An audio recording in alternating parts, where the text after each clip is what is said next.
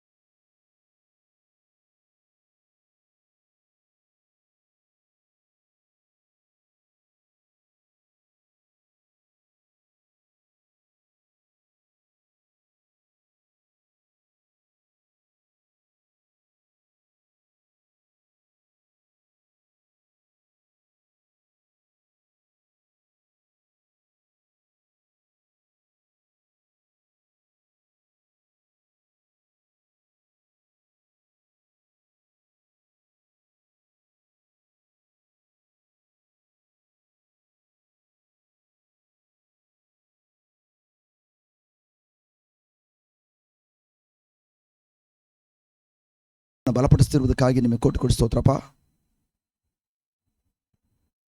ಪ್ರಭು ಯೇಸುವೇ, ನೀವೇ ನಮ್ಮ ರಕ್ಷಕರು, ನೀವೇ ನಮ್ಮ ಅತ್ಯುತ್ತಮವಾದ ಒಳ್ಳೆಯ ಕುರುಬರು. ನಾವು ಅನುದಿನವೂ ಕೂಡ ನಿಮ್ಮ ಸ್ವರವನ್ನು ಹಿಂಬಾಲಿಸಿಕೊಂಡು ನೀವು ನಮ್ಮನ್ನು ಮುನ್ನಡೆಸುವಂತಹ ಹುಲ್ಲುಗಾವಲಿಗೂ, ನೀವು ನಮ್ಮನ್ನು ಮುನ್ನಡೆಸುವಂತಹ ತಿಳಿ ಕೊಳಗಳ ಬಳಿಗೂ ನಾವು ನಿಮ್ಮನ್ನು ಹಿಂಬಾಲಿಸಿಕೊಂಡು ಬರುವಂತೆ ನಮ್ಮನ್ನು ನಿಮ್ಮ ಆತ್ಮರ ಮೂಲಕ ಬಲಪಡಿಸಿ ನಮ್ಮನ್ನು ಕೊಂಡೋಗುತ್ತಿರುವುದಕ್ಕಾಗಿ ನಿಮಗೆ ಕೋಟಿ ಸ್ತೋತ್ರ ಸ್ವಾಮಿ. ಲಾರ್ಡ್, ನೀವು ನಮ್ಮ ಜೀವಂತ ದೇವರಾಗಿದ್ದೀರಿ.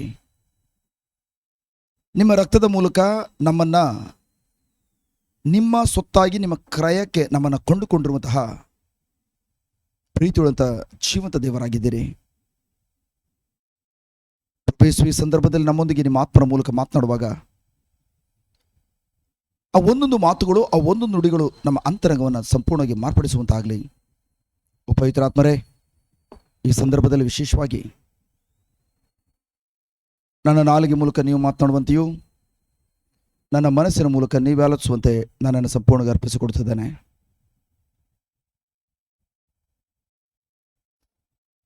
ನೀವು ನುಡಿಯುವಂಥ ಒಂದೊಂದು ನುಡಿಗಳು ಪ್ರತಿಯೊಬ್ಬರ ಹೃದಯವನ್ನು ಸ್ಪರ್ಶಿಸಿ ನಮ್ಮ ಹೃದಯದಲ್ಲಿ ದೊಡ್ಡ ಬದಲಾವಣೆ ತಂದು ಆ ಬದಲಾವಣೆಯು ನಮ್ಮ ನಿಜ ಜೀವನದಲ್ಲಿ ದೊಡ್ಡ ಬದಲಾವಣೆ ತರುವಂಥ ಕಾರ್ಯಕ್ಕಾಗಿ ಸ್ತೋತ್ರ. ಪವಿತ್ರಾತ್ಮರೇ, ನೀವು ನಮ್ಮ ಸಹಾಯಕರು, ಮಾರ್ಗದರ್ಶಕರು, ಸಲಹೆಗಾರರಾಗಿದ್ದೀರಿ. ನೀವೇ ನಮ್ಮನ್ನು ಸರಿಯಾದ ದಿಕ್ಕಿನಲ್ಲಿ, ಸರಿಯಾದ ಯೋಜನೆಯಲ್ಲಿ, ಸರಿಯಾದ ಗುರಿಯ ಕಡೆ ನೀವೇ ನಮ್ಮನ್ನು ಮುನ್ನಡೆಸುತ್ತಾ ಇದುವರೆಗೂ ಬಂದಿದ್ದು ಮಾತ್ರವಲ್ಲ, ಇನ್ನು ಮುಂದಿನ ಕೂಡ ಅಲೌಕಿಕವಾದ ರೀತಿಯಲ್ಲಿ ನಮ್ಮನ್ನು ಮುನ್ನಡೆಸುವುದಕ್ಕಾಗಿ ಸ್ತೋತ್ರ. ಪವಿತ್ರಾತ್ಮರ ಈ ಸಂದರ್ಭದಲ್ಲಿ ಇಲ್ಲಿ ಬಂದಿರುವಂಥ ಪ್ರತಿಯೊಂದು ಮಕ್ಕಳು,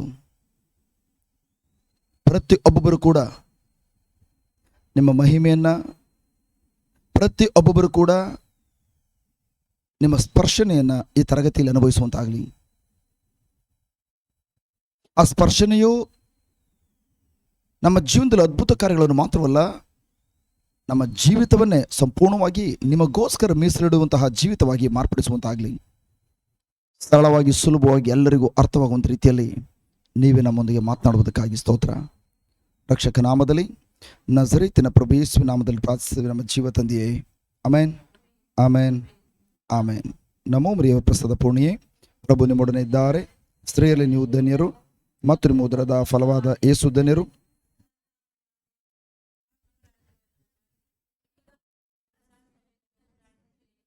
ಪಿತನಿಗೂ ಸುತನಿಗೂ ಮತ್ತು ಪರಿಶುದ್ಧಾತ್ಮನಿಗೆ ಸ್ತೋತ್ರ ಉಂಟಾಗಲಿ. ಆದಲಿದ್ದಾಗಲೂ ಈಗಲೂ ಯಾವಾಗಲೂ ಸದಾ ಕಾಲಕ್ಕೆ ಸ್ತೋತ್ರ ಉಂಟಾಗಲಿ. Amen. Praise the Lord. Hallelujah, hallelujah. ಎಲ್ಲರೂ ಕುಳಿತುಕೊಳ್ಳೋಣ.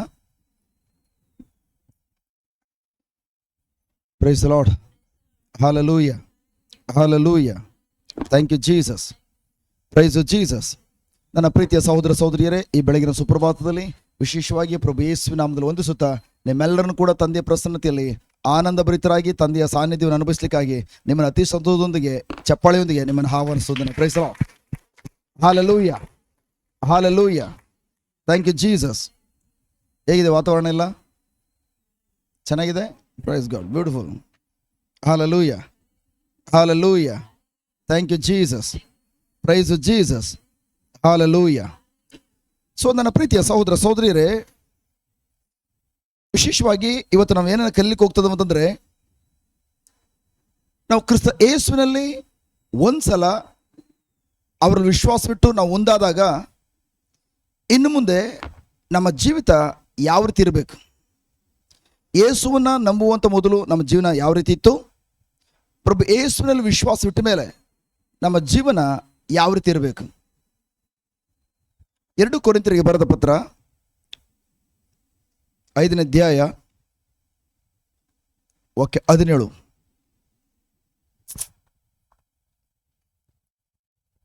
2 Corinthians chapter 5 verse 17. ಆದ್ದರಿಂದ ಯಾವನಾದರೂ ಕ್ರಿಸ್ತನಲ್ಲಿದ್ದರೆ ಅವನು ನೂತನ ಸೃಷ್ಟಿಯಾಗಿದ್ದಾನೆ. ಇಗೋ, ಪೂರ್ವ ಸ್ಥಿತಿ ಹೋಗಿ ಎಲ್ಲಾ ನೂತನವಾಯಿತು. ಜಸ್ಟ್ KJV ಹಾಕಿ, ಕನ್ನಡ KJV. ಓದಿ. ಹೀಗಿರಲಾಗಿ ಯಾವನಾದರೂ ಕ್ರಿಸ್ತನಲ್ಲಿದ್ದರೆ ಅವನು ನೂತನ ಸೃಷ್ಟಿಯಾಗಿದ್ದಾನೆ. ಹಳೆಯವುಗಳು ಅಳೆದು ಹೋದವು, ಇಗೋ ಎಲ್ಲವೂ ನೂತನವಾದವು. ಇಲ್ಲಿ ವಾಕ್ಯ ಹೇಳ್ತದೆ, ಯಾವನಾದ್ರೂ ಅಥವಾ ಯಾವಳಾದ್ರೂ ಯಾರಾದ್ರೂ ಕ್ರಿಸ್ತನಲ್ಲಿದ್ದರೆ ಅವನು ನೂತನ ಸೃಷ್ಟಿಯಾಗಿದ್ದಾನೆ.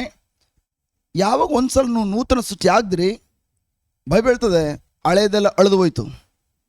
ನನ್ನ ಪ್ರಿಯ ಸಹೋದರ ಸಹೋದರಿಯರೇ, ಪ್ರಭು ಯೇಸು ನಮ್ಗೆ ಏನು ತಿಳಿಯಪಡಿಸ್ತಾರೆ ಅಂತಂದ್ರೆ,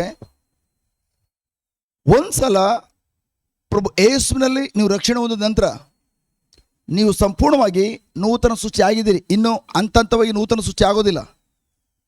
ನೂತನ ಸೃಷ್ಟಿ ಆಗಿದ್ದಾನೆ, ಯಾಗುತ್ತಾನೆ ಅಲ್ಲ, ನೂತನ ಸೃಷ್ಟಿ ಆಗಿದ್ದಾನೆ. ಈಗಾಗಲೇ ನೂತನ ಸೃಷ್ಟಿ ಆಗಿದ್ದಾನೆ.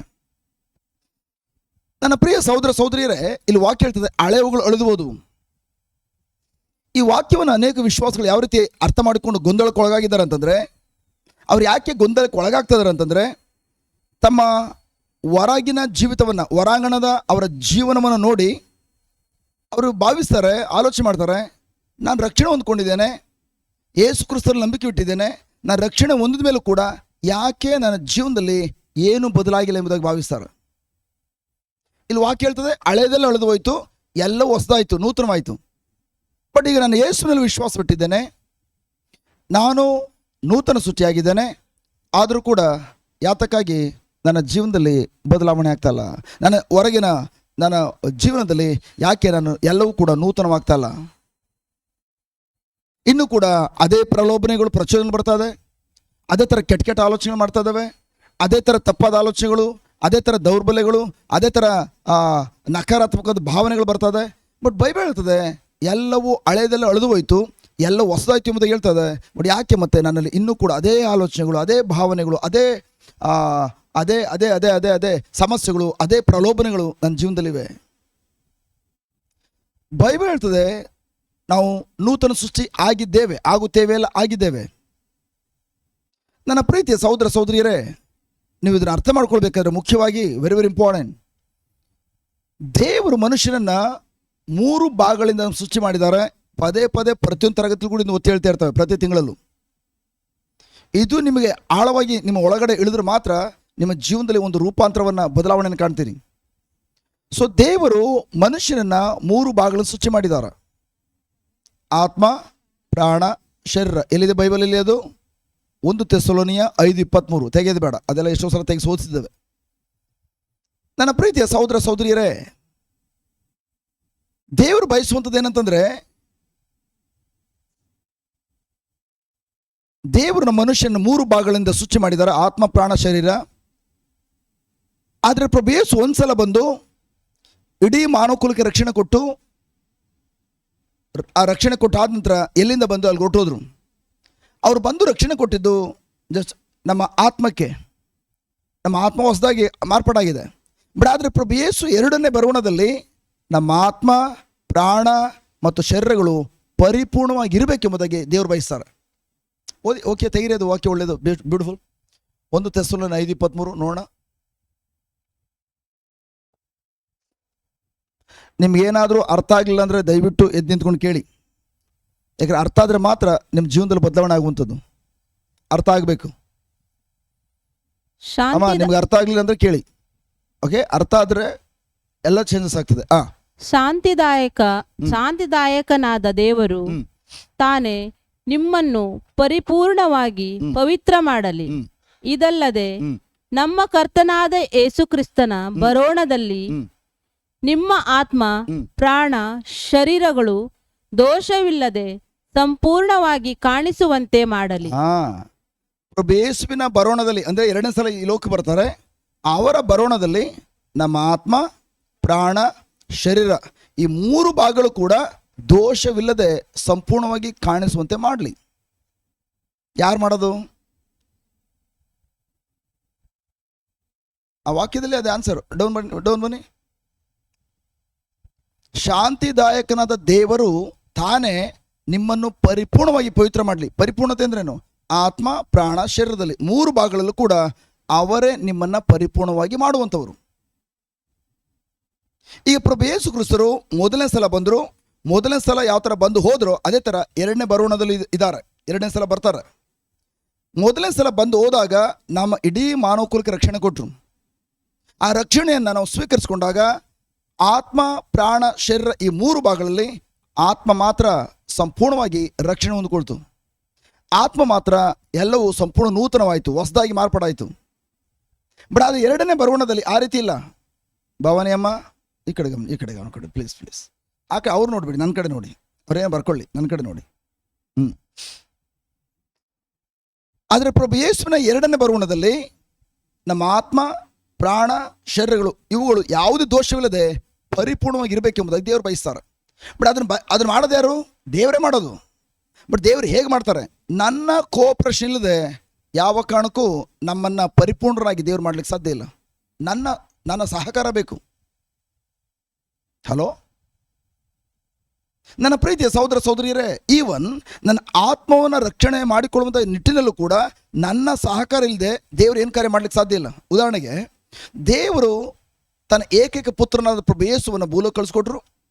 ಪ್ರಭು ಯೇಸು ಬಂದು ಇಡೀ ಮಾನವಕುಲದ ಎಲ್ಲ ಪಾಪವನ್ನು ಮತ್ತು ಪಾಪಗಳನ್ನು, ಶಾಪಗಳನ್ನು ಎಲ್ಲವನ್ನು ತೆಗೆದುಕೊಂಡು ತಮ್ಮ ಶರೀರದಲ್ಲಿ ಅವರೇ ನಮಗೋಸ್ಕರ ಯಾತನೆ ಅನುಭವಿಸಿ ಶಿಲುಬೆ ಮರಣ ಹೊಂದಿದ್ರು, ಸಮಾಧಿಯಾದರು, ಸತ್ತವರ ಒಳಗಡೆ ಜೀವಂತ ಗೆದ್ದು ತಂದೆ ಬಳಿಗೆ ಹೋದ್ರು. ಕರೆಕ್ಟ್. ಅವ್ರ ಕಾರ್ಯ ಮುಗಿಸ್ಬಿಟ್ರು.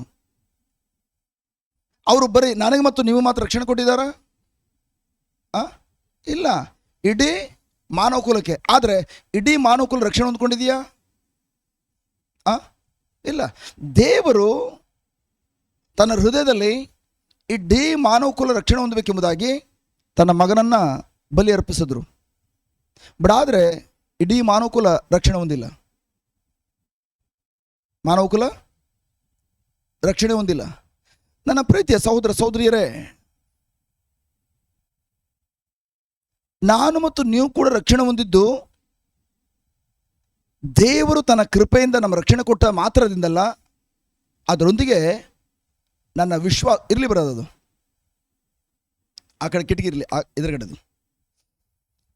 ದೇವರು ತನ್ನ ಕೃಪೆಯಿಂದ ನಮ್ಮ ರಕ್ಷಣೆ ಕೊಟ್ಟಾಯಿತು. But praise be to god.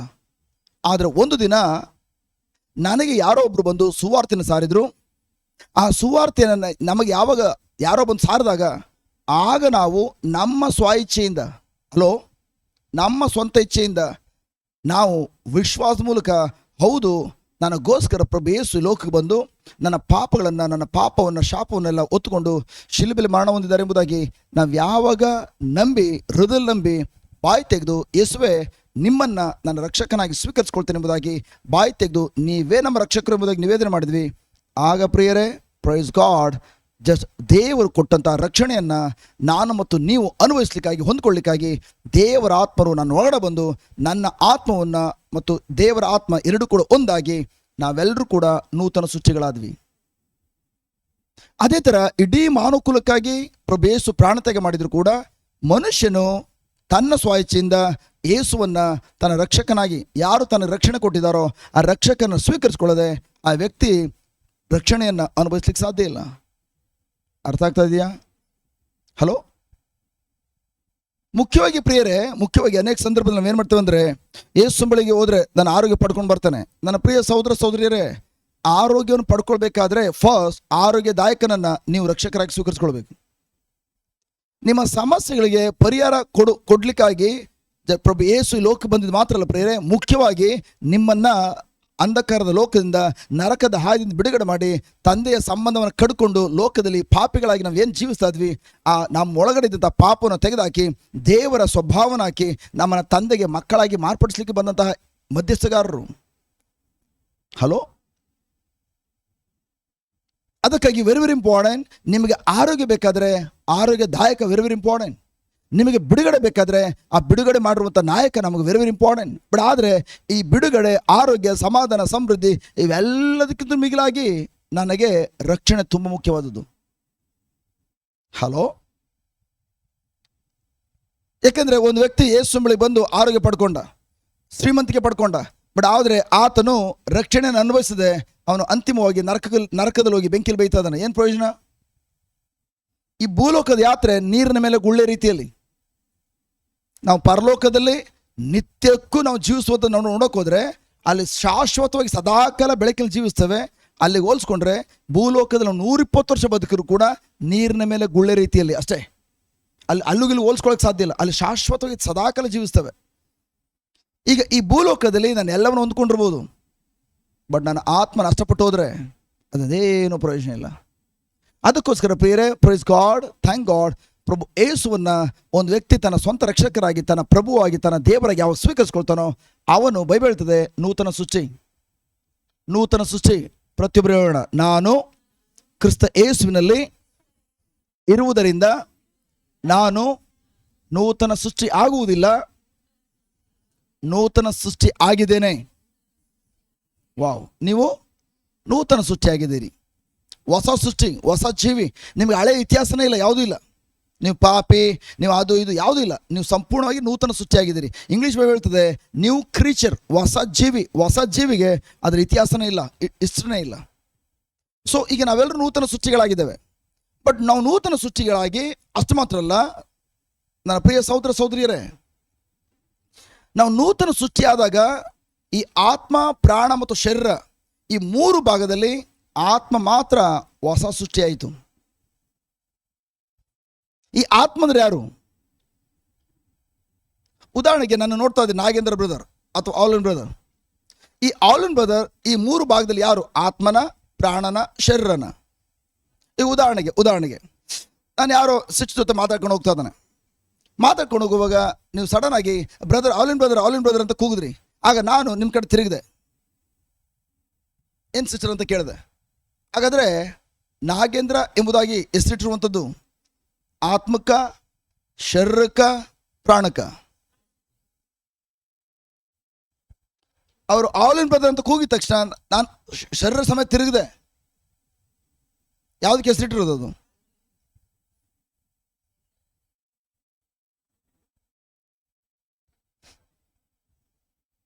Confusion. ಪ್ರಾಣಕ್ಕೆ, ಆತ್ಮಕ್ಕೆ, ಕೆಲವು ಶರೀರಕ್ಕೆ. ಓಕೆ, ಕೇಳಿಸ್ಕೊಳ್ಳಿ, ವೆರಿ ವೆರಿ ಇಂಪಾರ್ಟೆಂಟ್. ನನ್ನ ಪ್ರಿಯ ಸಹೋದರ ಸಹೋದರಿಯರೇ, ಫಸ್ಟ್ ಆಫ್ ಆಲ್ ಇವತ್ತು ಈ ರೀತಿ ನಾನು ನಿಂತಿದ್ದೇನೆ. ಸಪೋಸ್ ದೇವರು ಇವತ್ತು ನಾನು ಮನೆಗೆ ಹೋದ ತಕ್ಷಣ ದೇವರು ನನ್ನ ಕರೆದ್ರು, ಸಡನ್ ಆಗಿ ದೇವ್ರ ಬಳಿಗೆ ಹೋಗ್ಬೇಕು ಅಂತ ದಿನ ಬಂತು. ಆಗ ನಾಳೆ ಬೆಳಿಗ್ಗೆ ನನ್ನ ಪತ್ನಿ ನನ್ನ ಫೋನ್ ನಂಬರಲ್ಲಿ ಎಲ್ಲ ನಂಬರ್ ನಿಮ್ಗೆ ಎಲ್ಲರೂ ಕಾಲ್ ಮಾಡಿ ಹೇಳಿದ್ರು, ಜಸ್ಟ್ ಬ್ರದರ್ ನೆನೆ ಇಲ್ಲಿ ಬಂದು ಧ್ಯಾನ ಕೂಡ ನಡೆಸ್ಕೊಟ್ರಲ್ಲ, ಆ ಬ್ರದರ್ ಇವತ್ತು ರಾತ್ರಿ ದೇವ್ರು ಕರೆದ್ರು, ದೇವ್ರ ಸನ್ನಿಧಿಗೆ ವಿಶ್ರಾಂತಿ ಪಡ್ಲಿಕ್ಕೆ ಹೋಗಿದ್ದಾರೆ. ದಯವಿಟ್ಟು ಬೆಳಿಗ್ಗೆ ಜಸ್ಟ್ 1 ಅಥವಾ 10 ಗಂಟೆಗೋ 11 ಗಂಟೆಗೋ ಚರ್ಚಲ್ಲಿ ಜಸ್ಟ್ ಕಡೆಯ ಪೂಜೆ ಇದೆ ಬನ್ನಿ ಎಂಬುದಾಗಿ ಕರೆದ್ರು. ಬರ್ತೀರಾ? ಬರಲ್ಲ? ಬರ್ತೀರಿ. ಈಗ ಬಂದು 10 ಗಂಟೆಗೆ ಪೂಜೆ ಅಂತೇಳಿ 10 ಗಂಟೆಗೆ ಬಂದಿದ್ದೀರಿ. 10 ಗಂಟೆ ಆಯಿತು, 10:30 ಆಯಿತು, ನನ್ನನ್ನು ಅಲ್ಲಿ ಕರ್ಕೊಬರಲಿಲ್ಲ, ಇನ್ನೂ ಕೂಡ ಚರ್ಚಲ್ಲಿ ನಾನು ತೆಗೆದುಕೊಂಡು ಬಂದಿಲ್ಲ. ಆಗ ನೀವು ಆಲಿನ್ ಬ್ರದರ್ ಬರಲಿಲ್ಲ ಅಂತ ಹೇಳ್ತೀರಾ ಅಥವಾ ಬಾಡಿ ಬರಲಿಲ್ಲ ಅಂತ ಹೇಳ್ತೀರಾ? ಬಾಡಿ ಬರಲ್ಲ ಅಂತ ಹೇಳ್ತೀನಿ. ಸೊ ತದನಂತರ ಜಸ್ಟ್ ನನ್ನನ್ನು ಅಲ್ಲಿ ಕರ್ಕೊಬಂದರು, ಬಟ್ ಈ ಥರ ನಿಲ್ಸ್ಕೊಂಡು ಕರ್ಕೊಬಂದಿಲ್ಲ, ಮಲಗಿಸ್ಕೊಂಡು ಕರ್ಕೊಬಂದಿದ್ದಾರೆ. ನನ್ನ ಬಾಡಿ ಅಲ್ಲಿ ಇದೆಯಾ ಇಲ್ವಾ ಅದು ಅಲ್ಲಿ ನೋಡಿಬಿಟ್ಟು ಪಾಪ ನೋಡು ಆಲಿನ್ ಬ್ರದರ್ ಹೆಂಗೆ ಮಲಗಿದ್ದಾರೆ ಅಂತ ಹೇಳ್ತೀರಾ ಅಥವಾ ಬಾಡಿ ನೋಡಿ ಹೆಂಗಾಗಿದೆ ಅಂತ ಹೇಳ್ತೀರಾ? ಯಾಕೆ ನನ್ನ ಹೆಸರನ್ನು ಕೂಗಿ ಕರೆಯೋದಿಲ್ಲ? ನೀವು ಹೇಳಿದ್ರಿ ಕೆಲವರು ಶರೀರಕ್ಕೆ ಹೆಸರಿಟ್ಟಿರೋದು ಅಂತ ಹೇಳಿದ್ರಿ. ನನ್ನ ಶರೀರ ಅಲ್ಲೇ ಇದೆ, ಬಟ್ ಯಾಕೆ ಆಲಿನ್ ಬ್ರದರ್ ಮಲಗಿದ್ದಾರೆ ಅಂತ ಹೇಳಲ್ಲ? ಯಾಕೆ ಹೆಸರಿಂದ ಕರೀತಲ್ಲ? ಯಾಕಂದರೆ ಯಾವಾಗ ಆ ಶರೀರದ ಒಳಗಡಿರುವಂಥ ಆತ್ಮ ಹೊರಡ ಬಂತೋ ಹೆಸರು ಕೂಡ ಅಳೆದೋಯ್ತದೆ. ಸೊ ಹಾಗಾಗಿ ನಾಗೇಂದ್ರ ಎಂಬುದು ಹೆಸರಿಟ್ಟಿರುವಂಥದ್ದು ಶರೀರಕ್ಕಲ್ಲ, ಆತ್ಮಕ್ಕೆ. ಅಂದರೆ ಅದರ ಅರ್ಥ ನಿಜವಾದ ವ್ಯಕ್ತಿ ಯಾರು ಅಂತಂದರೆ ಈ 3 ಭಾಗದಲ್ಲಿ ಶರೀರನೂ ಅಲ್ಲ, ಪ್ರಾಣನೂ ಅಲ್ಲ, ಆತ್ಮ ನಿಜವಾದ ವ್ಯಕ್ತಿ. ದೇವರು ಆತ್ಮಸ್ವರೂಪಿ ದೇವರು ತಮ್ಮ ಸ್ವರೂಪದಲ್ಲಿ ನರಮನುಷ್ಯ ಉಂಟು ಮಾಡಿದರು. ಸೊ ನರಮನುಷ್ಯನನ್ನು ಕೂಡ ತನ್ನ ಸ್ವರೂಪ ಅಂದರೆ ಯಾವ ಸ್ವರೂಪ? ಆತ್ಮಸ್ವರೂಪದಲ್ಲಿ ದೇವರು ಸೃಷ್ಟಿಸಿ ಆತ್ಮಸ್ವರೂಪಿಯಾದ ಮನುಷ್ಯನಿಗೆ ಪ್ರಾಣವನ್ನು ಕೊಟ್ಟು, ಅಂದರೆ ಮನಸ್ಸನ್ನು ಕೊಟ್ಟು, ಆ ಪ್ರಾಣವನ್ನು ಹೊಂದಿರುವಂತಹ ಆತ್ಮಸ್ವರೂಪದ ಮನುಷ್ಯನನ್ನು ಶರೀರ ಎಂಬ ಮನೆ ಒಳಗೆ ನೆಲೆಗೊಳಿಸಿದ್ರು. ಈ ಶರೀರ ಒಂದು ಮನೆ. ಈ ಮನೆಯನ್ನು ಯಾವಾಗ ಆತ್ಮ ಅಂದರೆ ಮನಸ್ಸನ್ನು ಹೊಂದಿರುವಂಥ ಆತ್ಮ ಹೊರಡೆ ಬರ್ತದೋ, ಖಾಲಿ ಮಾಡ್ಕೊ ಹೊರಡೆ ಬರ್ತದೋ, ಆಗ ಈ ಮನೆ ಖಾಲಿ ಆಗ್ತದೆ. ಈ ಖಾಲಿ ಮನೆಗೆ ನಾವು ಹೇಳ್ತೇವೆ ಡೆಡ್ ಬಾಡಿ. ಹಲೋ, ಅರ್ಥ ಆಗ್ತದೆಯಾ?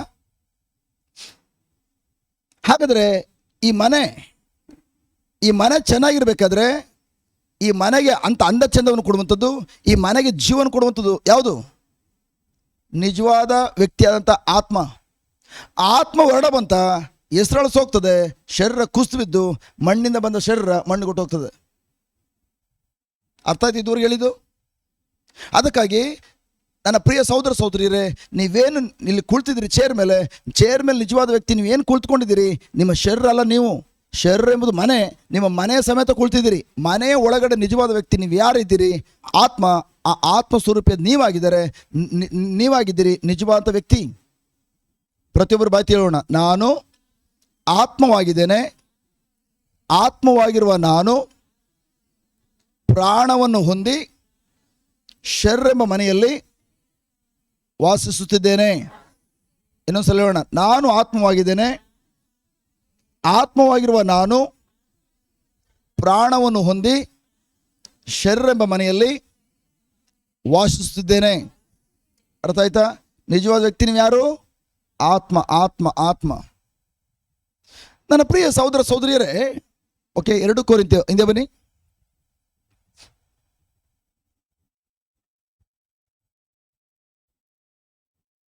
5ನೇ ಅಧ್ಯಾಯ, ಓಕೆ, 17. ಹೀಗಿರಲಾಗಿ ಯಾರಾದರೂ ಕ್ರಿಸ್ತನಲ್ಲಿದ್ದರೆ ಅವನು ನೂತನ ಸೃಷ್ಟಿಯಾಗಿದ್ದಾನೆ. ನನ್ನ ಪ್ರೀತಿಯ ಸಹೋದರ ಸಹೋದರಿಯರೇ, ಹೇಗೆ ನೀವು ನೂತನ ಸೃಷ್ಟಿಯಾದ್ರಿ? ಪ್ರಭು ಯೇಸುವನ್ನು ನಿಮ್ಮ ಸ್ವಂತ ರಕ್ಷಕರಾಗಿ, ನಿಮ್ಮ ಪ್ರಭುವಾಗಿ, ನಿಮ್ಮ ದೇವರಾಗಿ ಸ್ವೀಕರಿಸಿಕೊಂಡಿದ್ದರಿಂದ. 6:17 ತೆಗಿರಿ.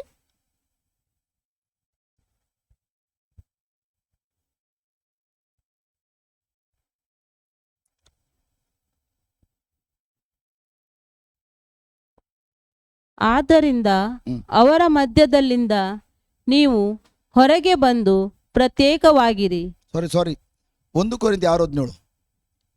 1 ಕೊರಿಂಥ್ಯ 6:17.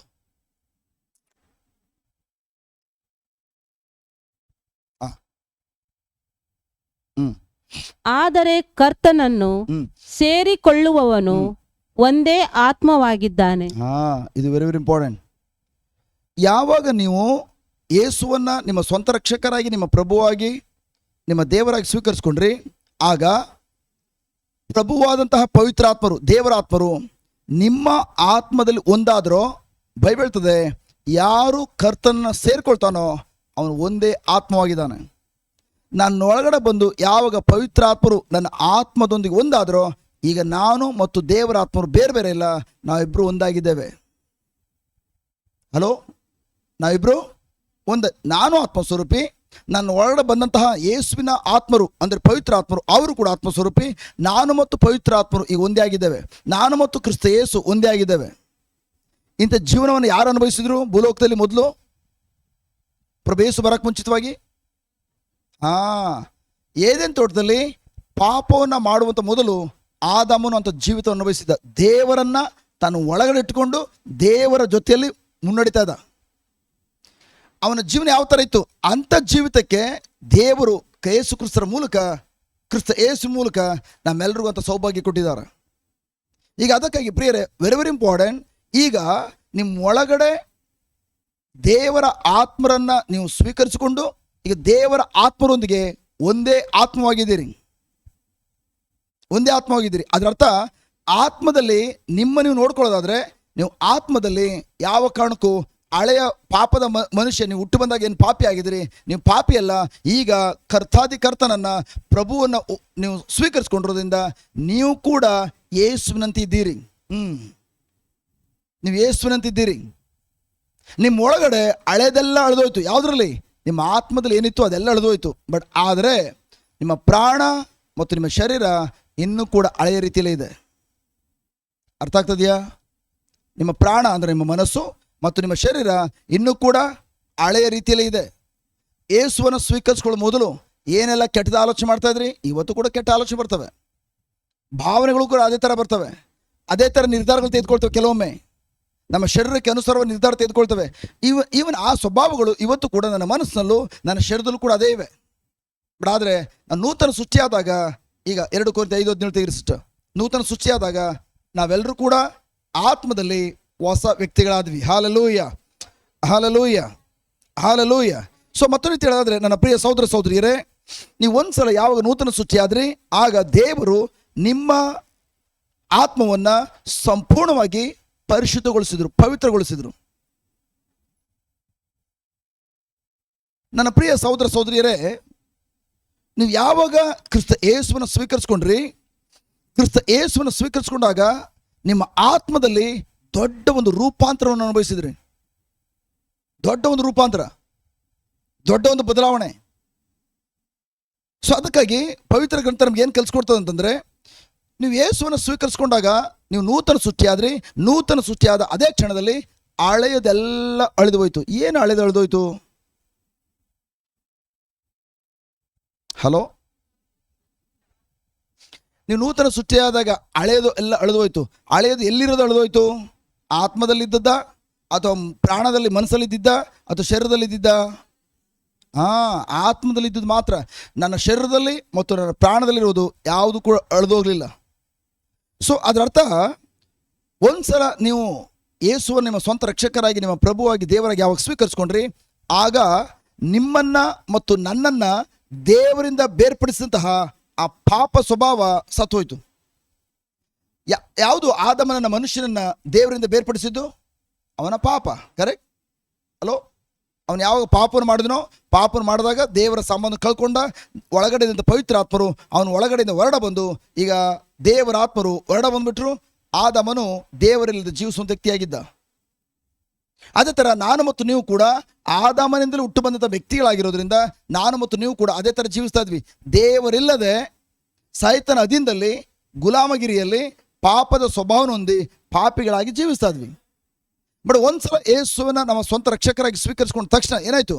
ಯಾವಾಗ ಪ್ರಭುವಾದಂತಹ ಪವಿತ್ರಾತ್ಮರು, ಯೇಸುವಿನ ಆತ್ಮರು ನನ್ನ ಒಳಗಡೆ ಬಂದರು, ಆಗ ನನ್ನ ಆತ್ಮದಲ್ಲಿ, ವೆರಿ ವೆರಿ ಇಂಪಾರ್ಟೆಂಟ್, ನನ್ನ ಪ್ರಾಣದಲ್ಲಿ ಅಲ್ಲ ಅಥವಾ ನನ್ನ ಶರೀರದಲ್ಲ, ನನ್ನ ಆತ್ಮದಲ್ಲಿದ್ದಂತಹ ಪಾಪದ ಸ್ವಭಾವ ಸತ್ತು ಹೋಯಿತು. ಪಾಪದ ಸ್ವಭಾವ ಅಳಿದೋಯ್ತು. Hallelujah, hallelujah. ಈಗ ನನ್ನ ಆತ್ಮವು ಸಂಪೂರ್ಣವಾಗಿ ನೂತನ ಸೃಷ್ಟಿ ಆಯಿತು, ಮರು ಸೃಷ್ಟಿ ಆಯಿತು. ಅಲ್ಲಿರೋದನ್ನೇ ತ್ಯಾಪೆ ಕಟ್ಟಲಿಲ್ಲ. ಅರ್ಧೋಗಿರೋ ಬಟ್ಟೆನ ಹೊಲಿದು ತ್ಯಾಪೆ ಕಟ್ತೀವಲ್ಲ, ಆ ರೀತಿ ಅಲ್ಲಿ ಇರೋದನ್ನೇ ಸರಿಪಡಿಸಲಿಲ್ಲ. ನೋ ನೋ ನೋ ನೋ ನಮ್ಮ ಆತ್ಮವನ್ನು ಸಂಪೂರ್ಣವಾಗಿ ಹೊಸದಾಗಿ ಮಾರ್ಪಡಿಸಲಾಯಿತು. ಹಲೋ, ನನ್ನ ಪ್ರೀತಿಯ ಸಹೋದರ ಸಹೋದರಿಯರೇ, ಮತ್ತೊಂದು ರೀತಿ ಹೇಳೋದಾದ್ರೆ, ದೇವರು ಹೊರ್ರಿಬೋಶಿ ಕೊರಂದಲಬಾ, ಬ್ಯೂಟಿಫುಲ್, ತನ್ನ ಜೀವವನ್ನು ನಿಮ್ಮ ಆತ್ಮದೊಳಗಡೆ ನೆಲೆಗೊಳಿಸಿದ್ರು. ಪ್ರಭು ಯೇಸು ಹೇಳಿದ ನಾನೇ ಜೀವ, ಕರೆಕ್ಟ್, ನಾನೇ ಜೀವ. ಸೊ ಪ್ರಭು ಯೇಸು ಯಾವಾಗ ನಿಮ್ಮ ಓಡ ಬಂದರು ಅವರ ಜೀವವೇ ನಿಮ್ಮ ಓಡ ಬಂತು. ಬೈಬಲ್ ಹೇಳ್ತದೆ ಆದಿಕಾಂಡ 2:7 ದೇವರು ನರಮನುಷ್ಯನನ್ನ ಯಾವ ಥರ ಸೃಷ್ಟಿ ಮಾಡಿದರು? ಮಣ್ಣನ್ನು ತೆಗೆದುಕೊಂಡು ನರಮನುಷ್ಯನ ಸೃಷ್ಟಿಸಿ ತದನಂತರ ಅವನ ಮೂಗಿನಲ್ಲಿ ಶ್ವಾಸವನ್ನು ಊದಿದ್ರು, ಜೀವ ಶ್ವಾಸವನ್ನು ಊದಿದ್ರು. ಎಲ್ಲರೂ ಅವನ ಜೀವಶ್ವಾಸ. ಸೊ ಜೀವ ಶ್ವಾಸವನ್ನು ಊದಿದಾಗ ಮನುಷ್ಯನು ಜೀವಿಸುವ ಆತ್ಮನಾದ. ಸೊ ಮನುಷ್ಯನ ಮೂಗಿನಲ್ಲಿ ಯಾವಾಗ ದೇವರು ಉಸಿರನ್ನು ಊದಿದ್ರು ಆಗ ಮನುಷ್ಯನು ಆ ಜೀವ ಶ್ವಾಸವನ್ನು ಸ್ವೀಕರಿಸಿಕೊಂಡು ಜೀವಿಸುವ ಆತ್ಮನಾದ. ಬಟ್ ಆದರೆ ಆ ಜೀವದ ಶ್ವಾಸವನ್ನು ಅವನು ಸ್ವೀಕರಿಸಿಕೊಂಡಾಗ ಯಾರ ಜೀವನ ಸ್ವೀಕರಿಸಿಕೊಂಡಿದ್ದವನು? ಸ್ವತಃ ದೇವರ ಜೀವವನ್ನು. ದೇವರ ಜೀವ ಕೇಳ್ತೇವೆ zoe life, ZOE, zoe life, ZOE, zoe life. ನನ್ನ ಪ್ರೀತಿಯ ಸಹೋದರ ಸಹೋದರಿಯರೇ,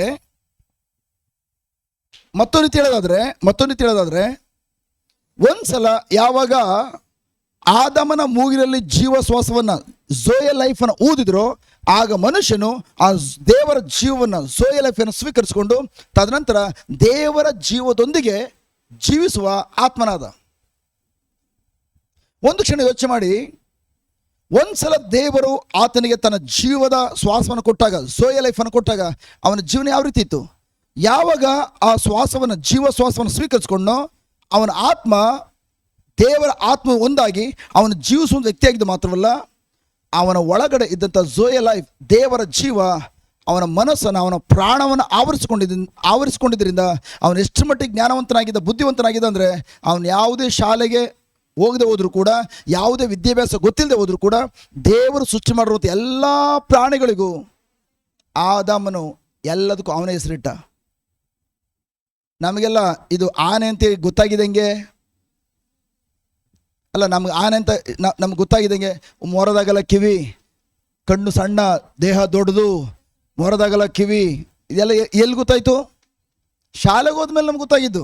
ಶಾಲೆ ಟೀಚರ್ ಹೇಳ್ಕೊಟ್ರು, ಮಕ್ಕಳೇ ಕೇಳಿಸ್ಕೊಳ್ಳಿ, ಚಿತ್ರ ಬರೆದ್ರು, ಇದು ಮೊರದಾಗಲ ಕಿವಿ ಇದೇ ಥರ ಇದೆ, ಸಣ್ಣ ಕಣ್ಣು, ದೇಹ ದೊಡ್ಡ ದೇಹ, ಸಣ್ಣ ಬಾಲ, ಆಮೇಲೆ ಉದ್ದವಾದ ಸೊಂಡ್ಲಿ ಇದೆ. ಇದೆಲ್ಲವೂ ಹೇಳುವಾಗ ಇದಕ್ಕೇನು ಹೇಳ್ತಾರೆ ಮಕ್ಕಳೇ? ಆನೆ, ಎಲಿಫೆಂಟ್. ಅದಾದ್ಮೇಲೆ ಒಂದ್ಸಲ ಜಸ್ಟ್ ಝೂ ಕರ್ಕೊಂಡೋದ್ರು, ಮೃಗಾಲಯ ಕರ್ಕೊಂಡೋದ್ರು. ಮಿಸ್ ನೀವು ಹೇಳಿದ್ರಲ್ಲ ಅದೆಲ್ಲ ಮಿಸ್ ಇದು ಆನೆ. ಕರೆಕ್ಟಾ? ಬಟ್ ಆದರೆ ಆದಮನು ಯಾವ ಶಾಲೆಗೆ ಹೋಗಿದ್ನ? ಯಾವ ಝೂಗೆ ಹೋಗಿದ್ನ? ಯಾವ ಶಾಲೆಗೆ ಹೋಗದೆ ಹೋದ್ರು ಕೂಡ ಎಲ್ಲಿಂದ ಮತ್ತೆ ಅಂತ ಜ್ಞಾನ ಪಡ್ಕೊಂಡ? ಅಷ್ಟು ಮಟ್ಟಿಗೆ ಜ್ಞಾನ ಪಡ್ಕೊಂಡ.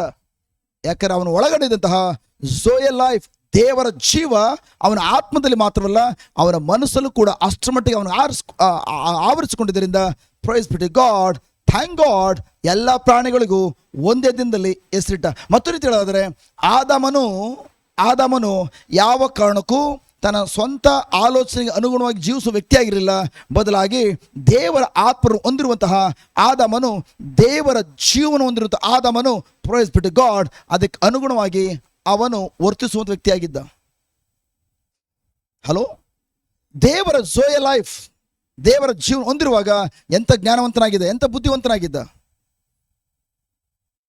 ಹಲೋ, ಎಲ್ಲಿ ತನಕ ಅವನು ದೇವರ ಜೀವನ ಹೊಂದಿದ್ನೋ ಅಲ್ಲಿ ತನಕ ಪ್ರೈಸ್ ಬಿ ಟು ಗಾಡ್ ಎಲ್ಲದ ಮೇಲೆ ದೊರೆತನ ಮಾಡ್ತಾ ಇದ್ದಾನೆ. ದೇವರ ಜೀವದಿಂದ ಅವನು ಜೀವನ ಸ್ವೀಕರಿಸಿಕೊಂಡು ಜೀವಿಸುವ ಆತ್ಮನಾಗಿ ಜ್ಞಾನವಂತನಾಗಿ ಜೀವಿಸ್ತಾ ಇದ್ದಾನೋ ಎಲ್ಲದ ಮೇಲೆ ದೊರೆತನ ಮಾಡ್ತಾನೆ. ಆನೆಗಳ ಜೊತೆ ಆಟ ಆಡ್ತಾ ಇದ್ದಾನೆ, ಸಿಂಹಗಳ ಜೊತೆ ಆಟ ಆಡ್ತಾ ಇದ್ದಾನೆ, ಕೋಬ್ರಾ ಸರ್ಪ ಜೊತೆ ಆಟ ಆಡ್ತಾ ಇದ್ದಾನೆ, ಎಲ್ಲರ ಜೊತೆ ಆಟ ಆಡ್ತಾ ಯಾವುದು ಕೂಡ ತೊಂದರೆ ಮಾಡ್ತಾ ಇಲ್ಲ. ಯಾಕೆಂದರೆ ಆ ಎಲ್ಲ ಪ್ರಾಣಿಗಳು ಗೊತ್ತು ನಮ್ಮನ್ನು ಸೃಷ್ಟಿ ಮಾಡಿರುವಂತಹ ಸೃಷ್ಟಿಕರ್ತನ ಮಗ ಇವನು ಎಂಬುದಾಗಿ. ಆ ಸೃಷ್ಟಿಕರು ನಮ್ಮ ರಾಜ ಮಾತ್ರ ಅಲ್ಲ, ಇವನು ಕೂಡ ರಾಜನಾಗಿದ್ದಾನೆ, ಆಳ್ವಿಕೆ ಮಾಡೋಕೆ ಅಧಿಕಾರ ಪಡ್ಕೊಂಡಿದ್ದಾನೆ. ಇಡೀ ಪ್ರಾಣಿಗಳು ಗೊತ್ತಿತ್ತು, ಯಾವುದು ಕೂಡ ಇವನು ತೊಂದರೆ ಕೊಡ್ತಾ ಇರಲಿಲ್ಲ. ಇವನು ಹೇಳ್ದಂಗೆ ಕೇಳ್ತಾ ಇದ್ವು. ಹಲೋ, ಇವನು ಹೇಳ್ದಂಗೆ ಕೇಳ್ತಾ ಇದ್ವು. ನನ್ನ ಪ್ರೀತಿಯ ಸಹೋದರ ಸಹೋದರಿಯರೇ, ಅಷ್ಟು ಮಾತ್ರವಲ್ಲ, ಅವನ ಪ್ರಾಣವನ್ನು ದೇವರ ಜೀವ ಆವರಿಸಿಕೊಂಡಿದ್ದು ಮಾತ್ರವಲ್ಲ, ಗಾಡ್ಸ್ ಝೋಯ ಲೈಫ್ ಆವರಿಸಿಕೊಂಡಿದ್ದು ಮಾತ್ರವಲ್ಲ, ಅವನ ಶರೀರವನ್ನು ಕೂಡ ದೇವರ ಜೀವ ಆವರಿಸಿಕೊಂಡಿತ್ತು. ಅದಕ್ಕಾಗಿ ಯೋಚನೆ ಮಾಡಿ, ದೇವರ ಜೀವ ಅವನ ಇಡೀ ಶರೀರವನ್ನು ಆವರಿಸಿಕೊಂಡಿದ್ದರಿಂದ ಈವನ್ ಅವನ ಮೈ ಮೇಲೆ ಬಟ್ಟೆ ಇಲ್ದಿದ್ರು ಕೂಡ ಅವನು ಯಾವ ಕಾರಣಕ್ಕೂ ನಾಚಿಕೆ ಆಗ್ತಾ ಇರಲಿಲ್ಲ. ನನಗೆ ಬೆತ್ತಲಾಗಿದೆ ಅಂತ ಅವ್ನಿಗೆ ಅನ್ಸ್ಕೊಂಡೇ ಇಲ್ಲ. ಯಾಕೆ? ದೇವರ ಜೀವನ ಅವನೇನು ಹೊಂದಿದ್ನೋ, ಝೋಯ ಲೈಫ್, ಆ ದೇವರ ಜೀವವನ್ನು ಜಸ್ಟ್ ಅವನು ಸ್ವೀಕರಿಸ್ಕೊಂಡಿದ್ದರಿಂದ ಆತನು ಜಸ್ಟ್ ಇವನ್ ಮೈ ಮೇಲೆ ಬಟ್ಟೆ ಇಲ್ದಿದ್ರು ಕೂಡ ದೇವರ ಮಹಿಮೆಯೇ, ಗಾಡ್ಸ್ ಗ್ಲೋರಿ, ದೇವರ ಮಹಿಮೆಯೇ ಅವನಿಗೆ ಬಟ್ಟೆಗೆ ಆವರಿಸ್ಕೊಂಡಿತ್ತು. ಎಸ್ಪೆಷಲಿ ನೀವು ಮೈಸೂರು ಕಡೆಯಿಂದ ಯಾರು ಬಂದಿದ್ದೀರಿ? ಸುಮಾರು ಜನ ಮೈಸೂರು ಕಡೆಯಿಂದ ಇದ್ದೀರಿ, ಕರೆಕ್ಟ್. ನೀವು ಈಗ ಸಬರ್ಬನ್ ಬಸ್ ಸ್ಟ್ಯಾಂಡ್ ಇದೆ, ಬಸ್ ಸ್ಟ್ಯಾಂಡ್ ಎದುರುಗಡೆ ನೀವು ಹೋದ್ರೆ ಸಡನ್ ಆಗಿ ನೀವು ಆ ಕಡೆಯಿಂದ ಯಾವ ಕಡೆಯಿಂದ ಪೀಪಲ್ಸ್ ಪಾರ್ಕ್ ಕಾಲೇಜ್ ಇದೆಯಲ್ಲ, ಸ್ಕೂಲ್, ಆ ಸ್ಕೂಲಿಂದ ಈ ಕಡೆ ಬಸ್ ಸ್ಟ್ಯಾಂಡ್ ಕಡೆ ಬರುವಾಗ ಅಲ್ಲಿ ಲೆಫ್ಟ್ ಸೈಡಲ್ಲಿ ನೋಡಿದ್ರೆ ಇದು ಆ್ಯಕ್ಚುಲಿ ಒನ್ ವೇ. ಬಸ್ ಸ್ಟ್ಯಾಂಡ್ಗೆ ಹೋಗ್ಲಿಕ್ಕೆ ಈ ಕಡೆ, ಆ ಕಡೆ ಬರಲಿಕ್ಕೆ ಇನ್ನೊಂದು ಸೈಡಲ್ಲಿ ಬರಬೇಕು. ಆ ಸೈಡಲ್ಲಿ ಕಾರಲ್ಲಿ ನಿಲ್ಲಿಸ್ತಾಯಿದ್ರು. ಅಲ್ಲಿ ಎಲ್ಲರೂ ಕೂಡ ಇಡೀ ಜಾಗವನ್ನು ಗಬ್ಬೆಬ್ಬಿಸ್ಬಿಟ್ಟಿದ್ರು. ಎಲ್ಲ ಯೂರಿನ್ ಪಾಸ್ ಮಾಡಿ ಮಾಡಿ ಮಾಡಿ ಗಬ್ಬು. ಬಟ್ ಈಗ ಅಲ್ಲಿ ಯಾರು ಯೂರಿನ್ ಪಾಸ್ ಮಾಡಲ್ಲ ಒಬ್ಬರು, ಯಾಕಂದ್ರೆ ಮಿರರ್ ಹಾಕ್ಬಿಟ್ಟಿದ್ದಾರೆ, ದೊಡ್ಡ ದೊಡ್ಡ ಮಿರರು. ನನ್ನ ಮಗ ಮೊನ್ನೆ ನನಗೆ ಬಸ್ ಸ್ಟ್ಯಾಂಡ್ ಡ್ರಾಪ್ ಮಾಡಬೇಕಾದ್ರೆ ಪಪ್ಪಲ್ಲಿ ನೋಡ್ದೆ ದೊಡ್ಡ ಮಿರರ್. ನಾನು ಎಲ್ಲ ಕಾಣಿಸ್ತಲ್ಲ ಅಲ್ಲಿ ನೋಡು, ಹೌದು ಫುಲ್ಲು ಗೋಡೆ ಇಲ್ಲ, ಈಗ ದೊಡ್ಡ ಮಿರರ್. ಈಗ ಹೋಗಿ ಯೂರಿನ್ ಪಾಸ್ ಮಾಡ್ಬೇಕಾದ್ರೆ ಮುಂದೆ ನಿಂತ್ಕೊಂಡು ಯೂರಿನ್ ಪಾಸ್ ಮಾಡಬೇಕು. ನಾನು ಹೇಳಿದ್ರು, ಎಂತ ಯಾರು ಐಡಿಯಾ ಕೊಟ್ಟಿದ್ದೀವಿ ಮಾರಯ್ಯ, ಪ್ರೈಸ್ ಗಾಡ್. ಒಬ್ಬರು ಇಲ್ಲ, ಈಗ ಯಾವುದು ದುರ್ವಾಸನೆ ಇಲ್ಲ. ಅಲ್ಲಿ ಬರಲಿಕ್ಕೆ ಎಲ್ಲರೂ ಎದುರ್ತಾ ಇದ್ರು, ಅಷ್ಟು ವಾಸನೆ, ಕುಡುಕರೆಲ್ಲ ಅಲ್ಲೇ ಬಿದ್ದುಕೊಂಡು ಅಲ್ಲೇ ಎಲ್ಲ. ಬಟ್ ಈಗ ಯಾವುದೇ ಗಲೀಜಿಲ್ಲ. ನೋಡು ದೊಡ್ಡ ಮಿರರ್. ಹಲೋ ನನ್ನ ಪ್ರೀತಿಯ ಸಹೋದರ ಸಹೋದರಿಯರೇ, ಆದಮನು ಇವನ್ ತನ್ನ ಬೆತ್ತಲಾಗಿದ್ದ, ಇವನ್ ತನ್ನ ಶರೀರದ ಮೇಲೆ ಯಾವುದೇ ಬಟ್ಟೆ ಇಲ್ಲದೆ ಹೋದ್ರು ಕೂಡ ಅವ್ನು ಯಾವಕ್ಕೆ ನಾಚಿಕೆ ಆಗಿರಲಿಲ್ಲ. ಯಾಕೆ? ಅವನು ತನ್ನ ನೋಡ್ಕೊಳ್ಳುವಾಗ ಬೆತ್ತಲೆತನ ಕಾಣ್ತಾ ಇರಲಿಲ್ಲ, ಬದಲಾಗಿ ದೇವರ ಮಹಿಮೆಯೇ ಅವನು ಆವರಿಸ್ಕೊಂಡಿತ್ತು. God's glory. ನನ್ನ ಪ್ರಿಯ ಸಹೋದರ ಸಹೋದರಿಯರೇ, ಯೋಚನೆ ಮಾಡಿ. ಹಾಗಾದ್ರೆ ಆತ್ಮದಲ್ಲೂ ದೇವರ ಜೀವ, ಪ್ರಾಣದಲ್ಲೂ ದೇವರ ಜೀವ, ಶರೀರದಲ್ಲೂ ಕೂಡ ದೇವರ ಜೀವ. ಸೊ ದೇವರ ಜೀವ ಆ ಮೂರು ಭಾಗಗಳಲ್ಲಿ ಅವನು ಹೊಂದಿರೋದ್ರಿಂದ ಅವನು ಪರಿಪೂರ್ಣ ಆಗಿದ್ದ. ದೇವರು ಹೆಂಗಿದಾರೋ ಭೂಲೋಕದಲ್ಲಿ ದೇವರಂತ ಇದ್ದಾನೆ. ಅದಕ್ಕಾಗಿ ಯಾವುದೇ ಕೆಲಸಕ್ಕೆ ಹಾಕ್ಲಿ ಸಕ್ಸಸ್. ಯಾಕೆ? ದೇವರ ಜೀವನ್ನ ಅವನ ಶರೀರ ಕೂಡ ಹೊಂದ್ಕೊಂಡಿದ್ರಿಂದ ಅವನ ಕೈಯಿಂದ ಏನೇ ಕೆಲಸಕ್ಕೆ ಹಾಕ್ಲಿ ಸಕ್ಸಸ್, ಫೇಲ್ಯೂರ್ ಇಲ್ಲ, ಸೋಲು ಅನ್ನೋದೇ ಇಲ್ಲ. ಆದರೆ ಇಂಥ ಜೀವಿತವನ್ನು ಅನುಭವಿಸ್ತಿದ್ದಂತಹ ಆದಾಮನು ಒಂದು ದಿನ ನಮಗೆ ಗೊತ್ತಿದೆ, ದೇವರಿಗೆ ವಿರುದ್ಧವಾಗಿ ಪಾಪವನ್ನು ಮಾಡದ, ತಿನ್ನಬಾರದು ಎಂಬುದಾಗಿ ಹೇಳಿದಂತಹ ಮರದ ಹಣ್ಣನ್ನು ತಿಂದುಬಿಟ್ಟ. ಹಲೋ, ಯಾರು ಮೊದಲು ಮರದ ಹಣ್ಣು ತಿಂದಿದ್ದು? ಹವಳು ತಿಂದ್ಲ, ಆದಾಮ್ ತಿಂದ? ಆ ತೋಟದಲ್ಲಿ ಯಾರಿದ್ದು? ಎಷ್ಟು ಜನ ಇದ್ರು? ಇಬ್ರೇ, ಆದಾಮ್ ಮತ್ತು ಅವಳು. ಯಾರು ಸೀನಿಯರ್ಸ್ಗಳು ಆನ್ಸರ್ ಕೊಡೋಂಗಿಲ್ಲ. ಓಕೆ, ಈಗ ಭವಾನಿ ಅಮ್ಮ ನಿಮಗೆ ಪ್ರಶ್ನೆ ಕೇಳ್ತಾನೆ. ಓಕೆ, ಹೇಳ. ನಿಮ್ಗೆ ಗೊತ್ತಾಯ್ತದೆ, ನಿಮ್ಗೆ ಸುಲಭವಾಗಿ ಗೊತ್ತಾಗ್ತದೆ, ಬಟ್ ನೀವು ಕಣ್ಣು ಮುಚ್ಚಬಾರ್ದು ಅಷ್ಟೇ, ಗೊತ್ತಾಯ್ತದೆ. ಓಕೆ, ಈಗ ಇಡೀ ಏದೇನ್ ತೋಟದಲ್ಲಿ ಇಬ್ಬರೇ ಇರೋದು, ದೊಡ್ಡ ತೋಟ, ಪ್ರಾಣಿಗಳು ಪಕ್ಷಿಗಳು ಎಲ್ಲ ಇವೆ, ಗಿಡ ಮರಗಳಿವೆ. ಅಲ್ಲಿ ಇಬ್ಬರೇ ದೇವ್ರು ಸೃಷ್ಟಿ ಮಾಡಿರೋದು. ಆದಮ್ ಅವಳು, ಗಂಡ ಹೆಂಡತಿ ಇಬ್ಬರೇ. ಗಂಡ ಹೆಸರು ಬಂದು ಆದಾಮ, ಹೆಂಡತಿ ಹೆಸರು ಬಂದು ಹವ್ವಳು. ಹವ ಅದಲ್ಲ, ಹವ್ವ ಲೇಡಿ ಹೆಂಗ್ಸ್ ಹೆಸರು. ಅದಾದ್ಮೇಲೆ ದೇವ್ರು ಹೇಳಿದ್ರು, ಎಲ್ಲ ಮರದನ್ನು ಕಿತ್ಕೊಂಡು ತಿನ್ನಿ. ಯಜಮಾನ್ರೆ ನೀವು ಕೂಡ ಕೇಳಿಸ್ಕೊಳ್ಳಿ, ನಿಮಗೂ ಪ್ರಶ್ನೆ ಇದೆ. ಯಾಕೆಂದ್ರೆ ಇಬ್ರು ಒಂದೇ ಶರೀರ, ವಿದ್ಯಾವಂತರಲ್ಲ. ಬಟ್ ನಾನು ಸ್ಟೋರಿ ಹೇಳ್ತಾ ಇದ್ದೇನೆ, ಕತೆ ಕೇಳ್ಬೋದಾ? ಕತೆ ಹೇಳ್ತಾ ಇದ್ದೇನೆ ಅಷ್ಟೇ. ಕತೆ ನಿಜವಾದ ಘಟನೆ, ಬಟ್ ಅವ್ರಿಗೆ ಅರ್ಥ ಮಾಡಿಸ್ಲಿಕ್ಕೆ ಕತೆ ಅಂತ ಹೇಳಿದೆ. ಆಮೇಲೆ ಜಸ್ಟ್ ಯಾಕೆ ಆದ ಮತ್ತು ಹವ್ವಳ ಕತೆ, ಅದು ಕತೆ ಅಲ್ಲ, ನಿಜವಾದ ಘಟನೆ. ಓಕೆ, ಕೇಳಿಸ್ಕೊಳ್ಳಿ. ಅವರಿಬ್ಬರೇ ಏದೇನ್ ತೋಟದಲ್ಲಿ ಇದ್ರೆ, ಒಂದು ತೋಟ ಇದೆ, ಅದ ಹೆಸರು ಬಂದು ಏದೇನ್ ಅಂತೇಳಿ. ಆ ತೋಟದಲ್ಲಿ ಅವರಿಬ್ಬರೇ ಇರೋದು. ದೇವರು ಅವ್ರಿಗೇನು ಕೊರತೆ ಆಗಬಾರ್ದು ಅಂತೇಳಿ ಎಲ್ಲವನ್ನು ಸ್ವಚ್ಛ ಮಾಡಿಟ್ಟಿದ್ದಾರೆ, ಎಲ್ಲ ಹಣ್ಣುಗಳನ್ನು ಕಿತ್ಕೊಂಡು ತಿನ್ನಿ ಅಂತೇಳಿ. ಬಟ್ ಆದರೆ ನನ್ನ ಮಕ್ಕಳು ನನಗೆ ಎಷ್ಟು ಮಟ್ಟಿಗೆ ಗೌರವ ಕೊಡ್ತಾರೆ, ನನ್ನ ಮಾತಿಗೆ ಎಷ್ಟು ಮಟ್ಟಿಗೆ ಇದೇ ತೋರ್ತಾರೆ. ಅಷ್ಟು ಮಾತ್ರ ಅಲ್ಲ, ನನಗೆ ಯಾವ ಥರ ಒಳ್ಳೆಯದು ಮತ್ತು ಕೆಟ್ಟದನ್ನು ಆಯ್ಕೆ ಮಾಡ್ಕೊಳ್ಳೋ ಸ್ವತಂತ್ರ ಇದೆಯೋ, ಆ ಥರ ನನ್ನ ಮಕ್ಕಳು ಕೂಡ ಆ ಥರ ಒಂದು ಆಯ್ಕೆ ಕೊಡಬೇಕು ಅಂತೇಳಿ ಜಸ್ಟ್ ಮಧ್ಯದಲ್ಲಿ ಒಂದು ಮರವನ್ನು ಇಟ್ಟಿದ್ದಾರೆ. ದೇವ್ರು ಹೇಳಿದರು, ಈ ಮರದ ಹಣ್ಣು ತಿನ್ನಬೇಡ, ಇದೊಂದು ಮರದ ಹಣ್ಣು ತಿನ್ನಬೇಡ, ತಿಂದರೆ ಸತ್ತೋಗ್ತೀಯ. ಇನ್ನು ಎಲ್ಲ ಸಾವಿರಾರು ಮರದ ಹಣ್ಣುಗಳಿವೆ, ಕಿತ್ಕೊಂಡು ತಿನ್ನು. ಅವ್ರಿಗೆ ಏನಾದ್ರು ಕೊರತೆ ಇದೆಯಾ? ಆ ಮರದ ಹಣ್ಣು ಕಡೆ ಗಮನ ಕೊಡಬೇಕಾ? ಇಲ್ಲ. ನಮ್ಗೆ ಯಾಕೆ ಇಲ್ಲೇ ಸಾವಿರಾರು ಮರದ ಹಣ್ಣುಗಳು ಹಣ್ಣು ಬಿಟ್ಟಿವೆ, ಹಣ್ಣು ಕಿತ್ಕೊಂಡು ತಿನ್ನೋಣ ಅಂತೇಳಿ ಆ ಮರದ ಕಡೆ ಗಮನನೇ ಕೊಟ್ಟಿಲ್ಲ. ಚೆನ್ನಾಗಿ ಜೀವನ ಮಾಡ್ತಾ ಇದ್ದಾರೆ ಅವರಿಬ್ಬರು ಕೂಡ, ಏನು ಕೊರತೆ ಇಲ್ಲ. ಅವ್ರು ಯಾವ ಕಡೆ 30-40 ಸೈಟ್ಗೇನು ಅವರೇನು ಕಿತ್ತಾಡಬೇಕಾಗಿಲ್ಲ. ದೇವ್ರು ಹೇಳಿದ್ದಾರೆ, ಇಡೀ ಭೂಲೋಕ, ಇಡೀ ಬ್ರಹ್ಮಾಂಡಕ್ಕೆ ನೀವೇ ದೇವ್ರ ಥರ ಇದ್ದೀರಿ, ನೀವೇ ಯಜಮಾನರು. ಇಡೀ ಭೂಮಿನೇ ಅವ್ರ ಸೈಟ್ ಅದು. ಓಕೆ, ರಾಜನ ಥರ ಜೀವಿಸ್ತಾ ಇದ್ದಾರೆ. ಒಂದಿನ ಸರ್ಪದ ಶರೀರವನ್ನು ಉಪಯೋಗಿಸಿಕೊಂಡು ಸೈತಾನನು ಬಂದು ಅಲ್ಲಿ ಆದ ಮತ್ತು ಹವಳು ಗಂಡ ಹೆಂಡತಿನ ಇಬ್ಬರಿದ್ರು. ಹೆಂಡತಿ ಜೊತೆಲಿ ಮಾತಾಡ ಸ್ಟಾರ್ಟ್ ಮಾಡ್ದ. ಏನಮ್ಮ, ಇವತ್ತು ಕೂಡ ಇದೇ ಥರ ಅನೇಕ ಮಕ್ಕಳ ಜೀವನ ಹಾಳಾಗ್ಬಿಡೋದು. ಯಾರಾದರೂ ಒಂದು ಪ್ರೀತಿಯಿಂದ ಏನಾದರೂ ಮಾತಾಡ್ಬಿಟ್ರೆ ಸಾಕು, ಮುಗಿದ ಕತೆ. ನನ್ನ ಗಂಡ ಒಂದಿನೂ ಈ ಥರ ಕರೀಲಿಲ್ವಲ್ಲ, ನೋಡು ಪಕ್ಕ ಮನೆ ಗಂಡ ಯಾವ ಥರ ಹೆಂಡ್ತಿನ ಮಾತಾಡ್ಸ್ತದಾನ ಅಂತೇಳಿ. ನೀನು ಏನೇ ಬಾರೆ ಹೋಗೆ, ಅವಳು ನೋಡಿ ಎಷ್ಟರ ಮಟ್ಟಿಗೆ. ಯಾವಾಗ ಸೈತನ ಬಂದು ಏದೇನು ತೋಟದಲ್ಲಿ ಹವಳ ಜೊತೆಲಿ ಮಾತಾಡ್ತದಾನೆ, ಏನಮ್ಮ ಈ ತೋಟದಲ್ಲಿರುವ ಯಾವ ಮರದನ್ನು ಕೂಡ ತಿನ್ನಬಾರ್ದು ಎಂಬುದಾಗಿ ದೇವರು ಹೇಳಿದಾರಾ? ಆಗ ಅವಳು ಏನಂತ ಹೇಳಿದ್ಲು, ಇಲ್ಲ ಹಂಗೆ ಹೇಳಿಲ್ಲ, ಎಲ್ಲ ಮರದನ್ನು ತಿನ್ಬೋದು, ಈ ಒಂದು ಮರದ ಹಣ್ಣು ತಿನ್ನಬಾರ್ದು. ಕರೆಕ್ಟಾಗಿ ಹೇಳಿದಾಳೆ. ತಿನ್ನಲೂಬಾರ್ದು ಇನ್ನೊಂದು ಸೇರಿಸ್ಬಿಟ್ಲು, ಮುಟ್ಲೂಬಾರ್ದು ಅಂತ ಸೇರಿಸ್ಬಿಟ್ಲು. ದೇವರ ವಾಕ್ಯದೊಂದಿಗೆ, ಫಾರ್ ಎಕ್ಸಾಂಪಲ್ ನನ್ನನ್ನು ಕೂಡ ಅಮ್ಮ ಗುಣ ಹೊಂದ್ಕೊಂಡು ಕಾರ್ಯ ನೋಡಿದ್ದೀರಿ, ಇಲ್ಲಿ ಹೇಳ್ಕೊಟ್ಟಿದೆ ಒಂದು, ಅವರ ಜೊತೆ ಸೇರಿಸಿರೋದೇ ಒಂದು. ಅದಕ್ಕೆ ಅದ್ಭುತ ಕಾರ್ಯ ಆಗಿರಲಿಲ್ಲ ಆರಂಭದಲ್ಲಿ, ಆಮೇಲೆ ಅದ್ಭುತ ಕಾರ್ಯ ಪ್ರಾರಂಭ ಹೋಯಿತು. ಅದೇ ಥರ ಇಲ್ಲಿ ಹವ್ವಳು ಏನು ಮಾಡಿದ್ಲು, ದೇವ್ರು ಹೇಳಿರೋದು ತಿನ್ನಬೇಡ ಅಂತೇಳಿ. ಬಟ್ ಇವಳು ಏನು ಮಾಡಿದ್ಲು, ತಿನ್ನಲೂಬಾರದು ಮುಟ್ಲೂಬಾರದು ಅಂತ ಇನ್ನೊಂದು ತನ್ನದು ಬೇರೆ ಸೇರಿಸ್ಬಿಟ್ಲು. ಆಗ ಸೈತನ ಗೊತ್ತಾಯ್ತು, ಇವಳಿಗೆ ಸತ್ಯ ಗೊತ್ತಿಲ್ಲ, ಇವಳು ಸುಲಭ ಬಲೆ ಹಾಕ್ಬೋದು. ಅದಕ್ಕಾಗಿ ಪ್ರಿಯರೇ, ನೀವಿಲ್ಲಿ ದೇವರ ಸನ್ನಿಧಿ ಬಂದಮೇಲೆ ದೇವರ ವಾಕ್ಯ ಏನನ್ನು ಕಲ್ತ್ಕೊಡ್ಲಾಗ್ತದೋ ಗಮನ ಕೊಟ್ಟು ಆಲಿಸ್ಬೇಕು, ಅದನ್ನು ಕಲ್ತ್ಕೊಳ್ಬೇಕು. ಇಲ್ಲಿಂದ ಹೋದ್ಮೇಲೆ ಸೈತನ ಪರೀಕ್ಷೆ ಮಾಡೋದು ಅದನ್ನೇ. ದೇವರು ಈ ರೀತಿ ಹೇಳಿರೋದು ನಿಜವೋ, ದೇವರು ಹೇಳಿರೋದು ನಿಮ್ಗೆ ಗೊತ್ತಿಲ್ಲ ಅಂದರೆ ಸುಲಭವಾಗಿ ನಿಮ್ಗೆ ಬಡ್ದು ಬಾಯಿ ಹಾಕೊಳ್ತಾರೆ. ದೇವ್ರು ಏನಂತ ಹೇಳಿದಾರೋ ತನ್ನ ವಾಕ್ಯದಲ್ಲಿ ಅದು ನಿಮ್ಗೆ ಗೊತ್ತಿರಬೇಕು.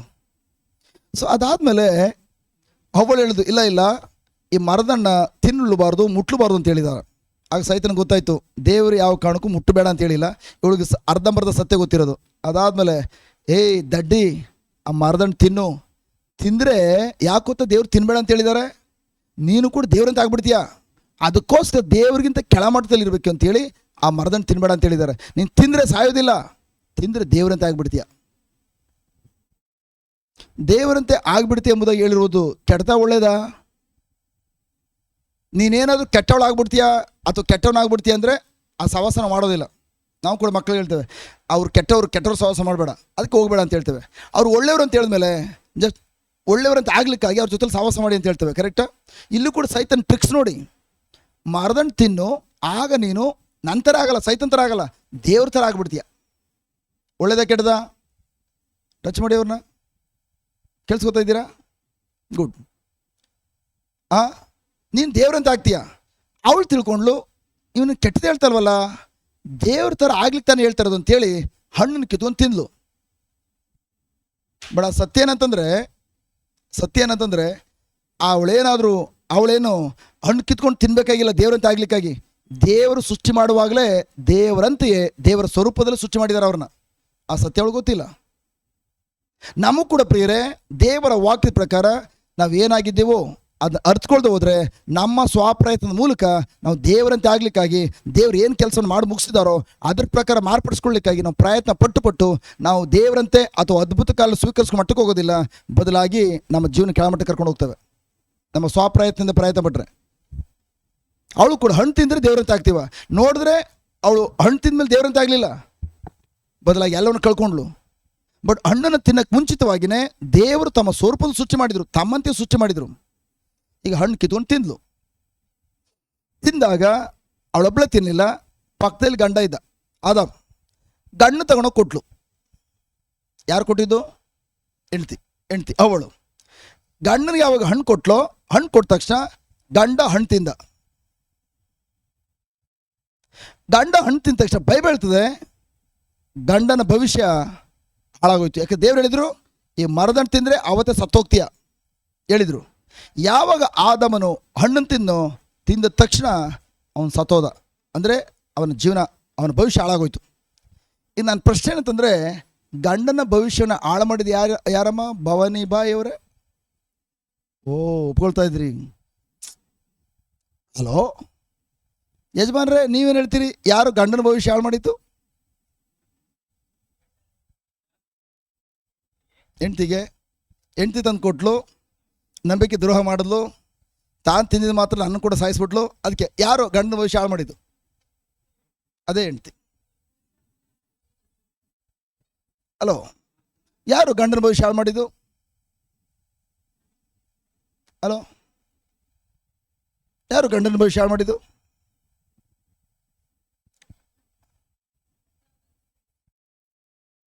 ನಿಮ್ಮ ಯಜಮಾನ್ ಬಂದಿದ್ದಾರೆ ಇಲ್ಲಿ? ಬಂದಿಲ್ಲ. ಪಾವಗಡಕ್ಕ ಅವ್ವ ಸಿ ಅಮ್ಮ, ಯಾರು ಅವ್ ಗಂಡನ ಭವಿಷ್ಯ ಹಾಳು ಮಾಡಿದ್ದು? ಭವಾನಿ ಅಕ್ಕನ ಪಕ್ಕದಲ್ಲಿ ಕುಂತಿರೋರು ಗಾಯತ್ರಮ್ಮ. ಅರ್ಥ ಆಯ್ತು ಹೇಳಿದ ಸ್ಟೋರಿ? ಅರ್ಥ ಆಗಿಲ್ಲ ಸಿಸ್ಟರ್. ಯಾರು ಹಾಳು ಮಾಡಿದ್ದು ಗಂಡನ ಭವಿಷ್ಯನ? ಅದು ನಿಮ್ಮ ಕರೆಕ್ಟ್. ಹಿಂದೆ ಇರೋರು ಅವಳು ಹೆಂಡ್ತಿ. ಓಕೆ ಸುಮಾರು ಜನ ಇದ್ದೀರಿ. ಎಷ್ಟು ಮಂದಿ ಹೇಳ್ತೀರಿ ಪ್ರಿಯರೇ ಗಂಡನ ಭವಿಷ್ಯ ಹಾಳು ಮಾಡಿದ್ದು ದೇವರು ಅಂತೇಳಿ? ಎಷ್ಟು ಮಂದಿ ಹೇಳ್ತೀರಿ? ದೇವ್ರು ಹಾಳು ಮಾಡಿದ್ರಾ? ಇಲ್ಲ. ಎಷ್ಟು ಮಂದಿ ಹೇಳ್ತೀರಿ ಗಂಡನ ಭವಿಷ್ಯ, ಆದಮನ ಭವಿಷ್ಯ ಹಾಳು ಮಾಡಿದ್ದು ಹೆಂಡ್ತಿ ಅಂತೇಳಿ? ಕೈ ಮೇಲೆ ಮಾಡಿ. ಒಬ್ಬರು, ಇಬ್ಬರು, 3 ಜನ. ನೀವು ಹೆಂಡ್ತಿ ಅಂತ ಹೇಳಿದ್ರು ಕೈ ಮೇಲೆ ಮಾಡಿ. ಹೆಂಡ್ತಿ ಅನ್ನೋರು ಕೈ ಮೇಲೆ ಮಾಡಿ. ಎಷ್ಟು ಜನ ಹೆಂಡ್ತಿ ಹಾಳು ಮಾಡಿದ್ಲು? ಎಸ್. ಎಷ್ಟು ಮಂದಿ ಜಸ್ಟ್ ಇಳಿಸಿ ಕೆಳಗಡೆ? ಗಂಡನೂ ಅಲ್ಲ, ಹೆಂಡ್ತಿನೂ ಅಲ್ಲ, ದೇವರು ಅಲ್ಲ, ಸೈತನ ಹಾಳು ಮಾಡೋದು ಅಂತ ಹೇಳ್ತೀರಿ? ಕೈ ಮೇಲೆ ಮಾಡಿ. ಎಸ್, ಈಗ ಕರೆಕ್ಟಾಗಿ ಗೊತ್ತಾಯ್ತು. ನೀವು 2 ಕೈ ಎತ್ತಿ ಬಿಡ್ರಿ ಯಜಮಾನ್ರೆ. ಹೆಂಡ್ತಿ ಅಂತ ಹೇಳಿ ಕೈ ಮಾಡಿದ್ರಿ, ಸೈತನ್ ಅಂತ ಹೇಳಿ ಕೈ ಮೇಲೆ ಮಾಡಿದ್ರಿ. ಕೇಳಿಸ್ಕೊಳ್ಳಿ, ವೆರಿ ಇಂಪಾರ್ಟೆಂಟ್. ಕೇಳಿಸ್ಕೊಳ್ಳಿ. ಸಿಸ್ಟರ್ ಯಾವುದಕ್ಕೂ ಕೈ ಮೇಲೆ ಮಾಡಲಿಲ್ಲ. ಕರೆಕ್ಟ್. ಅವರು ಯಾರು ಸಿಸ್ಟರ್ ಹಾಳು ಮಾಡಿದ್ದು ಗಂಡನ ಭವಿಷ್ಯನ? ಇರಿ, ನೀವಲ್ಲ.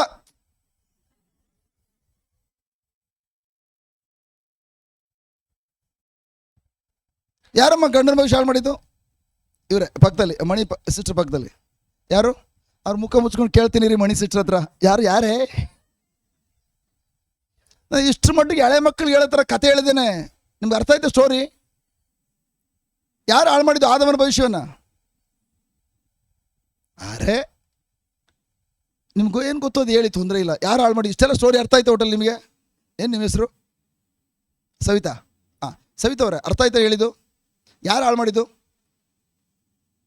ಅವಳು. ಓಕೆ, ನೀವು? ಅರೆ, ಯಾರು ಹಾಳು ಮಾಡಿದ್ದು? ಗಂಡನ ಭವಿಷ್ಯ ಹಾಳು ಮಾಡಿದ್ದು. ಆ ಗಂಡ ಅಲ್ಲ, ಆದಮನ ಭವಿಷ್ಯ ಹಾಳಾಗ್ಲಿಕ್ಕೆ ಕಾರಣ ಯಾರು? ಹೇಳಿ. ಇದೇ ದೊಡ್ಡ ಸಮಸ್ಯೆ.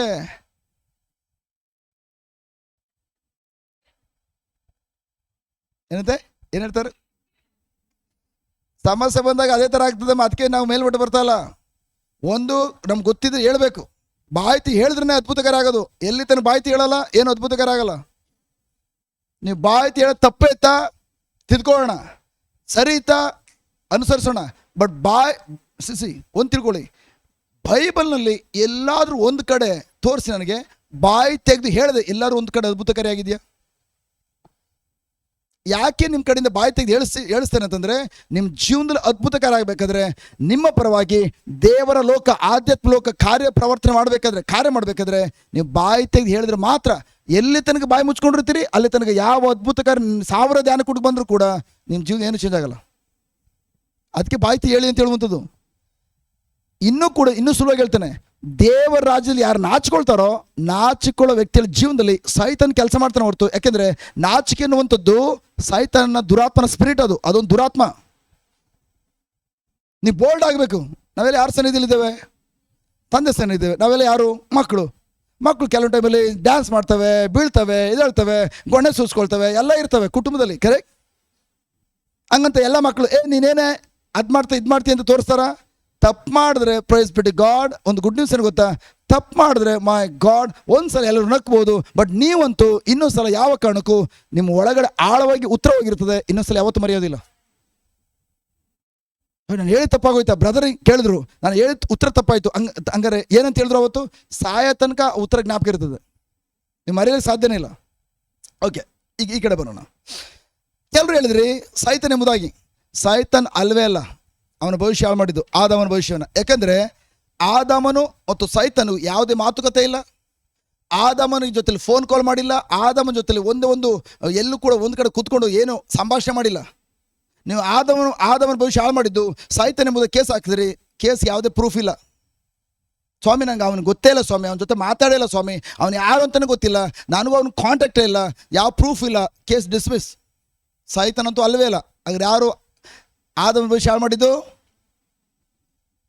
ಮೊದಲು ಸೈತನಂತ ಕೈ ಮೇಲೆ ಮಾಡಿದ್ರಿ, ಈಗ ಆಳುಗಳು ಪಾರ್ಟಿ ಚೇಂಜ್ ಆಗೋಯ್ತು. ಸಮ್ಮಿಶ್ರ ಸರ್ಕಾರ.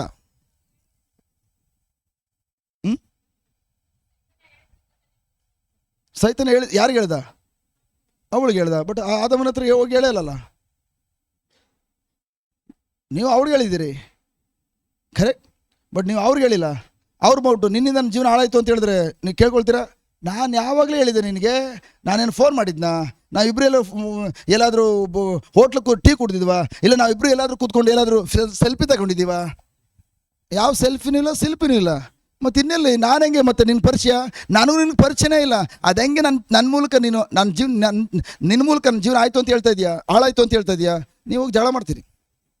ನೀವು ಹೇಳಿರೋದು ಅವ್ರ ಜೊತೆಲೆ, ಅವ್ರ ಜೊತೆ ಏನೂ ಹೇಳಿಲ್ಲ. ಆದರೆ ಸೈತನ್ ಕೂಡ ಅವಳ ಜೊತೆ ಹೇಳಿರೋದು, ಆದಾಮನ ಜೊತೆ ಏನು ಮಾತಾಡೇ ಇಲ್ಲ, ಮಾತುಕತೆನೇ ಇಲ್ಲ. ಹಾಗಾದ್ರೆ ಆದಾಮನ ಭವಿಷ್ಯ ಹಾಳಾಗಿದ್ದು ಸೈತನಿಂದನಾ? ಇನ್ಯಾರು? ಈಗ ಅವಳು ಎಷ್ಟೋ ಸಲ ಧ್ಯಾನ ಕೂಡ ಬಂದಿದ್ದೀರಿ, ಬಟ್ ಆದರೂ ಕೂಡ ನಾವು ಇನ್ನೂ ಅಡಿಪಾಯ ಅರ್ಥ ಆಗಿಲ್ಲ ನಮಗೆ. Very very important. ಪಾವಗಡಕ್ಕ ಕೇಳಿಸ್ಕೊಳ್ಳಿ. ನೀವೇನಂತ? ಅವಳು ಕರೆಕ್ಟ್. ಎರಡನೇದು ಅವಳು, ಗುಡ್. ಆ ಕಡೆ ಫಸ್ಟ್ ಆನ್ಸರ್ ಬಂತು ಅವಳು ಅಂತೇಳಿ. ಹಾಗಾಗಿ ಸುಮಾರು ಜನ ಕೈ ಮೇಲೆ ಮಾಡಿದ್ರಿ. ನನ್ನ ಪ್ರಿಯ ಸಹೋದರ ಸಹೋದರಿಯರೇ, ಭಾವನೆಯಕ್ಕ ಕೇಳಿಸ್ಕೊಂಡಿದ್ದು ವೆರಿ ವೆರಿ ಇಂಪಾರ್ಟೆಂಟ್. ಯಜಮಾನ್ರೆ ನೀವು ಕೂಡ ಹೆಂಡ್ತಿ ಅಂತ ಹೇಳಿದ್ರಿ, ಧೈರ್ಯವಾಗಿ ಹೇಳಿದ್ರಿ ಹೆಂಡ್ತಿಯಿಂದ ಗಂಡನ ಭವಿಷ್ಯ ಹಾಳಾಯಿತು ಅಂತೇಳಿ.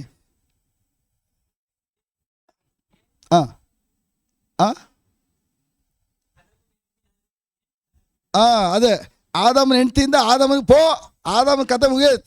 ಕರೆಕ್ಟ್. ಅದನ್ನ ಹೇಳ್ತದನ. ಸೈತನ್ ಬಂದು ಹವಳ ಜೊತೆ ಮಾತಾಡ್ದ, ಈ ಮರದನ್ನು ತಿನ್ನು ಅಂತೇಳಿ. ಹವಳು ಅಣ್ಕಿತು ತಿಂದ್ಲು. ಹವಳು ತೆಗೆದುಕೊಂಡು ಹೋಗಿ ಆದಾಮನ ಕೊಟ್ಲು. ಆದಾಮನ ಕೊಡುವಾಗ ಆದಾಮನ ಕೈನ ತಿರುಮೂರು ಮಾಡಿ, ತಿನ್ನು ಮಗನೇ, ತಿಂದೆ ಹೋದ್ರೆ ಇಟ್ಟೊಂದೊಣೆ ತಗೊಂಡು ತಲೆ ಮೇಲೆ ಹಾಕ್ತೀನಿ ಅಂತ ಹೇಳಿದ್ರೆ ಒತ್ತಾಯ ಪಡಿಸಿದ್ಲ? ಫೋರ್ಸ್ ಮಾಡಿದ್ಲ? ರೀ, ಹಣ್ಣು ಎಷ್ಟು ರುಚಿಭರಿತವಾಗಿದೆ ಗೊತ್ತಾ ಅಂತೇಳಿ ಹಣ್ಣು ತಿಂದ್ಬಿಟ್ಟು ತುಟಿಯೆಲ್ಲ ಸಾವ್ಕೊಂಡು ರೀ,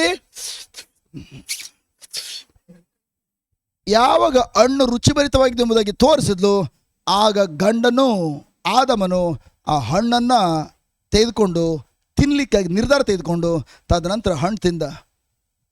ಅವಳು ಫೋರ್ಸ್ ಮಾಡಲಿಲ್ಲ, ಒತ್ತಾಯಪಡಿಸಲಿಲ್ಲ. ಹಾಗಾದರೆ ಆದಾಮನ ಭವಿಷ್ಯ ಹಾಳಾಗಲಿಕ್ಕಾಗಿ ಆದಾಮನು ಹಣ್ಣನ್ನು ತಿನ್ನಬೇಕೆಂಬುದಾಗಿ ತೆಗೆದುಕೊಂಡಂತ ಅವನ ತಪ್ಪಾದ ನಿರ್ಧಾರ, ರಾಂಗ್ ಡಿಸಿಷನ್, ಅವನ ತಪ್ಪಾದ ನಿರ್ಧಾರ ಅವನ ಭವಿಷ್ಯವನ್ನು ಹಾಳು ಮಾಡ್ತು. ಒಪ್ಕೊಳ್ತೀರಾ? ಅರ್ಥ ಆಯ್ತಾ ಭಾವನೇಕ? ಅವಳಿಗೇನು ಫೋರ್ಸ್ ಮಾಡಲಿಲ್ಲ, ಒತ್ತಾಯಪಡಿಸಲಿಲ್ಲ, ತಿನ್ನು ಅಂತ ಹೇಳಲಿಲ್ಲ. ಅವಳು ಹಣ್ಣನ್ನು ತೋರಿಸುವಾಗ ಆದಾಮನು ಹಣ್ಣನ್ನು ತಿನ್ಬೇಕೆಂಬುದಾಗಿ ಅವನ ನಿರ್ಧಾರ ತೆಗೆದುಕೊಂಡ.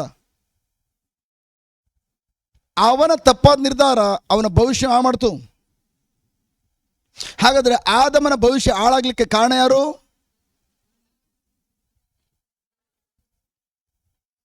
ಹಣ್ಣಲ್ಲ ಹೆಣ್ಣು, ಹೆಣ್ಣ,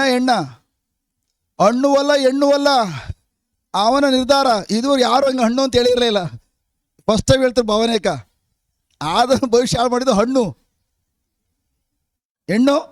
ಈಗ ಅದನ್ನ ಹೇಳಿದ್ನಲ್ಲ, ಹೆಣ್ಣು ಫೋರ್ಸ್ ಮಾಡಲಿಲ್ಲ, ಒತ್ತಾಯ ಪಡಿಸಲಿಲ್ಲ. ಹಣ್ಣಿದೆ ಅಂತ ಹೇಳಿದ್ರು ಅಷ್ಟು ಚೆನ್ನಾಗಿದೆ, ನಾನು ರುಚಿಭರಿತವಾಗಿದೆ ಅಂತ ಹೇಳಿದ ತಕ್ಷಣ ಗಂಡ ಅದನ್ನು ಹಣ್ಣು ತಿನ್ನಬೇಕು ನಿರ್ಧಾರ ತೆಗೆದುಕೊಂಡು ಅವನು ಮುಟ್ಟಳ.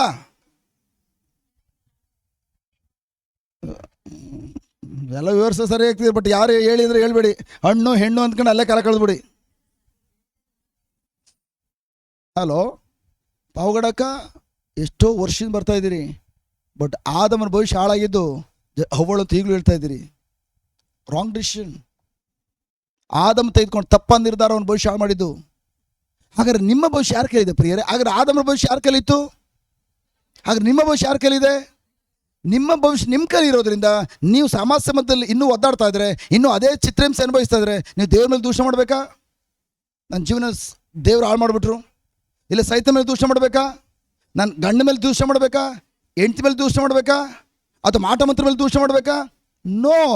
ನಿಮ್ಮ ಭವಿಷ್ಯ ನಿಮ್ಮ ಕೈಲಿರೋದ್ರಿಂದ, ದೇವರು ನಿಮ್ಮ ಭವಿಷ್ಯವನ್ನು ನಿಮ್ಮ ಕೈಲಿಟ್ಟಿರೋದ್ರಿಂದ ನಿಮ್ಮ ಭವಿಷ್ಯನ ಹೆಂಗೆ ಬೇಕಾದ್ರೂ ಆ ಥರ ಆಟ ಆಡಿಸ್ಬೋದು. ಅದಕ್ಕಾಗಿ ನೀವು ಯಾವ ಕಾರಣ ಹೇಳಂಗಿಲ್ಲ, ಆ ವ್ಯಕ್ತಿ ಬಂದು ನಾನು ತೊಂದರೆ ಕೊಟ್ಟು ನನ್ನ ಜೀವನ ಹಾಳು ಮಾಡಿಬಿಟ್ಟ. No no no no no no. ತೊಂದರೆ ಬರದಂತೆ ತಡೆಗಟ್ಟಕ್ಕೆ ಸಾಧ್ಯ, ತೊಂದರೆ ಬಂದೇ ಬರ್ತದೆ. ಬಟ್ ಆದರೆ ತೊಂದರೆ ಬಂದಾಗ ನೀವು ಯಾವ ಥರ ಪ್ರತಿಕ್ರಿಯೆ ತೋರ್ತೀರಿ, ಆ ಪ್ರತಿಕ್ರಿಯೆ ದೇವರ ವಾಕ್ಯ ಪ್ರಕಾರ ಇದ್ದರೆ ನಿಮ್ಮ ಭವಿಷ್ಯ ಉಜ್ವಲ ಭವಿಷ್ಯವಾಗ್ತದೆ.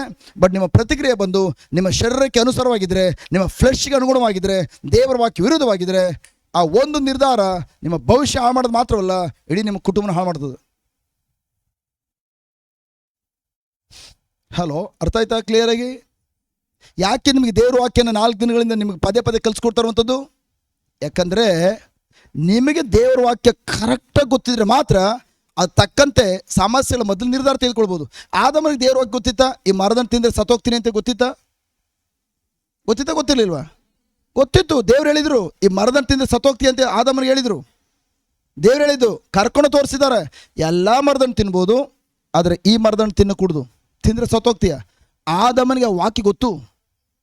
ಆ ವಾಕ್ಯ ಗೊತ್ತಿದ್ರೂ ಕೂಡ ಅವನು ಹಳ್ಳಕ್ಕೆ ಬಿದ್ದ ಅಂತ ಹೇಳಿದ್ರೆ, ನಮ್ಗೆ ವಾಕ್ಯ ಗೊತ್ತಿಲ್ಲದೆ ಹೋದರೆ ಸೈತನ್ ಎಷ್ಟು ಹಳ್ಳಕ್ಕೆ ಬೀಳಿಸ್ಬೋದು ಪ್ರಿಯರೇ?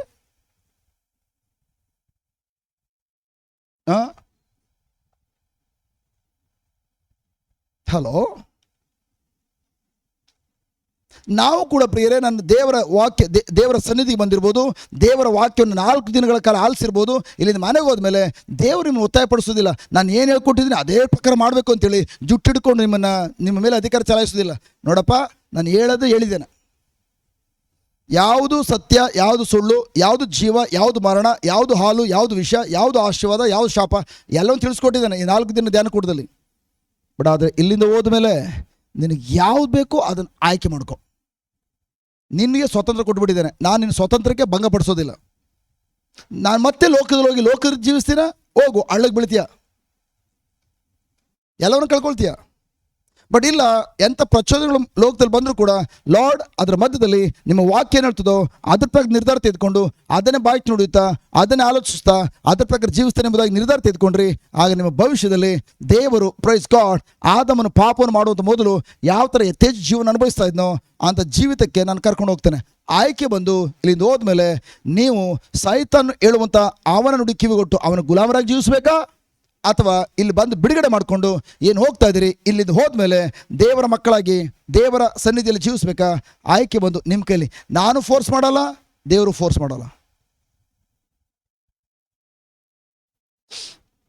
ಅರ್ಥ ಆಯ್ತಾ? ಆಗ ನೀವೇನು ಹೇಳ್ಬೇಕಾ?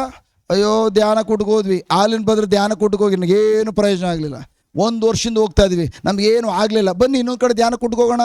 ನೀವು ಇದೇ ಥರ ಅಲೆಮಾರಿಗಳ ಥರ ಅಲ್ದಾಡ್ತಾನೆ ಇರಿ, ನಿಮ್ಮ ಜೀವನ ಯಾವತ್ತೂ ಮೇಲ್ಮಟ್ಟ ಬರೋದಿಲ್ಲ. ಯಾಕೆಂದರೆ ಇಲ್ಲಿ ಆಲನ್ ಬದ್ರಲ್ಲಿ ನಿಮ್ಮ ಭವಿಷ್ಯ ಚೇಂಜ್ ಮಾಡುವಂಥವನು, ನಿಮ್ಮ ಭವಿಷ್ಯ ಇರುವುದು ನಿಮ್ಮ ಕೈಲಿರುವಂಥ ಭವಿಷ್ಯವನ್ನು ಯಾವ ಥರ ನೀವು ಸಮೃದ್ಧಿಗೊಳಿಸ್ಕೊಳ್ಬೇಕು, ದೇವರು ನಿಯೋಜಿಸಿರುವಂತಹ ಗುರಿಯನ್ನು ತಲುಪಬೇಕೆಂಬುದಾಗಿ ನಿಮ್ಗೆ ಕಲಿಸ್ಕೊಡಲಾಗ್ತದೆ. ಕಲಿಸಿಕೊಟ್ಟಿದ್ದಕ್ಕೆ ನೀವು ಅಂಟ್ಕೊಂಡ್ರೆ, ತಿದ್ದುಪಡಿ ಮಾಡಿಕೊಂಡು ಅಂಟ್ಕೊಂಡ್ರೆ ಮಾತ್ರ, ಕಲ್ತ್ಕೊಂಡ್ರೆ ಮಾತ್ರ ಇಲ್ಲಿಂದ ಹೋಗಿ ಮನೇಲಿ ಅದನ್ನ ಅಳವಡಿಸ್ಕೊಂಡು ಜೀವಿಸುವಾಗ ಸಮೃದ್ಧಿ ಜೀವಿತವನ್ನು ಅನುಭವಿಸ್ತೀರಿ. ಅರ್ಥ ಆಯ್ತಾ? ಆದನ ಭವಿಷ್ಯ ಯಾರು ಹಾಳು ಮಾಡಿದಕ್ಕ? ಆಗ ನಿಮ್ಮ ಭವಿಷ್ಯ ಯಾರ ಕೈಲಿದೆ? ನಮ್ಮ ಭವಿಷ್ಯ ಇನ್ನೊಬ್ರ ಕೈಲಿದ್ರೆ ನನ್ನ ಭವಿಷ್ಯ ಒಳ್ಳೇದಾಗ್ತದೋ ಕೆಟ್ಟದಾಗ್ತದೋ ಯೋಚನೆ ಮಾಡಬೇಕಿತ್ತು. ಅವನು ಒಳ್ಳೇದು ಮಾಡ್ತಾನೋ ಕೆಟ್ಟದ್ದು ಮಾಡ್ತಾನೋ, ಅಥವಾ ದೇವರು ನನಗೆ ಜಸ್ಟ್ ಪ್ರಾರ್ಥನೆ ಉತ್ತರ ಕೊಡ್ತಾರೋ ಇಲ್ಲವೋ ಕನಸು ಕಾಣಬೇಕಾಗಿತ್ತು. ಈಗ ಸಿಂಪಲ್, ದೇವರು ಪ್ರೈಸ್ ಬಿಟ್ಟು ಗಾಡ್ ನಮ್ಮ ಭವಿಷ್ಯವನ್ನು ನಮ್ಮ ಕೈಲಿ ಕೊಟ್ಟು ಅವರ ವಾಕ್ಯ ಬೀಜ ಕೊಟ್ಟಿದ್ದಾರೆ, ಅವರ ಅಧಿಕಾರ ಮತ್ತು ಶಕ್ತಿಯನ್ನು ಕೊಟ್ಟಿದ್ದಾರೆ ಯೇಸು ನಾಮದಲ್ಲಿ, ಮತ್ತು ಅವರ ಆತ್ಮರನ್ನು ಕೂಡ ಕೊಟ್ಟಿದ್ದಾರೆ, ಅವರ ಅಭಿಷೇಕವನ್ನು ಕೊಟ್ಟಿದ್ದಾರೆ. ಎಲ್ಲವನ್ನು ಕೊಟ್ಬಿಟ್ಟು ಹೇಳ್ತಾ ಇದ್ದಾರೆ, ನಿನ್ನ ಕೈಲಿ ಭವಿಷ್ಯ ಇಟ್ಟಿದ್ದೇನೆ, ಇವುಗಳೆಲ್ಲವನ್ನು ಉಪಯೋಗಿಸಿಕೊಂಡು ನಿನ್ನ ಭವಿಷ್ಯವನ್ನು ನಾನು ಯಾವುದಕ್ಕೋಸ್ಕರ ನಿಗದಿ ಮಾಡಿಟ್ಟಿದ್ದೇನೋ ಆ ದಿಕ್ಕಿನಲ್ಲಿ ಮುನ್ನಡೆಸಲಿಕ್ಕಾಗಿ, ಅದೇ ಮಾರ್ಗದಲ್ಲಿ ಹೋಗ್ಲಿಕ್ಕಾಗಿ ನೀನು ಸರಿಪಡಿಸ್ಕೊಂಡು ಮುನ್ನಡಿ ಅಷ್ಟೇ. Hallelujah, hallelujah, thank you Jesus. But ಪ್ರಶ್ನೆ ಏನಂತಂದರೆ, ಜಸ್ಟ್ ಆದಾಮನು ಮತ್ತು ಹವ್ವಳು ಏನೇನು ತೊಳೆದು ಅವರಿಬ್ಬರೇ ಇದ್ದಿದ್ದು. ಬಟ್ 3ನೇ ವ್ಯಕ್ತಿ ಬಂದು ಅವಳ ಜೊತೆ ಮಾತಾಡ್ಬೇಕಾದ್ರೆ ಆದಮ್ ಎಲ್ಲಿ ಹೋಗಿದ್ದ? ಹಲೋ, ಸಪೋಸ್ ಆದಮ್ ಜೊತೆಲಿ ಇದ್ದಿದ್ರೆ ಈ ಮರದನ್ನು ತಿನ್ನುವಂತ ಸೈತನ್ ಹೇಳುವಾಗ ತಿನ್ಬೇಡ ಕಣೆ, ನಾನು ಅವತ್ತು ಹೇಳಿಲ್ವಾ? ದೇವ್ರು ಹೇಳಿದ್ದಾರೆ ಆ ಮರದನ್ನು ತಿಂದು ಸತ್ತೋಗ್ತಿ ಅಂತೇಳಿ. ಇವನು ಯಾವ ನಮ್ಮ ಜೀವನ ಹಾಳು ಮಾಡಕ್ಕೆ ಬಂದಿದ್ದಾನೆ ಅಂತೇಳಿ ಓಡಿಸ್ತಾ ಇದ್ದ. ಬಟ್ ಹಾಗಾದ್ರೆ ಆದಮ್ ಎಲ್ಲೋಗಿದ? ಗಂಡ ಎಲ್ಲೋಗಿದ? ಆ ಗಂಡ ತನ್ನ ಕೆಲಸ ಕಾರ್ಯದಲ್ಲಿ ಬ್ಯುಸಿ ಆಗಿಬಿಟ್ಟಿದ್ದಾನೆ. ತನ್ನ ಕೆಲಸ ಕಾರ್ಯದಲ್ಲಿ ಅವನ ಕೆಲಸ ಕಾರ್ಯದಲ್ಲಿ ಬ್ಯುಸಿ ಆಗಿಬಿಟ್ಟಿದ್ದಾನೆ. ನನ್ನ ಪ್ರಿಯ ಸಹೋದರ ಸಹೋದರಿಯರೇ, ಅನೇಕ ಗಂಡಸರು ತಮ್ಮ ಕೆಲಸ ಕಾರ್ಯದಲ್ಲಿ ಬ್ಯುಸಿ ಆಗಿಬಿಟ್ಟು, ಪ್ರಿಯರೇ, ಜಸ್ಟ್ ಹೆಂಡ್ತಿ ಒಬ್ಬಳೆ ಧ್ಯಾನ ಕೊಟ್ಕೋಗೋದು, ಹೆಂಡ್ತಿ ಒಬ್ಬಳೆ ಎಲ್ಲ ಜಸ್ಟ್ ದೇವರ ಸನ್ನಿಧಿ ಬರುವಂಥದ್ದು, ದೇವರ ಬಳಿಗೆ ಬರುವಂಥದ್ದು, ಗಂಡ ಲೋಕದಲ್ಲಿ ಆರಾಮಾಗಿ ಇರುವಂಥದ್ದು. ಅಂಥ ಮಕ್ಕಳ ಜೀವನ ಒಂದಿನ ಹೆಂಗಾಗ್ತದೆ ಗೊತ್ತಾ? ಖಂಡಿತವಾಗಿಯೂ ನನ್ನ ಪ್ರೀತಿಯ ಸಹೋದರ ಸಹೋದರಿಯರೇ, ಎಸ್ಪೆಷಲಿ ನಿಮ್ಮ ಕುಟುಂಬವನ್ನು ಕಟ್ಟೆಬ್ಬಿಸ್ಲಿಕ್ಕೆ ಇದನ್ನು ಹೇಳ್ತಾ ಇದ್ದಾನೆ. ಆದಮನೇನಾದರೂ ಹವ್ವಳ ಜೊತೆ ಇದ್ದಿದ್ರೆ ಹವ್ವಳು ಹಣ್ಣನ್ನು ಕಿತ್ಕೊಂಡು ತಿನ್ನಲಿಕ್ಕೆ ಸಾಧ್ಯವಾಗ್ತಾ ಇತ್ತಾ? ಆದ ಮತ್ತು ಹವ್ವಳು ಅವರಿಬ್ಬರು ಕೂಡ ಒಟ್ಟಿಗೆ ಇದ್ದಿದ್ರೆ ಯಾವ ಕಾರಣಕ್ಕೂ ದೇವರು ಹೇಳಿದಂತಹ ತಿನ್ನಬೇಡ ಎಂಬುದು ಹೇಳಿದಂಥ ಮರದ ಹಣ್ಣನ್ನು ತಿನ್ನಲಿಕ್ಕೆ ಸಾಧ್ಯವಾಗ್ತಿರಲಿಲ್ಲ. ಆದಮ ತನ್ನ ಕೆಲಸದಲ್ಲಿ ಬ್ಯುಸಿ ಆಗಿದ್ದಾನೆ. ಆದಮ ಅವನು ಇನ್ನೊಂದು ಕಡೆ ಗಮನ ಕೊಟ್ಟಿದ್ದಾನೆ, ಹವ್ವಳು ಐಡ್ಲಾಗಿ ಕುಂತಿದ್ದಾಳೆ. ಅವರಿಬ್ಬರ ಮಧ್ಯದಲ್ಲಿ ಸಪೋಸ್ ಇನ್ನು ನಿಮಗೆ ಸುಲಭ ಅರ್ಥ ಆಗ್ಲಿಕ್ಕಾಗಿ ಜಸ್ಟ್ ಅವರಿಬ್ಬರ ಮಧ್ಯೆ ಏನೋ ಒಂದು ಸ್ವಲ್ಪ ಕಸಿವಿಸಿ ಆಗಿ ಗಂಡ ಒಂದು ಕಡೆ ಗಮನ ಕೊಟ್ಟಿದ್ದಾನೆ, ಹೆಂಡತಿ ಒಂದು ಕಡೆ ಗಮನ ಕೊಟ್ಟಿದ್ದಾಳೆ. ಆ ಸಂದರ್ಭದಲ್ಲಿ ಹೆಂಡತಿ ಬಳಿಯಲ್ಲಿ ಮೂರನೇ ವ್ಯಕ್ತಿ ಬಂದ. ಈಗ ಉದಾಹರಣೆಗೆ ಗಂಡ ಹೆಂಡತಿ ಬಿಟ್ಬಿಡಿ, ಈವನ್ ನಾನು ಮತ್ತು ಸಿಸ್ಟರ್ ಇಬ್ಬರು ಮಾತಾಡ್ತಾ ಇದ್ದಾವೆ. ನಾವಿಬ್ಬರು ಮಾತಾಡುವಾಗ ನೀವೇನಾದರೂ ನನ್ನ ಜೊತೆ ಮಾತಾಡಬೇಕಾದ್ರೆ ಡೈರೆಕ್ಟ್ ಬಂದ್ಬಿಟ್ಟು ಏನೋ ಮಾತಾಡ್ತೀರಾ, ಅಥವಾ ಬ್ರದರ್ ಒಂದು ನಿಮಿಷ ಪರ್ಮಿಷನ್ ತಗೊಳ್ತವೆ, ಅದಾ ಕರೆಕ್ಟಾ? ಎಕ್ಸ್ಕ್ಯೂಸ್ ಮಿ ಬ್ರದರ್, ಕರೆಕ್ಟಾ? ಬಟ್ ಆದರೆ ಅಲ್ಲಿ ನೋಡಿದ್ರೆ ಆದ ಮತ್ತು ಹವ್ವಳು ಇಬ್ಬರು ಜೊತೆಲಿದ್ದಿದ್ರೆ ಸೈತನ್ ಒಂದು ಮಾತಾಡಬೇಕಾದ್ರೆ ಎಕ್ಸ್ಕ್ಯೂಸ್ ಮಿ ಪರ್ಮಿಷನ್ ಪಡ್ಕೊಳ್ತಾ ಇದ್ದ. ಬಟ್ ಅವರಿಬ್ಬರು ಜೊತೆಲಿಲ್ಲ, ಅವರಿಬ್ಬರು ಜೊತೆಲಿಲ್ಲ. ನನ್ನ ಪ್ರಿಯ ಸಹೋದರ ಸಹೋದರಿಯರೇ, ಗಂಡನಾದವನು ತನ್ನ ಹೆಂಡತಿ ಜೊತೆಯಲ್ಲಿ ದೀರ್ಘಕಾಲ ಮಾತಾಡೋದನ್ನು ಬಿಟ್ಟಾಗ ಇನ್ನೊಬ್ಬ ಆದಾಮನ ಸೈತನ ಉಪಯೋಗಿಸ್ಕೊಂಡ್ಬಂದು ಆ ಹೆಂಡತಿ ಜೊತೆಲಿ ಹವಳ ಜೊತೆಲಿ ಮಾತಾಡ್ತಾ ಕೊನೆಗೊಂದು ದಿನ ಆ ಹವಳನ್ನು ಗಂಡನ ವ್ಯಕ್ತಿ ಕಳ್ಕೊಳ್ಬೇಕಾಗ್ತದೆ. ಹಲೋ, ಸೈತನ್ಯ ಮಾಡ್ತಾನಂತಂದ್ರೆ ಅದಕ್ಕೋಸ್ಕರ ಗಂಡ ಹೆಂಡತಿ ಮಧ್ಯದಲ್ಲಿ ಸಣ್ಣ ಒಂದು ಜಗಳವನ್ನು ತಂದಿಟ್ಟು ಆ ಜಗಳವನ್ನು ಇಟ್ಟು ಕೊನೆಗೆ ಗಂಡ ಮತ್ತು ಹೆಂಡತಿಯನ್ನು ಅನೇಕ ದಿನಗಳ ಕಾಲ ಮಾತುಕತೆ ಆಡದಂತೆ ದೂರ ಇಡ್ತಾನೆ. ಇಬ್ಬರು ಒಂದೇ ಮನೆ ಇರ್ತಾರೆ, ಮಾತುಕತೆ ಆಡದ ದೂರ ಇಟ್ಟಾಗ ಏನಾಗ್ತದೆ, ಆಗ ಸೈತಾನನು ಯಾವುದೋ ಒಂದು ಆದಾಮನ ಮೂಲಕ ಗಂಡಸಿನ ಮೂಲಕ ಹೆಂಡತಿ ಜೊತೆ ಬಂದು ಮಾತಾಡುವಂಥದ್ದು, ಅಥವಾ ಯಾವುದೋ ಹವ್ವಳ ಮೂಲಕ ಗಂಡನ ಜೊತೆ ಬಂದು ಮಾತಾಡುವಂಥದ್ದು. ಈ ರೀತಿಯಾಗಿ ಕೊನೆಗೊಂದು ದಿನ ಇಬ್ಬರಲ್ಲೊಬ್ಬರು ದಿಕ್ತಪ್ಪ ಹೋಗ್ತಾರೆ. ಆಗ ಅವರ ಭವಿಷ್ಯ, ಅವರ ಕುಟುಂಬ ಭವಿಷ್ಯ, ದಾಂಪತ್ಯ ಜೀವನ ನಷ್ಟಪಟ್ಟು ಹೋಗ್ತದೆ. ಅದಕ್ಕೋಸ್ಕರ ನನ್ನ ಪ್ರೀತಿ ಆದಮರೇ, ನಿಮ್ಮ ಕೆಲಸಕ್ಕಲ್ಲಿ ಬ್ಯುಸಿ ಆಗಬೇಡಿ. ನಿಮ್ಮ ಹೆಂಡತಿ ಜೊತೆಲಿ ಮಾತಾಡುವುದನ್ನು ಬ್ಯುಸಿ ಮಾಡ್ಕೊಳ್ಳಿ. ಆಯ್ತಾರೆ ಹವ್ವಂದಿರೇ, ನಿಮ್ಮ ಗಂಡ ಏನೇ ತೊಂದರೆ ಕೊಟ್ಟಿರ್ಬೋದು, ಕೆಟ್ಟವನಾಗಿರ್ಬೋದು, ದಯವಿಟ್ಟು ನಿಮ್ಮ ಗಂಡನ ಜೀವನದಲ್ಲಿ ಇನ್ನೊಬ್ಬಳು ಹವ್ವಳು ಬರದಂತೆ ನೀವು ಕಾಪಾಡ್ಕೊಳ್ಬೇಕಾದ್ರೆ ನಿಮ್ಮ ಗಂಡನ ಜೊತೆಯಲ್ಲಿ ತುಂಬ ಬ್ಯುಸಿಯಾಗಿರುವಂತೆ ನೀವು ನೋಡ್ಕೊಳ್ಳಿ. ದೀರ್ಘಕಾಲ ಮಾತಾಡೋದು ಬಿಟ್ರೆ ಖಂಡಿತ ನಿಮ್ಮ ಕೈಯಾರೆ ನಿಮ್ಮ ಭವಿಷ್ಯವನ್ನು ನೀವು ಹಾಳು ಮಾಡ್ಕೊಳ್ತೀರಿ. ಸಣ್ಣ ಒಂದು ಕೋಪ ನಿಮ್ಮ ದಾಂಪತ್ಯ ಜೀವನ ಮುರಿದಾಗ್ತದೆ. ಅನೇಕರು ತಮ್ಮ ಕೆಲಸಗಳಲ್ಲಿ ಬ್ಯುಸಿ, ಹೆಂಡತಿ ಮಕ್ಕಳ ಜೊತೆ ಮಾತಾಡಲಿಕ್ಕೆ ಸಮಯ ಇರೋದಿಲ್ಲ, ಗಂಡನ ಜೊತೆ ಮಾತಾಡಲಿಕ್ಕೆ ಸಮಯ ಇರೋದಿಲ್ಲ, ಯಾವಾಗಲೂ ಬ್ಯುಸಿ. ಕೊನೆಗೊಂದು ದಿನ ಎಲ್ಲವನ್ನ ಕಳ್ಕೊಂಡ್ಮೇಲೆ, ಬ್ರಾದರ್ ನನ್ನ ಗಂಡ ಇಲ್ಲ, ಎಲ್ಲೋ ಹೊಟ್ಟೋದ, ನನ್ನ ಹೆಂಡತಿ ಇಲ್ಲ, ಪತ್ತೆನೇ ಇಲ್ಲ. ಕಾರಣ ಯಾರು?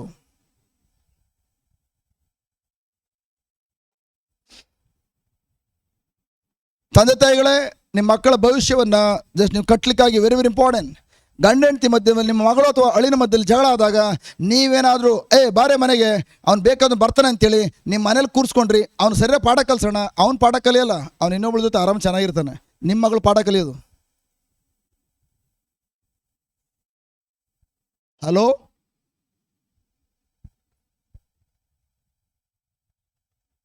ಬಾರೋ ಅವಳು ಹೋಗಿದ್ದಾಳೆ ಅವ್ರ ಮನೆಗೆ, ಜಸ್ಟ್ ಅವಳಾಗಿದ್ದು ಬರಲಿ, ಬೇಕಾದರೆ ಗಂಡ ಮನೆಗೆ ಅಂತೇಳಿ ನಿಮ್ಮ ಮಗನನ್ನು ನಿಮ್ಮ ಮನೆ ಇಟ್ಕೊಂಡು ಅವಳು ಯಾವತ್ತೂ ಬರಲಿ ಅಂತ ಹೇಳುವಾಗ ಅವಳು ಬರಲ್ಲ.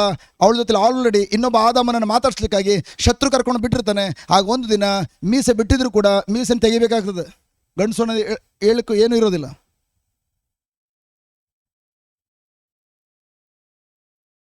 Be careful. ಅದಕ್ಕೆ ನನ್ನ ಪ್ರಿಯ ಸಹೋದರ ಸಹೋದರಿ, ವೆರಿ ವೆರಿ ಇಂಪಾರ್ಟೆಂಟ್. ನಿಮ್ಮಿಬ್ಬರನ್ನ, ಆದ ಮತ್ತು ಹವಳನ್ನು ಯಾರು ಒಂದುಗೂಡಿಸಿದ್ದು? ಆದಮನಿಗೆ ಹವಳನ್ನು ಕೊಟ್ಟಿದ್ದು, ಹವಳಿಗೆ ಆದಮನ್ನು ಕೊಟ್ಟಿದ್ದು ಯಾರು? ದೇವರು. ಅವರಿಬ್ಬರನ್ನ ಯಾರು ಒಂದುಗೂಡಿಸಿದಾರೋ, ಒಂದು ಗೂಡಿಸಿರೋ ಜೊತೆಲಿದ್ದಿದ್ರೆ, ಒಂದು ಗೂಡಿಸಿರೋ ವಾಕ್ಯವನ್ನು ಕೇಳಿಸ್ಕೊಂಡಿದ್ರೆ, ಆ ವಾಕ್ಯದ ನಿರಂತರವಾಗಿದ್ದಿದ್ರೆ, ಹವ್ವಳು ಯಾವ ಕಾರಣಕ್ಕೂ ಈ ಮರದಣ್ಣನ್ನು ತಿನ್ನಬೇಡ ಅಂತ ಹೇಳಿದ್ದಾರೆ ಮತ್ತು ಮುಟ್ಲಬೇಡ ಅಂತ ಹೇಳಿದ್ದಾರೆ ಅಂತ ಹೇಳ್ತಾ ಇರಲಿಲ್ಲ. ನಾವು ನಿರಂತರವಾಗಿ ದೇವ್ರ ಜೊತೆಲಿದ್ರೆ, ನಾವು ನಿರಂತರವಾಗಿ ದೇವ್ರ ವಾಕ್ಯದಲ್ಲಿದ್ದರೆ, ದೇವ್ರು ಏನು ಹೇಳ್ತಾರೋ ಕರಾರುಕವಾಗಿ ಕರೆಕ್ಟಾಗಿ ಅದು ಗೊತ್ತಿರ್ತದೆ. ಇಲ್ಲ ಅಂದರೆ ನಮ್ಮದೇ ಬೋರ್ಡನ್ನು ಹೊರಗಡೆ ಸೇರಿಸ್ತೀವಿ. ಹಲೋ, ಅದಕ್ಕೆ ಬೆಸ್ಟ್ ಎಕ್ಸಾಂಪಲ್ ನನ್ನ ಅಮ್ಮನ ಶರೀರದಲ್ಲಾಗಿದ್ದು. ಇಲ್ಲಿ ಹೇಳ್ಕೊಟ್ಟಿರೋದು ಒಂದು ದೇವ್ರ ವಾಕ್ಯ, ಅಮ್ಮ ಜೊತೆ ಬೇರೆ ಏನೋ ಮಿಕ್ಸ್ ಮಾಡಿದ್ರೆ ಹೇಳ್ತಾ ಇದ್ದಾರೆ. ಗುಣ ಆಯ್ತಾ? ತಲೆನೋವು ಗುಣ ಆಗಲಿಲ್ಲ, ಮಂಡಿನೋ ಗುಣ ಆಗಲಿಲ್ಲ, ಸೊಂಟನೋ ಏನೂ ಗುಣ ಆಗಿರಲಿಲ್ಲ.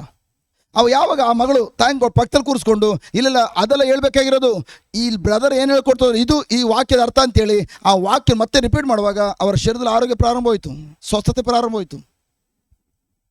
ಅರ್ಥ ಆಗ್ತದೆಯಾ? ಹಲೋ, ಹವ್ವಳು ಅನುದಿನವೂ ಕೂಡ ದೇವರೊಂದಿಗಿದ್ದಿದ್ರೆ, ಯೋಚನೆ ಮಾಡಿ, ನಿಜವಾಗ್ಲೂ ಹವ್ವಳು ದೇವರು ಏನಂತ ಹೇಳಿದಾರೋ ಆ ವಾಕ್ಯ ಕರೆಕ್ಟಾಗಿ ಗೊತ್ತಿದ್ರೆ ಅವಳು ಏನಾದರೂ ಮತ್ತೆ ಅದಕ್ಕೇನೋ ಒಂದು ಸೇರಿಸಿ ಹೇಳ್ತಾ ಇಲ್ಲ. ಬೈಬಲ್ ಹೇಳ್ತದೆ, ದೇವರ ವಾಕ್ಯಕ್ಕೆ ಏನಾದರೂ ಒಂದು ಯಾವನು ಸೇರಿಸ್ತಾನೋ, ಅದು ದೇವರ ವಾಕ್ಯದಲ್ಲಿ ಏನಾದರೂ ಒಂದು ತೆಗೆದಾಕ್ತಾನೋ ಅವನು ಶಾಪಗ್ರಸ್ತನಾಗಿರಲಿ. ಅದಕ್ಕೆ ಪ್ರಿಯರೇ, ಡೈಲಿ ದೇವರ ವಾಕ್ಯ ಆಲಿಸಿ. ದೇವರ ವಾಕ್ಯ ಆಲಿಸೋದು ಮುಖ್ಯ ಅಲ್ಲ ಪ್ರಿಯರೇ, ಅದನ್ನು ಮೆಲ್ಕಾಕು ವೆರಿ ವೆರಿ ಇಂಪಾರ್ಟೆಂಟ್. ಈಗ ನೀವು ಉದಾಹರಣೆಗೆ ನೀವು ದೇವರ ವಾಕ್ಯವನ್ನು ಇಲ್ಲಿ ಬೆಳಗಿನ ಸಂತ ಚೆನ್ನಾಗಿ ತಿಂತಾ ಇದ್ದೀರಿ. ಅದು ಯಾವ ಥರ ಗೊತ್ತಾ? ಹಸುಗಳಿಗೆ ಹುಲ್ಲು ಹಾಕಿದ ತಕ್ಷಣ ಹಸುಗಳು ಅಕ್ಕಪಕ್ಕ ಇರೋ ದನಗಳನ್ನ ಕೊಂಬಲ್ಲಿ ತಿವಿದು ಎಲ್ಲವೂ ತಾನೇ ತಿನ್ಕೊಂಡು ನೋಡ್ದ ತಾನು ಚೆನ್ನಾಗಿ ತಿಂದ್ಬಿಡ್ತು. ತಿಂದಾದ್ಮೇಲೆ ಅದು ಹೋಗಿ ರಾತ್ರಿ ಮಲಗಿದ ಮೇಲೆ ಏನು ಮಾಡ್ತದೆ? ಮೆಲ್ಕ್ ಆಗದೆ ಹೋದ್ರೆ ಏನಾಗ್ತದೆ? ಹೊಟ್ಟೆ ಉದ್ಕೋತದೆ. ಅದೇ ಥರ ಇಲ್ಲಿ ಬೆಳಗಿನ ಸಾಯಂಕಾಲ 4 ದಿನಗಳ ಕಾಲ ಕಂಟಿನ್ಯೂಸ್ ಆಗಿ ವಾಕ್ಯ ತಿಂತಾ ಇದ್ದೀರಿ, ದೇವರ ವಾಕ್ಯ ಆಹಾರ ತಿಂತಾ ಇದ್ದೀರಿ. ಇಲ್ಲಿಂದ ಮನೆಗೆ ಹೋದ್ಮೇಲೆ ಮತ್ತೆ ಯೂಟ್ಯೂಬಲ್ಲಿ ಹಾಕೊಂಡು ಅದು ಮೆಲ್ಕ್ ಆಗ್ತಾ ಹೋದ್ರೆ ಪ್ರಾರ್ಥನೆ ಕೂಡ ಬಂದು ಹೋದ್ಮೇಲೆ ಸಮಸ್ಯೆಗಳು ಹೊಟ್ಟೆ ಉಬ್ಬರದಲ್ಲಿ ಜಾಸ್ತಿ ಆಗೋದು.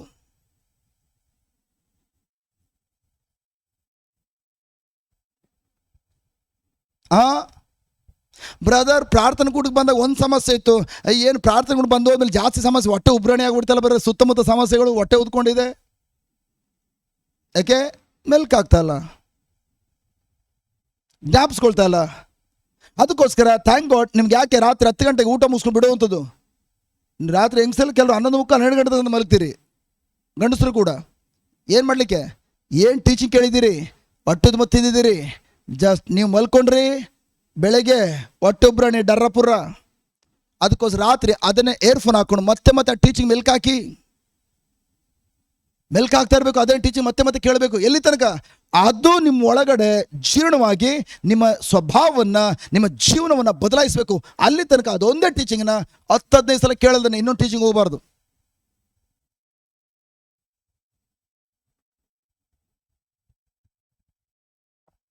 ಉದಾಹರಣೆಗೆ, ಮೂಲೆ ಕುಳಿತಿರುವಂಥ ನಮ್ಮ ಸಹೋದರಿ ಪ್ರತಿ ತಿಂಗಳು ಧ್ಯಾನ ಕೊಡು ಬರ್ತಾ ಇದ್ದಾರೆ, ಡೈಲಿ ಟೀಚಿಂಗ್ ಕೇಳ್ತಾರೆ. ಬಟ್ ಸಡನ್ ನಾನು ಪ್ರಶ್ನೆ ಕೇಳಿದ ತಕ್ಷಣ, ಯಾಕೆ ಅವರು ಹವಳು ಅಂತ ಹೇಳಿದ್ರು? ಡೈಲಿ ಟೀಚಿಂಗ್ ಕೇಳ್ತಾ ಇದ್ದಾರೆ, ಧ್ಯಾನ ಕೂಡ ಬರ್ತಾ ಇದ್ದಾರೆ, ಅವರೊಬ್ಬರು ತೆಗೆದುಕೊಳ್ತಾ ಇಲ್ಲ, ಯಾಕಂದರೆ ಎಲ್ರಿಗೂ ಅದು ಪಾಠ ಆಗಿರಬೇಕು. ನಾನು ಪ್ರಶ್ನೆ ಕೇಳಿದ ತಕ್ಷಣ ಹವಳು ಅಂತ ಹೇಳ್ಬಿಟ್ರು. ಆದಮ ಭವಿಷ್ಯ ಆಗಿದ್ದು ಹವಳಿಂದ ಅಂತೇಳಿ. ಯಾಕೆ? ಅವ್ರಿಗೆ ಗೊತ್ತು ಆದಮನ ಭವಿಷ್ಯವನ್ನು ಆದಮನೆ ಹಾಳು ಮಾಡೋದು ಅಂತೇಳಿ. ಆ ಮೂಲ ಕೂತ್ಕೊಂಡು ಜಸ್ಟ್ ಯಾವುದೋ ಒಂದು ಸಲ ಬಂದಾಗ ಪ್ರಶ್ನೆ ಕೇಳಿದಾಗ ಕರೆಕ್ಟ್ ಉತ್ತರ ಕೊಟ್ಟರು, ಆದಮನೆ ಅವನ ಭವಿಷ್ಯ ಹಾಳು ಮಾಡ್ಕೊಂಡು ಅಂತೇಳಿ. ಇಲ್ಲಿ ಬಂದಾಗ ಜಸ್ಟ್ ಹವಳು ಅಂತ ಹೇಳ್ಬಿಟ್ರು. ಯಾಕಂದರೆ ಜಾಗ ಚೇಂಜ್ ಆಯಿತು. ಅದಕ್ಕೆ ಕರೆಕ್ಟಾ? ಜಾಗ ಚೇಂಜ್ ಆಗಲಿಲ್ಲ. ಯಾಕಂದರೆ ಅವ್ರು ಏನನ್ನ ಮೊದಲು ಕಲ್ತ್ಕೊಂಡಿದ್ರು ಅದನ್ನು ಅನುದಿನ ಕೂಡ ಮತ್ತೆ ಅದನ್ನು ಕೇಳಿಸ್ಕೊಂಡು ಜಟ್ ಅದನ್ನು ಜ್ಞಾಪಕ ಇಟ್ಕೊಳ್ಳೋ ಕಾರ್ಯದಲ್ಲಿ ಸೋತೋದ್ರು. ನೀವು ಯಾವುದನ್ನು ಜ್ಞಾಪಕ ಇಟ್ಕೊಳ್ತೀರಿ ಅದನ್ನು ಮಾತ್ರ ಮತ್ತೆ ಮೆಲ್ಕ್ ಹಾಕ್ಬೋದು. ಕರೆಕ್ಟಾ? ಹವ್ವಳಿಗೇನಾದರೂ ಈ ಮರದನ್ನು ತಿನ್ನಬೇಡ ಅಂತ ಮಾತ್ರ ಹೇಳಿದ್ದಾರೆ ಎಂಬುದು ಜ್ಞಾಪಕ ಇದ್ದಿದ್ರೆ ಅವಳು ತಿನ್ನಲೂಬಾರದು, ಮುಟ್ಲೂಬಾರ್ದು ಅಂತ ಹೇಳ್ತಾ ಇರಲಿಲ್ಲ.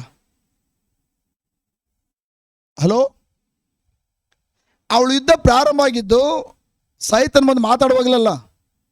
ಯಾವಾಗ ಸೈತನ ಬಂದು ಜಸ್ಟ್ ಈ ಮರದ ಹಣ್ಣನ್ನು ಯಾಕೆ ತಿನ್ನಬೇಡ ಅಂತ ಹೇಳಿದ್ದಾರೆ ಅಂತ ಕೇಳುವಾಗ ಅವಳು ಇದು ತಿನ್ನಲೂಬಾರದು ಮುಟ್ಲೂಬಾರದು ಅಂತ ಯಾವಾಗ ಹೇಳ್ದ, ಆಗ ಸೈತನ ಗೊತ್ತಾಯಿತು ಇವಳಿಗೆ ಸತ್ಯ ಗೊತ್ತಿಲ್ಲ, ಆಗ ನಾನು ಸುಲಭವಾಗಿ ಇವಳನ್ನು ನನ್ನ ಬಲೆಗೆ ಬೀಳಿಸ್ಬೋದು. ದೇವರ ವಾಕ್ಯವು ಸತ್ಯವಾಗಿದೆ. ನೀವು ಯಾವಾಗ ದೇವರ ವಾಕ್ಯ ಕಲ್ತ್ಕೊಳ್ದೆ ಹೋದರೆ, ಈಗ ಯಜಮಾನ ಹೇಳ್ತಾರೆ ನಮ್ಗೆ ಓದು ಬರೋ ಗೊತ್ತಿಲ್ಲ, ನಮ್ಗೆ ಅದು ಗೊತ್ತಿಲ್ಲ. ಸರಿ, ಓದು ಬರೋ ಗೊತ್ತಿಲ್ಲದೆ ಹೋದರೂ ಕೂಡ ನನ್ನ ಪ್ರಿಯ ಸಹೋದರ ಸಹೋದರಿಯರೇ, ಕೆಲವೊಂದು ಹಾಡುಗಳು ಬಾಯ್ಪಾಡಾಗಿರ್ತದೆ ನಮಗೆ. ನೋಡಿದ್ದೀರಾ, ಚರ್ಚಲ್ಲೆಲ್ಲ ಅಜ್ಜೇಂದ್ರಿ ಹಾಡು ಹೇಳ್ತಾರೆ ಚೆನ್ನಾಗಿ. ಓದು ಬರೋ ಗೊತ್ತಿರಲ್ಲ, ಹೆಂಗೆ ಹಾಡು ಹೇಳ್ತಾರೆ? ಪದೇ ಪದೇ ಕೇಳಿಸ್ಕೊಂಡು ಅದನ್ನೇ ಬಾಯ್ತು ಹೇಳ್ತಾ ಹೇಳ್ತಾ ಹೇಳ್ತಾ ಕೊನೆ ಮನೇಲಿರೋ ಹಂಗಲ್ಲಮ್ಮ ಈ ಥರ ಹೇಳಬೇಕು ಅಂತೇಳಿ ಮನೇಲಿ ಕರೆಕ್ಷನ್ ಮಾಡಿಸ್ಕೊಂಡು ಇವತ್ತು ಫಸ್ಟ್ ಕ್ಲಾಸ್ ಹಾಡು ಹೇಳ್ತಾರೆ. ಅದೇ ಥರ ದೇವ್ರ ವಾಕ್ಯ ಅಷ್ಟೇ, ಒಂದು ಟೀಚಿಂಗ್ನ ಹಾಕ್ಕೊಂಡು ಪದೇ ಪದೇ ಆಲಿಸ್ತಾ ಮತ್ತೆ ಅದೇ ಟೀಚಿಂಗ್ ಮತ್ತೆ ಒಂದನ್ನೇ ಪದೇ ಕೇಳಿಸ್ಕೊಳ್ಳುವಾಗ ಆಗ ನಿಮ್ಮ ಮನಸ್ಸಲ್ಲ ನಿಮ್ಮ ಹೃದಯಕ್ಕೆ ಹೋಗಿ ಇಳಿತದೆ. ನಿಮ್ಮ ಹೃದಯಕ್ಕೆ ಯಾವುದು ಇಳಿತದೋ ಆಗ ಅದನ್ನು ಸುಲಭವಾಗಿ ನೀವು ಹೊರ ತೆಗಿಬೋದು, ಜ್ಞಾಪಿಸ್ಕೊಳ್ಬೋದು. ಹಲೋ, ಅರ್ಥ ಆಗ್ತದೆಯಾ? ಸೊ ದೇವರ ವಾಕ್ಯ ಜ್ಞಾಪಕಲ್ದೆ ಹೋದರೆ ಕನಸು ಕಾಣ್ಬಿಡಿ ಪ್ರಿಯರೇ. ನಿಮ್ಮ ಜೀವನದಲ್ಲಿ ನಾಳೆ ಸಮಸ್ಯೆ ಬಂದಾಗ ದೇವರ ವಾಕ್ಯ ಕತ್ತಿ ನೀವು ಬಿಟ್ಟುಬಿಟ್ಟಿದ್ದೀರಿ, ಮರ್ತು ಬಿಟ್ಟಿದ್ದೀರಿ. ದೇವರ ವಾಕ್ಯ ಕತ್ತಿನೇ ಇಲ್ಲ ಅಂದಮೇಲೆ ನೀವು ಹೆಂಗೆ ಫೈಟ್ ಮಾಡ್ತೀರಿ? ಅದಕ್ಕೆ ಈ ಪ್ರಿಯರೇ ಇಲ್ಲಿ ಬಂದಾಗ ಏನು ಮಾಡ್ತೀವಿ ಅಂತಂದರೆ, ದೇವರ ವಾಕ್ಯ ಕತ್ತಿ ನಿಮ್ಮ ಕೈ ಕೊಡೋದು ಮಾತ್ರ ಅಲ್ಲ, ಇಂಥ ಸಮಸ್ಯೆ ಬಂದಾಗ ಇಂಥ ಕತ್ತಿನ ಉಪಯೋಗಿಸಿ, ಕತ್ತಿ ಹಿಡ್ಕೊಳ್ಳಿ. ಆ ಕತ್ತಿಯನ್ನು ಯಾವ ಥರ ನೀವು ಉಪಯೋಗಿಸ್ಬೇಕು ಅದನ್ನು ಕೂಡ ಕಲಿಸ್ಕೊಡಲಾಗ್ತದೆ. ಇಲ್ಲಿಂದ ಮನೆಗೆ ಹೋದ್ಮೇಲೆ ದೇವರ ವಾಕ್ಯ ಕತ್ತಿ ಹಿಡ್ಕೊಂಡು ಇಲ್ಲಿ ಏನೇನು ಕಲಿಸ್ಕೊಡ್ಲಾಗಿದೆಯೋ ಅದೇ ಥರ ನೀವು ಯಾವಾಗ ಸಮಸ್ಯೆ ಮಧ್ಯದಲ್ಲಿ ನೀವು ವರ್ತಿಸ್ತೀರಿ, ಆ ವಾಕ್ಯವನ್ನು ಪದೇ ಬಾಯ್ತು ನೋಡಿದ್ದೀರಿ, ಅದನ್ನೇ ಆಲೋಚನೆ ಮಾಡ್ತೀರಿ, ಅದ್ರ ಪ್ರಕಾರ ಹೆಜ್ಜೆ ಇಡ್ತೀರಿ, ಮೈ ಗಾಡ್, ರಿಸಲ್ಟ್ ಅಂತೂ ಕಟ್ಟಿಡ ಬುತ್ತಿ, ಜಯ ನೀವು ಅನುಭವಿಸ್ತೀರಿ. ಆಯ್ತು, ಇದುವರೆಗೆ ಹೇಳಿದ್ದು ಏನೋ ಪ್ರಶ್ನೆಗಳಿದೆಯಾ? ನನ್ನ ಪ್ರಿಯ ಸಹೋದರ ಸಹೋದರಿಯರೇ, ಹಾಗಾದ್ರೆ ಯೋಚನೆ ಮಾಡಿ, ದೇವರು ಆದಾಮನಿಗೆ ಎಂಥ ಜೀವಿತವನ್ನು ಕೊಟ್ಟಿದ್ರು.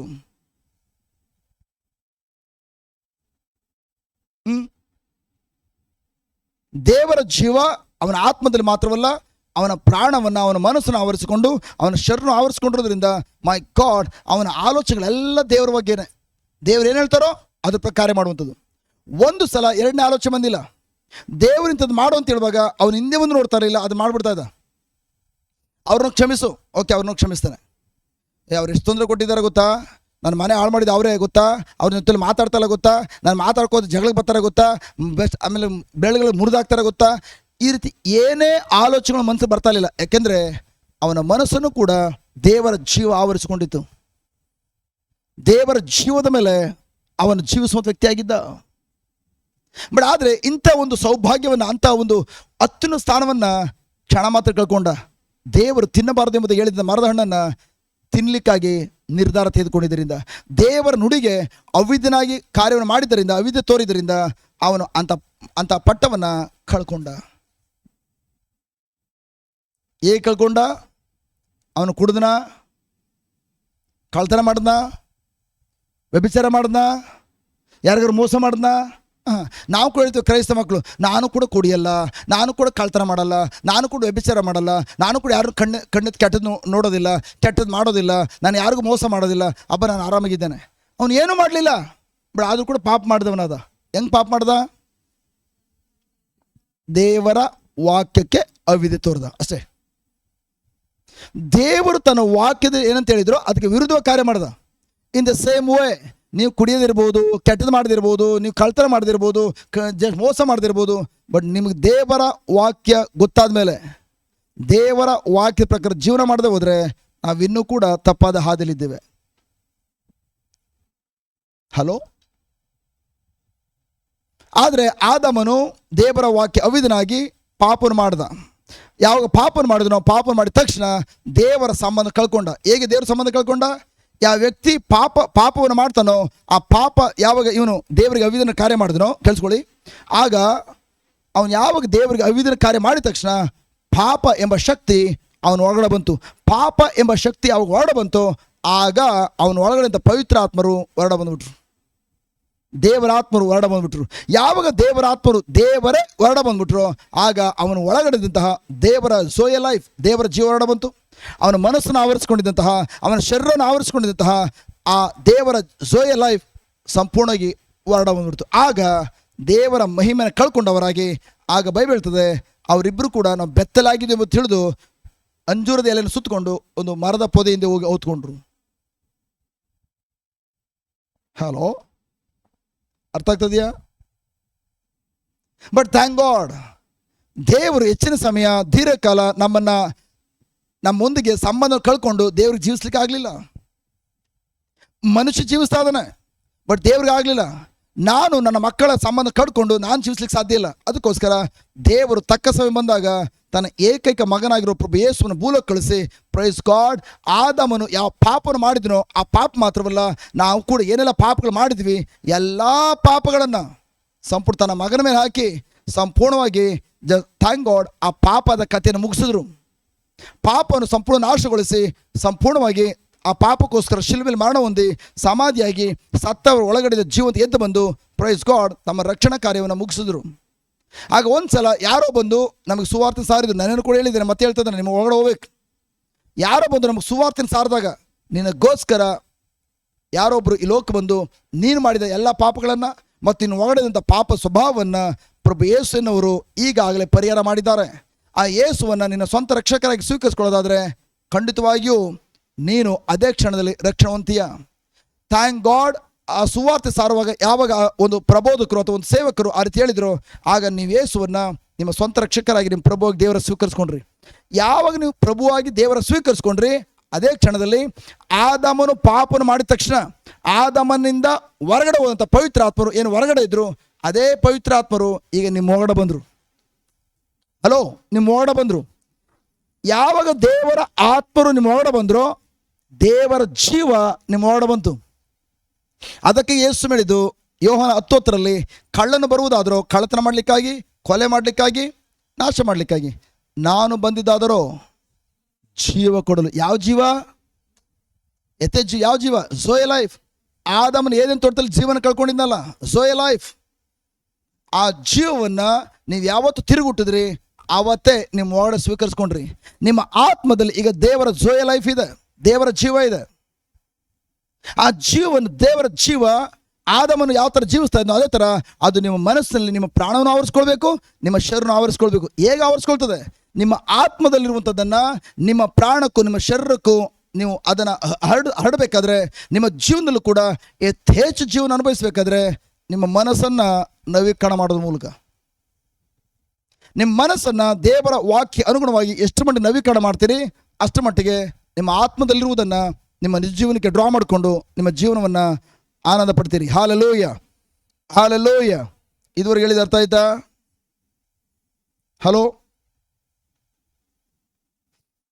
ನನ್ನ ಪ್ರೀತಿಯ ಸಹೋದರ ಸಹೋದರಿಯರೇ, ನೀವು ಒಂದ್ಸಲ ಯೇಸುವನ್ನು ನಿಮ್ಮ ರಕ್ಷಕರಾಗಿ ಸ್ವೀಕರಿಸಿಕೊಂಡು ನೀವು ಯಾವ ತಿರುಗುಟ್ಟಿದಾಗ ನಿಮ್ಮ ಆತ್ಮ ಹೊಸದಾಗಿ ಸೃಷ್ಟಿಯಾಗಿದ್ದು ಮಾತ್ರವಲ್ಲ, ದೇವರ ಆತ್ಮ ನಿಮ್ಮ ಒಳಗಡೆ ಬಂದು ನಿಮ್ಮ ಆತ್ಮವನ್ನು ಜೀವಿಸುವಂಥ ಆತ್ಮವಾಗಿ ಮಾರ್ಪಡಿಸಿದ ಮಾತ್ರವಲ್ಲ, ಅದೇ ಕ್ಷಣದಲ್ಲಿ ನಿಮ್ಮ ಆತ್ಮದಲ್ಲಿಂತಹ ಹಳೆಯ ಸ್ವಭಾವ, ಪಾಪದ ಸ್ವಭಾವ ಸಂಪೂರ್ಣ ನಾಶವಾಯಿತು. ಹಲೋ, ಎಲ್ಲರೂ ಹೇಳೋಣ, ಪಾಪ ಸ್ವಭಾವ ನಾಶವಾಯಿತು. ಸೊ ಪಾಪ ಸ್ವಭಾವ ಯಾವಾಗ ನಾಶವಾಯಿತು, ಪ್ರೈಸ್ ಬಿ ಟು ಗಾಡ್, ನಿಮ್ಮೊಳಗಡೆ ದೇವರು ತನ್ನ ಸ್ವಭಾವವನ್ನು, ನೀತಿವಂತಿಕೆ ಸ್ವಭಾವವನ್ನು ನಿಮ್ಮೊಳಗಡೆ ನೆಲೆಗೊಳಿಸಿ ದೇವರು ತನ್ನ ಜೀವನ ಕೂಡ ನಿಮ್ಮೊಳಗಡೆ ನೆಲೆಗೊಳಿಸಿದ್ರು. ಈಗ ನಿಮ್ಮ ದೇಹ ಯೇಸುವನ್ನು ಸ್ವೀಕರಿಸ್ಕೊಳ್ಳೋ ಮೊದಲು ಯಾವ ಥರ ಇತ್ತು ಅದೇ ಥರ ಇದೆ. ಅದೇ ಥರ ನಿಮ್ಮ ಮನಸ್ಸು ಕೂಡ ಅದೇ ಥರ ಆಲೋಚನೆ ಮಾಡ್ತದೆ, ಹಳೆ ಥರನೇ. ನಿಮ್ಮ ಭಾವನೆಗಳು ಕೂಡ ಅದೇ ಥರ ಇದೆ. ಇನ್ನೂ ಕೂಡ ನೀವು ನಿಮ್ಮ ಮನಸ್ಸಲ್ಲಿರುವಂತಹ ಕೆಟ್ಟ ಆಲೋಚನೆಗಳ ಜೊತೆಯಲ್ಲಿ, ನಿಮ್ಮ ಮನಸ್ಸಲ್ಲಿರುವಂತಹ ಕೆಟ್ಟ ಮನೋಭಾವನೆಗಳ ಜೊತೆಯಲ್ಲಿ ಇನ್ನೂ ಕೂಡ ಹೋರಾಟ ಮಾಡುವಂಥ ವ್ಯಕ್ತಿಗಳಾಗಿದ್ದೀರಿ. ಆದರೆ ನಿಮ್ಮ ಆತ್ಮ ಸಂಪೂರ್ಣವಾಗಿ ಯೇಸುವಿನಂತೆ ಮಾರ್ಪಾಡಾಗಿದೆ. ನಿಮ್ಮ ಆತ್ಮ ಅಂದರೆ ನಿಮ್ಮ ಆತ್ಮನಕ್ಕಿಂತ ಆತ್ಮವಾಗಿರೋ ನೀವು ಯೇಸುವಿನಂತೆ ಇದ್ದೀರಿ. ಪ್ರಭು ಯೇಸು ಭೂಲೋಕದಲ್ಲಿ ಯಾವ ಥರ ಇದ್ರೋ ಅದೇ ಥರ ನೀವು ಕೂಡ ಆತ್ಮದಲ್ಲಿ ಅದೇ ಥರ ಇದ್ದೀರಿ. ಪ್ರಭು ಯೇಸು ಭೂಲೋಕದಲ್ಲಿ ಯಾವತ್ತೂ ಕೂಡ ಸೋಲನ್ನು ಕಾಣಲಿಲ್ಲ, ಅದೇ ಥರ ನೀವು ಕೂಡ ಸೋಲನ್ನು ಕಾಣದಂತೆ ಸದಾಕಾಲ ಜಯಶಾಲಿಗಳು ಜೀವಿಸ್ಲಿಕ್ಕೆ ಏನೆಲ್ಲ ಬೇಕು ಅದೆಲ್ಲವೂ ನಿಮ್ಮ ಒಳಗಡೆ ಇದೆ. Hallelujah, hallelujah, hallelujah. ನನ್ನ ಪ್ರಿಯ ಸಹೋದರ ಸಹೋದರಿಯರೇ, ನೀವು ಯಾವಾಗ ರಕ್ಷಣೆ ಹೊಂದ್ಕೊಂಡ್ರಿ, ರಕ್ಷಣೆ ಹೊಂದಿಕೊಂಡ ಆ ಕ್ಷಣದಲ್ಲಿ ಏನು ದೊಡ್ಡ ಬದಲಾವಣೆ ಆಯಿತು, ಆ ಬದಲಾವಣೆ ಹಳೆಯ ಮನುಷ್ಯನಾದ ನಿಮ್ಮನ್ನು ಸುಧಾರಣೆ ಮಾಡೋದಲ್ಲ. ಹಳೆ ಗಾಡಿನ ಟಿಂಕರಿಂಗ್ ಮಾಡಿ ಸರಿಪಡಿಸಿ ಕಳಿಸ್ತಾರಲ್ಲ ಆ ಥರ ಅಲ್ಲ. ಹಳೆಯದನ್ನು ಸುಧಾರಿಸೋದಲ್ಲ, ಬದಲಾಗಿ ಸಂಪೂರ್ಣವಾಗಿ ನೀವು ದೇವರ ಸ್ವಭಾವವನ್ನು, ಹೊಸ ಸ್ವಭಾವವನ್ನು ಈಗಾಗಲೇ ಸ್ವೀಕರಿಸ್ಕೊಂಡಿದ್ದೀರಿ. ದೇವರ ಸ್ವಭಾವವನ್ನು ಈಗಾಗಲೇ ನೀವು ಸ್ವೀಕರಿಸ್ಕೊಂಡಿದ್ದೀರಿ. ಉದಾಹರಣೆಗೆ ಅಮ್ಮ, ಸಪೋಸ್ ನಿಮ್ಮ ಮನೆಯಲ್ಲಿ 2 ಮರಿಗಳಿವೆ, 4 ಕಾಲಿನ ಪ್ರಾಣಿಗಳು, ಬಿಳಿ ಮರಿಗಳು, ಚಿಕ್ಕ ಚಿಕ್ಕ ಪ್ರಾಣಿಗಳು. ನೀವು ಇಲ್ಲಿ ಧ್ಯಾನ ಕೂಡ ಮುಗಿಸ್ಕೊಂಡು ಮನೆಗೆ ಹೋದ್ರಿ. ಮನೆಗೆ ಹೋದ್ಮೇಲೆ 2 ಕೂಡ ಒಳ್ಳೆ ಸ್ನಾನ ಮಾಡಿಸಿದ್ರಿ. ಯಾಕಂದ್ರೆ 1 ವಾರ ಆಯ್ತು ಇದಕ್ಕೆ ಯಾರೂ ಸ್ನಾನ ಮಾಡಿಸಿಲ್ಲ ಪಾಪ ಈ ಪ್ರಾಣಿಗಳಿಗೆ ಅಂತೇಳಿ 2 ಮರಿಗೂ ಒಳ್ಳೆ ಸ್ನಾನ ಮಾಡಿಸಿದ್ರಿ. 2 ಕೂಡ ಬೇರೆ ಬೇರೆ ಮರಿಗಳು. ಓಕೆ, ಕೊನೆ ಸ್ನಾನ ಮಾಡಿಸ್ಮೇಲೆ ಸ್ವಲ್ಪ ಗಾಳಿಲಿ, ಸ್ವಲ್ಪ ಬಿಸಿಲಲ್ಲಿ ಅದ್ರ ಕೂದಲೆಲ್ಲ ಒಣಗಲಿ ಅಂತೇಳಿ ಹೊರಡ ಬಿಟ್ರಿ. ನೀವು ಕೂಡ ಅಡುಗೆ ಮನೆಯಲ್ಲಿ ಕೆಲಸ ಮಾಡ್ಲಿಕ್ಕೆ ಬಂದ್ರಿ. ಒಂದು ಅರ್ಧ ಗಂಟೆ ಅಡುಗೆ ಎಲ್ಲ ಕೆಲಸ ಮುಗಿಸ್ಬಿಟ್ಟು ಹೊರಡೆ ಹೋಗಿ 2ಕ್ಕೂ ಹೆಸರಿಡಿ, ಚಿಂಕಿ ಪಿಂಕಿ. ಆಗ ನೀವು ಹೊರಡೆ ಹೋದ ತಕ್ಷಣ ಪಿಂಕಿ ಓಡ್ ಬಂದು ನಿಮ್ಮ ಮೈ ಮೇಲೆ ಜಂಪ್ ಮಾಡಿ ನಿಮ್ಮ ಕೈ ಕಾಲು ನೆಕ್ತಾ ಇದೆ. ಆ ಪಿಂಕಿ ಯಾವುದು? ಯಾವ ಮರಿ ಅದು? ನೀವು ಹೊರಡೆ ಹೋದ ತಕ್ಷಣ ನಿಮ್ಮ ಬಳಿ ಬಂದು ಮೈ ಮೇಲೆ ಬಿದ್ದು ಕಾಲು ಕೈಲಿ ನೆಕ್ತಾ ಇದೆ. ಯಾವ ಮರಿ? ನಾಯಿ ಮರಿ. ಕರೆಕ್ಟ್. ಅದಾದ್ಮೇಲೆ ಪಿಂಕಿ ಬಂದು ಈ ಥರ ನೆಕ್ಬೇಕಾದ್ರೆ ಚಿಂಕಿ ನೋಡ್ತಾ ಇದೆ. ಚಿಂಕಿ ಎಲ್ಲಿ ಹೋದ್ಲು? ಹುಡುಕುವಾಗ ಅದು ನೋಡಿದ್ರೆ ಗೇಟಿಂದ ಆಚೆ ಹೋಗಿ, ನೆನ್ನೆ ಒಳ್ಳೆ ಜೋರು ಮಳೆ ಬಂದಿದೆ, ಮನೆ ಮುಂದೆ ಗುಂಡಿ ಆಗಿದೆ, ಆ ಗುಂಡಿಲಿ ಬಿದ್ಕೊಂಡು, ಕೊಳಚೆ ಗುಂಡಿಲಿ ಬಿದ್ಕೊಂಡು ಒದ್ದಾಡ್ತದೆ. ನೀವು ಆಯ್ ಚಿಂಕಿ ಅಂತ ಕರೆದ್ರೆ ಅದು ನಿಮ್ಗೆ ನೋಡ್ತದೆ, ಹಾಯ್ ಮೇಡಮ್ ಅಂತ ಹೇಳ್ಬಿಟ್ಟು ಮತ್ತೆ ಅಲ್ಲೇ ಬಿದ್ಕೊಂಡು ಒದ್ದಾಡ್ತದೆ. ಅದ್ಯಾವ ಮರಿ? ಹಂದಿ ಮರಿ. ಹೆಂಗೆ ಹೇಳಿದ್ರಿ? ಅದರ ಸ್ವಭಾವ. ಯಾಕೆ ನೀವು ಒಳ್ಳೆ ಸ್ನಾನ ಮಾಡಿಸಿದ್ರು ಕೂಡ ಯಾಕೆ ಹಂದಿ ಮರಿ ಹೋಗಿ ಮತ್ತೆ ಕೊಳಚೆಗಳು ಬಿದ್ದು ಒದ್ದಾಡ್ತದೆ? ಅದ್ರ ಒಳಗಡೆ ಸ್ವಭಾವ ಅದು. ಹೊರಗಡೆ ನೀವು ಹಂದಿಗೆ ನೀವು ಎಷ್ಟೇ ಕ್ಲೀನ್ ಮಾಡಿದ್ರು ಕೂಡ ಯಾವ ಕಾರಣಕ್ಕೂ ಅದ್ರ ಒಳಗಿರುವ ಸ್ವಭಾವವನ್ನು ನೀವು ತೆಗೆದಾಕ್ಲಿಕ್ಕೆ ಸಾಧ್ಯ ಇಲ್ಲ. ಅದಕ್ಕೋಸ್ಕರ ಹಂದಿ ಥರನೇ ವರ್ತಿಸ್ತದೆ. ಬಟ್ ಆದರೆ ನಾನು ಮತ್ತು ನೀವು ಯೇಸು ಸ್ವಾಮಿಯನ್ನು ನಮ್ಮ ಸ್ವಂತ ರಕ್ಷಕರಾಗಿ ಪ್ರಭುವಾಗಿ ಸ್ವೀಕರಿಸಿಕೊಂಡಾಗ ದೇವರು ಹೊರಗಡೆ ಯಾವುದು ಚೇಂಜ್ ಮಾಡಲಿಲ್ಲ, ಬಾಡಿ ಚೇಂಜ್ ಮಾಡಲಿಲ್ಲ, ಬಾಡಿಗೆ ಸ್ನಾನ ಮಾಡಿಸಲಿಲ್ಲ. ಬದಲಾಗಿ ನಿಜವಾದ ನಾನು ಏನು ಪಾಪ ಸ್ವಭಾವವನ್ನು ಹೊಂದಿದ್ನೋ ಆ ಪಾಪದ ಸ್ವಭಾವ ನಮಗೆ ತೆಗೆದುಹಾಕಿ ನಮ್ಮ ಒಳಗಡೆ ದೇವರು ತನ್ನ ಸ್ವಭಾವ ನೆಲೆಗೊಳಿಸಿದ್ರು. ನನ್ನೊಳಗಡೆ ದೇವರು ತನ್ನ ಸ್ವಭಾವವನ್ನು ನೆಲೆಗೊಳಿಸಿದ್ರು. ಅಲ್ಲಿದ್ದಂಥ ಪಾಪ ಸ್ವಭಾವವನ್ನು ಸ್ವಲ್ಪ ಚೇಂಜ್ ಮಾಡಲಿಲ್ಲ. ನೋ, ಆ ಪಾಪ ಸ್ವಭಾವವನ್ನು ಬೇರು ಸಮೇತ ಕಿತ್ತು ಬಿಸಾಕಿ ನಾನು ಒಳಗಡೆ ದೇವರ ಸ್ವಭಾವವನ್ನು ನೆಲೆಗೊಳಿಸಿದ್ರು. ಅದಕ್ಕಾಗಿ ನಾನು ಇವತ್ತು ನನ್ನ ಒಳಗಡೆ ಸ್ವಭಾವ ಸಂಪೂರ್ಣ ಚೇಂಜ್ ಆಗಿರೋದ್ರಿಂದ ನಾನು ನನ್ನ ನಿಜ ಜೀವನದಲ್ಲಿ ಕೂಡ ಯೇಸು ಕ್ರಿಸ್ತರ ಸ್ವಭಾವದಂತೆ ನನ್ನ ನನ್ನ ನುಡಿಗಳಲ್ಲಿ ಬದಲಾವಣೆ ಕಾಣಬಹುದು. ಹೇಗೆ?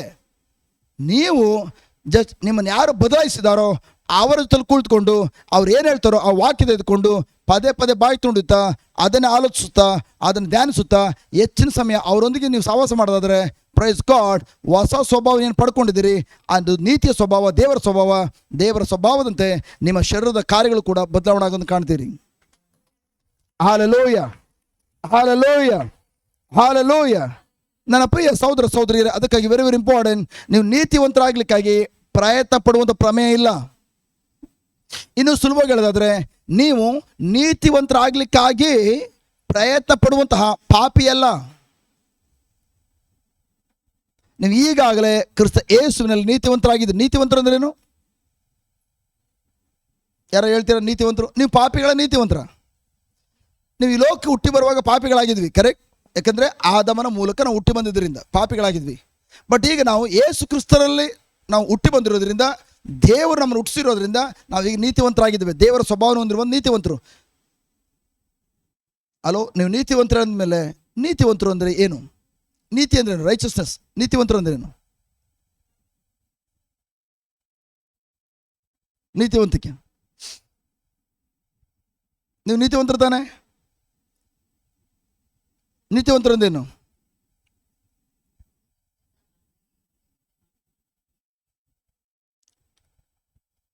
ನೀತಿವಂತರು ಅಂದೇನು? ನೀವು ಕ್ರಿಶ್ಚಿಯನ, ಯೇಸು ನಂಬಿಕೆ ಇಟ್ಟಿದ್ದೀರಾ, ಬಟ್ ನೀತಿವಂತರು ಅಂತ ಗೊತ್ತಿಲ್ಲದೆ ಹೋದರೆ ಯೇಸು ನಂಬಿದ್ರು ಕೂಡ ಏನೂ ಪ್ರಯೋಜನ ಇಲ್ಲ. ಹಲೋ, ನೀವು ಹೆಂಗಸ್ರಾ, ನೀವು ಗಂಡಸ್ರಾ, ಬಟ್ ನೀವು ಎಲ್ಲಿ ತನಕ ನಾನು ಗಂಡಸಾಗಿದೆ ಅಂತೀನಿ ಎಲ್ಲಿ ನಂಬಲ್ವೋ ಅಲ್ಲಿ ತನಕ ಜಸ್ಟ್ ಹೆಂಗಸರು ಅಂತ ನಂಬಲ್ದೆ, ಗಂಡಸು ಅಂತ ನಂಬಲ್ದೆ ಹೋದರೆ ಖಂಡಿತವಾಗಿ ಪ್ರಿಯರೇ ನಿಮ್ಮ ಜೀವನ ಯಾವತ್ತೂ ಬದಲಾವಣೆ ಆಗೋದಿಲ್ಲ. ಉದಾಹರಣೆಗೆ ನೀವು ಇಲ್ಲಿ ತಮಿಳ್ನಾಡಿಗೆ ಹೋದ್ರಿ ಟ್ರಿಪ್ಪಿಗೆ, ಓಕೆ, ಟ್ರಿಪ್ಗೆ ಹೋದಾಗ ಕೊನೆಗೆ ಅಲ್ಲಿ ಒಂದು ಕಡೆ ಕರ್ಕೊಂಡು ಬಿಟ್ಟರು, ಎಲ್ಲ ವಾಶ್ರೂಮ್ಗೆಲ್ಲ ಹೋಗ್ಬಿಡಿ ಅಂತೇಳಿ. ಇಲ್ಲ ಆದರೆ ಜಸ್ಟ್ ನಿಮಗೆ ಕನ್ನಡದಲ್ಲಿ ಬರೆದಿರ್ತಾರೆ ಹೆಂಗಸರು ಗಂಡಸರು, ಇಲ್ಲ ಒಂದು ಚಿತ್ರ ಹಾಕಿರ್ತಾರೆ. ತಮಿಳಲ್ಲಿ ಅಲ್ಲೂ ಕೂಡ ಅವ್ರು ತಮಿಳಂಗೆ ಬರ್ದಿದೆ, ಎಲ್ಲ ಜಿಲೇಬಿ ಥರ ಬರೆದಿದ್ದಾರೆ, ಹೆಂಗಸರು ಗಂಡಸರು ಜಿಲೇಬಿ ಥರ. ನಿಮ್ಗೆ ಅರ್ಥ ಆಗ್ತಾ ಇಲ್ಲ.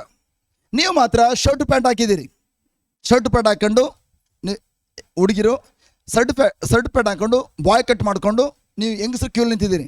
ಆಗ ಅಲ್ಲಿರುವಂಥ ಹೆಂಗಸರು ಕ್ಯೂಲ್ ಇರುವಂಥ ಸೆಕ್ಯೂರಿಟಿ ಓಡ್ ಬಂದು ಅರೆ ತಮಿಳು ಭಾಷೆಯಲ್ಲಿ ನೀನೇಲಿ ನಿಂತಿದ್ಯಾ, ನೀನು ಆ ಕಡೆ ಹೋಗಿ ಅಲ್ಲೇ ಅದು ಗಂಡಸರದು, ಅಲ್ಲಿಗೋಗು. ಆಗ ನೀವು ಗಂಡಸರ ಜಾಗಕ್ಕೆ ಹೋಗ್ತೀರಾ? ಏಕೆ? ಹೊರಗಡೆ ನಿಮ್ಮ ಹಾವಭಾವಗಳು ಗಂಡಸ್ತರ ಇದ್ರೂ ಕೂಡ, ಅದರ ಅರ್ಥ ಗಂಡಸ್ತರ ಟೀ ಶರ್ಟ್ ಹಾಕಿದಿರಿ, ಗಂಡಸ್ತರ ಪ್ಯಾಂಟ್ ಹಾಕಿದಿರಿ, ನಿಮ್ಮ ಹೇರ್ ಸ್ಟೈಲ್ ಕೂಡ ಗಂಡಸ್ತರ ಇದೆ, ಆದರೂ ಕೂಡ ನಿಮ್ಗೆ ಗೊತ್ತಿದೆ ನಾನು ಹೆಂಗಸು ಎಂಬುದಾಗಿ. ಆಗ ಆ ವ್ಯಕ್ತಿ ಹೇಳ್ತೀರಿ ನಾನು ಹೆಂಗಸು, ಅದಕ್ಕೆ ಹೆಂಗಸ ಜಾಗ ನಿಂತಿದ್ದೇನೆ. ಕರೆಕ್ಟಾ? ಇನ್ ದ ಸೇಮ್ ವೇ ನೀವು ಕ್ರಿಸ್ತ ಯೇಸುವಿನಲ್ಲಿ ನೀತಿವಂತರಾಗಿದ್ದೀರಿ. ನೀವು ನೀತಿವಂತರಾಗಿದ್ದೀರಿ ಎಂಬುದಾಗಿ ಹೇಗೆ ಅಂತ ನಿಮ್ಗೆ ಗೊತ್ತಿಲ್ಲದೆ ಹೋದರೆ, ನೀತಿವಂತಿಕೆ ಅಂತ ಗೊತ್ತಿಲ್ಲದೆ ಹೋದರೆ ಖಂಡಿತ ಪ್ರಿಯರೇ ಸೈತನ ಬಂದ್ಬಿಟ್ಟು ಅನೇಕ ಕಾರ್ಯಗಳನ್ನು ನಿಮ್ಮ ಮನಸ್ಸು ತರುವಾಗ ನೀವು ನಾನು ನೀತಿವಂತನ ಪಾಪಿನ, ಈ ಬಾತ್ರೂಮ್ಗೆ ಹೋಗ್ಬೇಕಾ ಆ ಬಾತ್ರೂಮ್ಗೆ ಹೋಗ್ಬೇಕಾ ಕನ್ಫ್ಯೂಷನ್ ಸ್ಟಾರ್ಟ್ ಆಗ್ತದೆ. ಅದು ಪಾಪಿಗಳಿಗಿರುವಂಥ ಬಾತ್ರೂಮ್, ಇದು ನೀತಿವಂತರಿಗಿರುವಂಥ ಬಾತ್ರೂಮ್. ಆಗ ನೀವು ನೀತಿವಂತರ ಕ್ಯೂಯಲ್ಲಿ ನಿಂತಿದ್ದೀರಿ, ಬ್ರದರ್ ನಿಂತವ್ರೆ ಅದಕ್ಕೆ ನಾವು ನಿಂತ್ಕೊಳ್ತೀವಿ.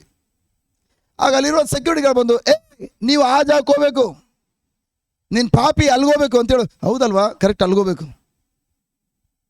ನಿಮಗೆ ಕಾನ್ಫಿಡೆನ್ಸ್ ಇಲ್ಲದೆ ಹೋದರೆ, ನಾನು ನೀತಿವಂತ ಎಂಬುದಾಗಿ ಕಾನ್ಫಿಡೆನ್ಸ್ ಇಲ್ಲದೆ ಹೋದರೆ ಈ ಲೋಕದಲ್ಲಿ ಬರುವ ಪ್ರಚೋದನೆಗಳನ್ನು ಗೆಲ್ಲಿಕ್ಕೆ ಸಾಧ್ಯ ಇಲ್ಲ. ಈ ಲೋಕದಲ್ಲಿ ಬರುವಂತಹ ಶೋಧನೆಗಳನ್ನು ಗೆಲ್ಲಿಕ್ಕೆ ಸಾಧ್ಯ ಇಲ್ಲ. ಇನ್ನೂ ಸುಲಭವಾಗಿ ಹೇಳೋದಾದರೆ, ನೀವು ಪಾಪಿ, ನೀವು ಯಾವ ಥರ ನೀತಿವಂತರಾಗಿದ್ದೀರಿ, ನೀತಿವಂತಿಕೆ ಅಂದರೆ ಏನು ಎಂಬುದಾಗಿ ನೀವು ಅರ್ಥ ಮಾಡ್ಕೊಳ್ದೆ ಹೋದರೆ ಪ್ರಿಯರೇ ನಿಮ್ಮ ಜೀವನದಲ್ಲಿ ನೀತಿವಂತಿಕೆಯ ಫಲಗಳನ್ನು, ಪರಿಶುದ್ಧತೆಯನ್ನು ನಿಮ್ಮ ಜೀವನದಲ್ಲಿ ಕಾಣಲಿಕ್ಕೆ ಸಾಧ್ಯ ಇಲ್ಲ. ಆಗ ನೀತಿವಂತರು ಅಂದ್ರೇನು? ನೀತಿವಂತಿಕೆ ಅಂದ್ರೇನು? ಯಾವುದೇ ತಪ್ಪಿತಸ್ಥ ಮನೋಭಾವನೆ ಇಲ್ಲದೆ ದೇವರೊಂದಿಗೆ ಸರಿ ಸಮಾನವಾಗಿ ನಿಂತುಕೊಳ್ಳುವಂಥದ್ದು ಅಥವಾ ದೇವರೊಂದಿಗೆ ಮುನ್ನಡೆಯುವಂಥದ್ದು. ಯಾವುದೇ ತಪ್ಪಿತಸ್ಥ ಮನೋಭಾವನೆ ಇಲ್ಲದೆ. ಏನದರ್ಥ? ಹೌದು, ನಾವು ಹಿಂದೆ ಸಾವಿರಾರು ತಪ್ಪುಗಳು ಮಾಡಿರ್ಬೋದು. ಒಂದ್ಸಲ ಏಸುವನ್ನು ನಮ್ಮ ಸ್ವಂತ ರಕ್ಷಕರಾಗಿ ನಮ್ಮ ಪ್ರಭುಗೆ ಸ್ವೀಕರಿಸ್ಕೊಂಡ್ಮೇಲೆ ಪ್ರಭು ಏಸು ತಮ್ಮ ರಕ್ತದಲ್ಲಿ ಆ ಎಲ್ಲ ಪಾಪಗಳನ್ನು ಪರಿಹಾರ ಮಾಡಿಬಿಟ್ರು. ಈಗ ಆ ಪ್ರಭು ಏಸು ನಾನು ಒಳಗಡೆ ಅವರ ಸ್ವಭಾವ ನೆಲೆಗೊಳಿಸಿದ್ದಾರೆ. ನಾನು ಸಂಪೂರ್ಣವಾಗಿ ಈಗ ಹೊಸ ಸೃಷ್ಟಿಯಾಗಿದ್ದೇನೆ. ಈಗ ನನ್ನಲ್ಲಿ ಯಾವುದೇ ಹಳೆಯ ತಪ್ಪಿತಸ್ಥ ಮನೋಭಾವನೆಗಳಿಲ್ಲ, ದೇವರು ಪರಿಹಾರ ಮಾಡಿಬಿಟ್ಟಿದ್ದಾರೆ. ಅಲ್ಲೋ, ಅರ್ಥ ಆಗ್ತದೆಯಾ? ಈಗ ಒಂದು ವೇಳೆ ತಪ್ಪು ಮಾಡಿದ್ರಿ, ತಪ್ಪು ಮಾಡಿದಾಗಲೂ ಕೂಡ ನೀವು ಆ ತಪ್ಪನ್ನು ನೀವು ಮಾಡುವ ಕಾರ್ಯ ನೋಡಿಬಿಟ್ಟು ಏಸು ಮಾಡುವ ಕಾರ್ಯವನ್ನು ಅಲೆಗಳಿಬೇಡಿ. ಏಸು ಮಾಡುವ ಕಾರ್ಯದಿಂದಾಗಿ ನಾನು ಮತ್ತು ನೀವೆಲ್ಲರೂ ನೀತಿವಂತರಾಗಿದ್ದೇವೆ, ದೇವರ ಮಕ್ಕಳಾಗಿದ್ದೇವೆ. ಹಲೋ. ಬಟ್ ಈಗ ನೀವು ತಪ್ಪಾದ ಕಾರ್ಯ ಮಾಡಿಬಿಟ್ರಿ, ಪಾಪ ಮಾಡಿಬಿಟ್ರಿ. ನೀವು ಪಾಪವನ್ನು ಮಾಡಿದ್ರು ಕೂಡ ನೀವು ಪಾಪಿಗಳಲ್ಲ, ನೀತಿವಂತರೇ. ನೀತಿವಂತನು 7 ಬಾರಿ ಬಿದ್ದು ಹೋಗ್ತಾನೆ. 7 ಬಾರಿ ಬಿದ್ದರೂ ಕೂಡ ದೇವರು ಅವನನ್ನು 7 ಬಾರಿಯೂ ಮೇಲಕ್ಕೆತ್ತಾರೆ. ಅದರ ಅರ್ಥ ನೀತಿವಂತ ತಪ್ಪು ಮಾಡಲ್ಲ ಎಂಬುದಾಗಿಲ್ಲ. ನೀತಿವಂತ ತಪ್ಪು ಮಾಡ್ತಾನೆ, ಬಟ್ ತಪ್ಪು ಮಾಡಿದಾಗ ದೇವರು ಎಂಥವರನ್ನ ಆ ತಪ್ಪಿನ ಬಿಡುಗಡೆ ಮಾಡ್ತಾರೆ ಅಂತಂದರೆ ಆ ಕ್ಷಣದಲ್ಲೂ ಕೂಡ ಅವ್ನು ನಂಬಬೇಕು, ನಾನು ನೀತಿವಂತನಾಗಿದ್ದೇನೆ. ನೀತಿವಂತನು ವಿಶ್ವಾಸದಲ್ಲಿ ಜೀವಿಸ್ತಾನೆ. ನೀತಿವಂತ ವಿಶ್ವಾಸದಲ್ಲಿ ಜೀವಿಸ್ತಂದ್ರೇನು? ಕಣ್ಣಾರೆ ಕಾಣುವಂಥ ಪರಿಸ್ಥಿತಿ ಏನಾದರೂ ಹೇಳ್ಕೊಳ್ಳಿ, ದೇವರು ತನ್ನ ವಾಕ್ಯದಲ್ಲಿ ಏನಂತ ಹೇಳಿದಾರೋ ಅದನ್ನು ಮಾತಾಡ್ತಾನೆ, ಅದನ್ನು ಆಲೋಚನೆ ಮಾಡ್ತಾನೆ, ಅದನ್ನು ಮಾತ್ರ ನಂಬ್ತಾನೆ. ನಾನು ಕ್ರಿಸ್ತ ಯೇಸು ನೀತಿವಂತನಾಗಿದ್ದೇನೆ. ನೀವೇನಾದರೂ ಪಾಪಿ ಎಂಬುದಾಗಿ ದೇವರ ಹತ್ರ ಪ್ರಾರ್ಥನೆ ಮಾಡೋಕೆ ಹೋದ್ರಿ, ಬೈಬಲ್ ಹೇಳ್ತದೆ ಪಾಪಿಯ ಪ್ರಾರ್ಥನೆಗೆ ದೇವರು ಉತ್ತರ ಕೊಡೋದಿಲ್ಲ. ಅರ್ಥ ಆಗ್ತದೆಯಾ? ಇಲ್ಲ ತಲೆಯಾಡಿಸ್ತಾ ಇದ್ದೀರಾ? ಹಲೋ. ನನ್ನ ಪ್ರಿಯ ಸಹೋದರ, ಅದಕ್ಕಾಗಿ ಪ್ರೈಸ್ ಗಾಡ್, ಹಳೆ ಒಡಂಬಡಿಕೆಯಲ್ಲಿ ಜನರು ತಪ್ಪುಗಳನ್ನು ಮಾಡಿದಾಗ, ಪಾಪವನ್ನು ಮಾಡಿದಾಗ ದೇವರು ತಾತ್ಕಾಲಿಕ ಪರಿಹಾರವಾಗಿ ಅವ್ರಿಗೆ ಹೇಳಿದರು ಪ್ರಾಣಿಗಳನ್ನು ಬಲಿ ಕೊಡಿ ಎಂಬುದಾಗಿ. ಪ್ರಾಣಿಗಳ ಬಲಿ ಕೊಡುವಾಗ ಅವ್ರು ಏನು ಮಾಡ್ತಾಯಿದ್ರು ಅಂದರೆ, ಒಂದು ಕುಟುಂಬದಲ್ಲಿ ಒಂದು ಪ್ರಾಣಿನ ತೆಗೆದುಕೊಂಡಾಗ ಇಡೀ ಕುಟುಂಬದ ಎಲ್ಲರ ಪಾಪಗಳನ್ನು ತೆಗೆದುಕೊಂಡು ಜಸ್ಟ್ ಮನೆ ಯಜಮಾನ ಅದ್ರ ಮೇಲೆ ಜಸ್ಟ್ ನೀರು ಹಾಕ್ತಾ ಇದ್ದ. ಏನಂತ? ನಮ್ಮೆಲ್ಲರ ಪಾಪವನ್ನು ಇದು ಸಂಕೇತ. ಇದು ಈ ನೀರನ್ನು ಈ ಪ್ರಾಣಿ ಮೇಲೆ ಹಾಕ್ತದಾನೆ. ಆಗ ಪ್ರಾಣಿ ಏನು ಮಾಡ್ತದೆ? ನೀರು ಹಾಕಿದ ತಕ್ಷಣ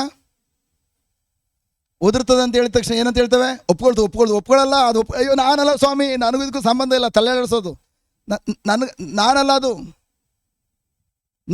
ನೀವೇನು ಹೇಳಿದ್ದೀರಿ ಆ ಕಾರ್ಯ ಮಾಡೋಕ್ಕೆ ಹೋಗ್ತಾ ಇದ್ದಾನೆ, ಕರೆಕ್ಟಾಗಿ ಅದೇ ಮಾರ್ಗ ಮುನ್ನಡೀತಾ ಇದ್ದಾನೆ. ಅದು ತಲೆ ಒದ್ರದು ಏನಕ್ಕೆ ಅಂದರೆ ನಾನು ಅದಕ್ಕೆ ರೆಡಿ ಇಲ್ಲ. ಬಟ್ ನಾವೇನು ಮಾಡ್ತೀವಿ? ಒಪ್ಕೋತು. ನೀವು ಹೋಗ್ಬೇಕಾದ್ರೆ ಯಾವುದೇ ಪ್ರಾಣಿಗಳಿಗೆ ತಲೆ ಮೇಲೆ ನೀರು ಹಾಕಿ ಅದು ಯಾವಾಗಲೂ ಒದರ್ತದೆ, ಹಂಗಾರೆ ಕತ್ತರಿಸ್ಬಿಡಿ ಅದನ್ನ ಒಪ್ಕೊಳ್ತು ಅಂತ. ಯಾವಾಗ ಇಡೀ ಕುಟುಂಬದ ಯಜಮಾನ ಎಲ್ಲ ಏನೋ ಪಾಪಗಳನ್ನ ತೆಗೆದು ಜಸ್ಟ್ ಅದನ್ನು ಪ್ರಾಣಿ ಮೇಲೆ ಅರ್ಪಿಸ್ತಾನೋ, ತದನಂತರ ಪ್ರಿಯರೇ ಆ ಪ್ರಾಣಿನ ಕತ್ತರಿಸುವಾಗ ಅದರ ರಕ್ತವನ್ನು ತೆಗೆದು ಆ ರಕ್ತವನ್ನು ಸುರಿಸೋ ನಂಬಿಕೆ ಏನಂತಂದರೆ, ಈ ಪ್ರಾಣಿಯ ರಕ್ತ ನಮ್ಮ ಪಾಪಗಳನ್ನು ಪರಿಹಾರ ಮಾಡಿದೆಯಲ್ಲ, ನಮ್ಮ ದೋಷಗಳನ್ನು ಪರಿಹಾರ ಮಾಡಿದೆ. ಅದರ ಅರ್ಥ ಮನುಷ್ಯನ ಪಾಪಗಳನ್ನು ಪ್ರಾಣಿಯ ರಕ್ತ ತಾತ್ಕಾಲಿಕವಾಗಿ ಮುಚ್ಚಿ ಆಗ್ತಾಯಿತ್ತು, ಪರಿಹಾರ ಮಾಡ್ತಾರೆ, ಮುಚ್ಚಿ ಆಗ್ತಾಯಿತ್ತು. ನೀವು ಎಸ್ಪೆಷಲಿ ಮದುವೆ ಮನೆಗೆ ಹೋದರೆ ಡೈನಿಂಗ್ ಟೇಬಲ್ ಮೇಲೆ ವೈಟ್ ಪೇಪರ್ ಹಾಕ್ತಾರೆ, ನೋಡಿದ್ದೀರಾ? ಹಳೆ ಏನಾದರೂ ಮದುವೆ ಮನೆಗೆ ಹೋದರೆ, ಹಳೆ ಚೌಲ್ಟ್ರಿಗೆ ಹೋದರೆ ನೋಡಿ, ಟೇಬಲ್ ಎಲ್ಲ ತುಕ್ಕಿಡ್ದಿರ್ತದೆ, ಅದ್ರ ಮೇಲೆ ಬಿಳಿ ಪೇಪರ್ ಹಾಕಿರ್ತಾರೆ. ಬಿಳಿ ಪೇಪರ್ ಹಾಕಿ ಆಮೇಲೆ ಪ್ಲೇಟ್ ಕೊಡ್ತಾರೆ, ಊಟ ಮಾಡ್ಕೊ ಬರ್ತೀರಿ. ನೀವೇನಾದರೂ ಆ ಟೇಬಲ್ ಹೆಂಗಿದೆ ಅಂತೇಳಿ ಸ್ವಲ್ಪ ಪೇಪರ್ ಎತ್ತು ನೋಡಿದ್ರೆ ವಾಂತಿ ಬಂದುಬಿಡ್ತದೆ, ಅಷ್ಟರ ಮಟ್ಟಿಗೆ ಟೇಬಲ್ ಗಲೀಜಾಗಿರ್ತದೆ. ಅದೇ ಥರ ಹಳೆ ಒಡಂಬಡಿಕೆಯಲ್ಲಿ ಮನುಷ್ಯನ ಪಾಪಗಳನ್ನು ಪರಿಹಾರ ಮಾಡಲಿಕ್ಕೆ ಇದ್ದಂತಹ ಪ್ರಾಣಿಗಳ ರಕ್ತ ಬರೀ ಮನುಷ್ಯನ ಪಾಪಗಳನ್ನು ಕವರ್ ಮಾಡ್ತಾ ಇತ್ತು. 1 ವರ್ಷಕ್ಕೆ ಮಾತ್ರ ಸೀಮಿತ. ಅದು ಪುನಃ ಮುಂದೆ ವರ್ಷ ಬಲಿಗೆ ಅರ್ಪಿಸಬೇಕಾಗಿತ್ತು. ಬಟ್ ಆದರೆ ಒಂದ್ಸಲ ಪ್ರಭು ಯೇಸು ನಮಗೋಸ್ಕರ ಶಿಲುಬೆಯಲ್ಲಿ ಬಲಿ ಅರ್ಪಿಸಿದ ಮೇಲೆ ಇನ್ಯಾವ ಪ್ರಾಣಿ ಬಲಿಯೂ ಇಲ್ಲ. ಯೇಸು ರಕ್ತ ಸದಾಕಾಲಕ್ಕೂ ನಮ್ಮ ಪಾಪಗಳನ್ನು ಸಂಪೂರ್ಣವಾಗಿ ಬೇರು ಸಮೇತ ನಾಶಪಡಿಸಿರುವಂತಹ ಪರಿಶುದ್ಧ ರಕ್ತವಾಗಿದೆ. ಇನ್ಯಾವ ಬಲಿ ಅರ್ಪಿಸಬೇಕಾಗಿಲ್ಲ. ಸೊ ಒಂದ್ಸಲ ಯೇಸು ನಿಮ್ಮ ಸ್ವಂತ ರಕ್ಷಕರಾಗಿ ಪ್ರಭುವಾಗಿ ದೇವರ ಸ್ವೀಕರಿಸಿಕೊಂಡಾಗ ಆಗ ಯೇಸು ರಕ್ತ ನಿಮ್ಮಲ್ಲಿರುವಂತಹ ಪಾಪಗಳನ್ನು ತೆಗೆಯಲಿಲ್ಲ, ಪಾಪಗಳನ್ನು ಮಾಡುವಂತೆ ನಿಮಗೆ ಪ್ರಚೋದನೆ ಕೊಡ್ತಿದ್ದಂತಹ ಪಾಪ ಸ್ವಭಾವವನ್ನು ಕಿತ್ತು ಬಿಸಾಕಿದರು. ನಿಮ್ಮ ಒಳಗಡೆ ಪಾಪದ ಬೇರೆ ಇಲ್ಲ. ನಿಮ್ಮೊಳಗಡೆ ಈಗ ಆ ಪಾಪದ ಬೇರನ್ನು ಯಾವ ಕಿತ್ತು ಬಿಸಾಕಿದ್ರು, ನಿಮ್ಮ ಒಳಗಡೆ ಈಗ ದೇವರ ಸ್ವಭಾವದ ಹೊಸ ಬೇರನ್ನು, ನೀತಿವಂತಿಕೆ ಬೇರನ್ನು ನೆಲೆಗೊಳಿಸಿದ್ದಾರೆ. ಅದಕ್ಕಾಗಿ ಈಗ ಕ್ರಿಸ್ತ ಯೇಸುವಿನಲ್ಲಿ ನಾವೆಲ್ಲರೂ ಕೂಡ ನೀತಿವಂತರಾಗಿದ್ದೇವೆ. ಈಗ ನಮ್ಮ ಕ್ರಿಸ್ತ ಯೇಸುವಿನಲ್ಲಿ ಏನು ಹೊಸ ಸೃಷ್ಟಿಯಾಗಿ ಹೊಸ ಜೀವನಕ್ಕೆ ನಾವು ಕಾಲಿಟ್ಟಿದ್ದೇವೋ, ಈಗ ನಮ್ಮ ಗುರುತು ಕ್ರಿಸ್ತನಾಗಿದ್ದಾನೆ. ನಾವು ಕ್ರಿಸ್ತನಲ್ಲಿ ಇರೋದ್ರಿಂದ ನೀತಿವಂತರಾಗಿದ್ದೇವೆ, ದೇವರ ಮಕ್ಕಳಾಗಿದ್ದೇವೆ. ಇನ್ಮೇಲೆ ನಾನು ಕ್ರಿಸ್ತ ಯೇಸುವಿನಲ್ಲಿ ನಾನು ನೀತಿವಂತನಾಗಿರೋದ್ರಿಂದ ನೀತಿವಂತನು ಸದಾಕಾಲ ವಿಶ್ವಾಸ ಜೀವಿಸ್ತಾನೆ. ಕಣ್ಣಾರೆ ಕಾಣುವಂಥ ಸಮಸ್ಯೆಗಳನ್ನು ನೋಡಿ, ಕಣ್ಣಾರೆ ಕಾಣುವಂಥ ಪರಿಸ್ಥಿತಿಗಳು ನೋಡಿ ಅದಕ್ಕೆ ಅನುಗುಣವಾಗಿ ಜೀವಿಸೋದಿಲ್ಲ, ಬದಲಾಗಿ ನೀತಿವಂತನು ವಿಶ್ವಾಸ ಜೀವಿಸ್ತಾನೆ. Hallelujah, hallelujah, hallelujah. ಅರ್ಥ ಆಗ್ತದೆಯಾ? ಹಲೋ ನನ್ನ ಪ್ರೀತಿಯ ಸಹೋದರ ಸಹೋದರಿಯರೇ, ಒಂದ್ಸಲ ನೀವು ಯಾವ ತಿರುಗುಟ್ಟಿದಾಗ ಮತ್ತೆ ಹೇಳ್ತದಾನೆ, ನಿಮ್ಮ ಆತ್ಮ ನೂತನ ಸೃಷ್ಟಿಯಾಯಿತು. ನಿಮ್ಮ ಆತ್ಮದಲ್ಲಿ ದೇವರ ಆತ್ಮರು ಬಂದು ನೆಲೆಗೊಂಡು ನೀವು ಮತ್ತು ದೇವರ ಆತ್ಮರು ಒಂದೇ ಆಗಿಬಿಟ್ಟಿದ್ದೀರಿ, ಒಂದೇ ಆತ್ಮವಾಗಿದ್ದೀರಿ. ಈಗ ನಿಮ್ಮ ಆತ್ಮದಿಂದ ಆತ್ಮಸ್ವರೂಪಿಯಾದ ಪರಲೋಕ ತಂದೆ ದೇವರನ್ನು ನೀವು ಮುಖಾಮುಖಿಯಾಗಿ ಭೇಟಿ ಮಾಡ್ತೀರಿ, ಆತ್ಮದಿಂದ ದೇವರ ಸಂಪರ್ಕಿಸ್ತೀರಿ. ಹಲೋ, ಏಕೆಂದರೆ ನಿಮ್ಮೊಳಗಡೆ ನಿಮ್ಮನ್ನು ದೇವರೊಂದಿಗೆ ಸಂಪರ್ಕವನ್ನು ಸಾಧಿಸಲಿಕ್ಕಾಗಿ ನಿಮ್ಮ ಒಳಗಡೆ ಪವಿತ್ರಾತ್ಮರಿದ್ದಾರೆ. ಆ ಪವಿತ್ರಾತ್ಮ ಯಾರು? ದೇವರೊಂದಿಗೆ ಇದ್ದಂತಹ ದೇವರ ಆತ್ಮರು. Hallelujah, hallelujah. ಬಟ್ ಈಗ ನಿಮ್ಮ ಮನಸ್ಸು ಏನನ್ನು ಅಂದ್ಕೊಂಡಿದೆ?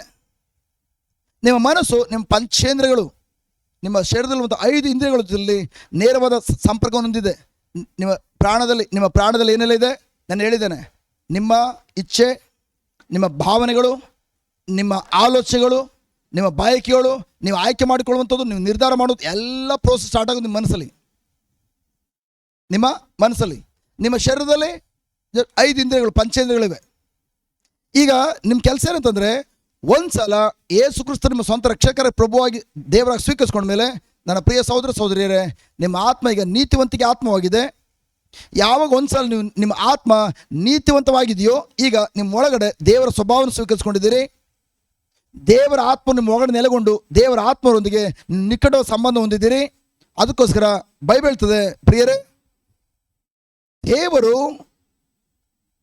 ಯಾರನ್ನ ಪವಿತ್ರೀಕರಿಸಲ್ಪಟ್ಟಿದ್ದಾರೋ, ತನ್ನ ಒಂದೇ ಒಂದು ಯಜ್ಞದ ಬಲಿಯಿಂದ ಯಾರನ್ನ ಪವಿತ್ರೀಕರಿಸಲ್ಪಟ್ಟಿದ್ದಾರೋ ಅವರನ್ನು ಪರಿಪೂರ್ಣಗೊಳಿಸಿದ್ದಾರೆ.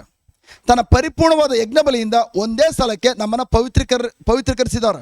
ಸೊ ನಾನು ಮತ್ತು ನೀವೆಲ್ಲರೂ ಕೂಡ ಈಗಾಗಲೇ ಪವಿತ್ರೀಕರಿಸಲ್ಪಟ್ಟವರಾಗಿದ್ದಾವೆ. Hallelujah, hallelujah, hallelujah.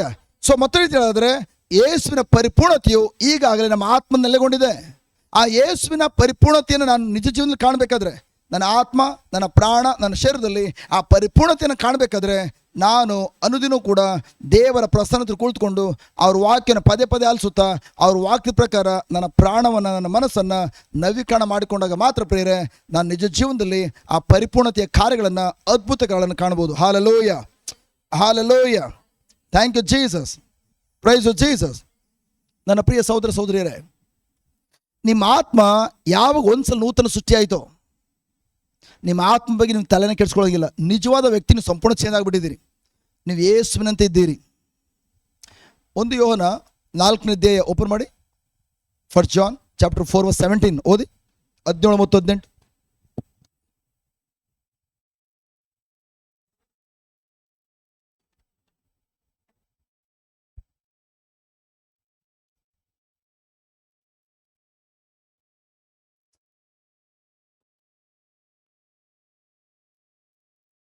ಬೇರೆ ಪಕ್ಕ ಟ್ರಾನ್ಸ್ಲೇಷನ್ ಹಾಕಿ.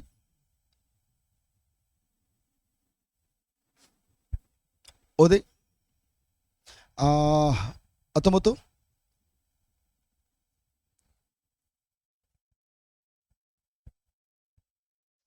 ಪಕ್ಕದ 18 ಕ್ಲಿಕ್ ಮಾಡಿ. 18 ಓದಿ. ನಮಗೆ ತೀರ್ಪು ನೀಡುವ ದಿನದಂದು ನಾವು ಓಕೆ, ಅದೇ ಓದಿ, ಅದೇ ಸ್ಟಾರ್ಟಿಂಗಿಂದ. ಹೀಗೆ ಪ್ರೀತಿಯು ನಮ್ಮಲ್ಲಿ ಪರಿಪೂರ್ಣವಾಗುವುದರಿಂದ ದೇವರು ನಮಗೆ ತೀರ್ಪು ನೀಡುವ ದಿನದಂದು ನಾವು ನಿರ್ಭಯದಿಂದಿರುತ್ತೇವೆ. ಪ್ರಿಯರೇ, ತೀರ್ಪು ನೀಡುವಂಥ ದಿನ ಬರ್ತದೆ. ಆ ತೀರ್ಪು ನೀಡುವಂಥ ದಿನದಲ್ಲಿ ಥ್ಯಾಂಕ್ ಗಾಡ್, ನಾವು ನಿರ್ಭೀತಿಯಿಂದ ನಾವು ಮುನ್ನಡೆಯಲಿಕ್ಕೆ ಸಾಧ್ಯಗೊಳಿಸುವುದು ಯಾವುದು ಅಂದರೆ ದೇವರ ಪ್ರೀತಿ. ದೇವರ ಪ್ರೀತಿ, ಪರಿಪೂರ್ಣದ ಪ್ರೀತಿ. ಎಲ್ಲಿ ದೇವರ ಪ್ರೀತಿ ಇರ್ತದೋ ಅಲ್ಲಿ ಯಾವುದೇ ಭಯ ಇರೋದಿಲ್ಲ. ಸೊ ಥ್ಯಾಂಕ್ ಗಾಡ್, ಇವತ್ತು ಕೂಡ ಪ್ರೈಸ್ ಗಾಡ್, ನಾನು ಮತ್ತು ನೀವು ರಕ್ಷಣೆ ಹೊಂದಿರುವಂಥದ್ದು ಕೂಡ ದೇವರ ಪ್ರೀತಿಯಿಂದ. ಇವತ್ತು ನಾವು ಜೀವಂತವಾಗಿದ್ದೀವಿ ಅಂತಂದ್ರೆ ದೇವರ ಪ್ರೀತಿಯಿಂದ. ಸೊ ನೀವು ಎಷ್ಟು ಹೆಚ್ಚೆಚ್ಚಾಗಿ ದೇವರ ಪ್ರೀತಿನ ಅರ್ಥ ಮಾಡ್ಕೊಳ್ತೀರಿ, ಅಷ್ಟರ ಮಟ್ಟಿಗೆ ಪ್ರೈಸ್ ಗಾಡ್ ನಿಮ್ಮ ಜೀವನದಲ್ಲಿ ಯಾವುದೆಲ್ಲ ಏರಿದಲ್ಲಿ ಭಯ ಇದೆಯೋ ಆ ಭಯ ನಾಶವಾಗ್ತದೆ. ದೇವರು ನನ್ನ ಪ್ರೀತಿ ಮಾಡ್ತಾ ಇರೋದ್ರಿಂದ, ದೇವರು ನನ್ನ ಜೊತೆಲಿ ಇರೋದ್ರಿಂದ, ಅವ್ರು ನನ್ನ ಪ್ರೀತಿ ಮಾಡೋ ದೇವರಾಗಿರೋದ್ರಿಂದ ಈ ಪರಿಸ್ಥಿತಿಯಲ್ಲಿ ನಾನು ಅವರೇ ಕೈ ಹಿಡಿದು ಮುನ್ನಡೆಸ್ತಾರೆ, ನನ್ನ ಕೈ ಬಿಡೋದಿಲ್ಲ. ಹಲೋ, ನೀವು ಎಷ್ಟು ಹೆಚ್ಚೆಚ್ಚಾಗಿ ದೇವರ ಪ್ರೀತಿ ಅರ್ಥ ಮಾಡ್ಕೊಳ್ತೀರಿ. ಹೇಗೆ ದೇವರ ಪ್ರೀತಿ ಅರ್ಥ ಮಾಡ್ಕೊಳ್ತೀರಿ?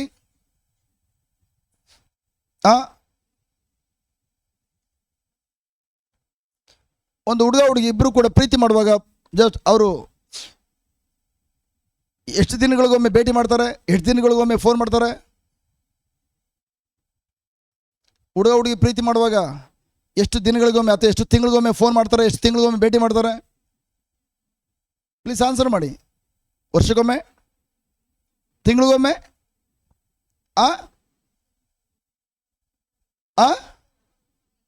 ಯಾವಾಗಲೂ ಫೋನಲ್ಲಿ ಇರ್ತಾರೆ. ಹೇಗೆ ಹೇಳ್ತೀರಿ? ಅದು ಬೈಬಲ್ ಏನೇ ವಾಕ್ಯ ಕೇಳಿ ಉತ್ತರ ಕೊಡಲ್ಲ, ಬಟ್ ಈ ಎಲ್ಲ ಪ್ರಶ್ನೆ ಕೇಳಿ ಕರೆಕ್ಟ್ ಉತ್ತರ ಕೊಡ್ತೀರಿ. ಏಕೆ? ಅನುಭವ, ಎಕ್ಸ್ಪೀರಿಯನ್ಸ್.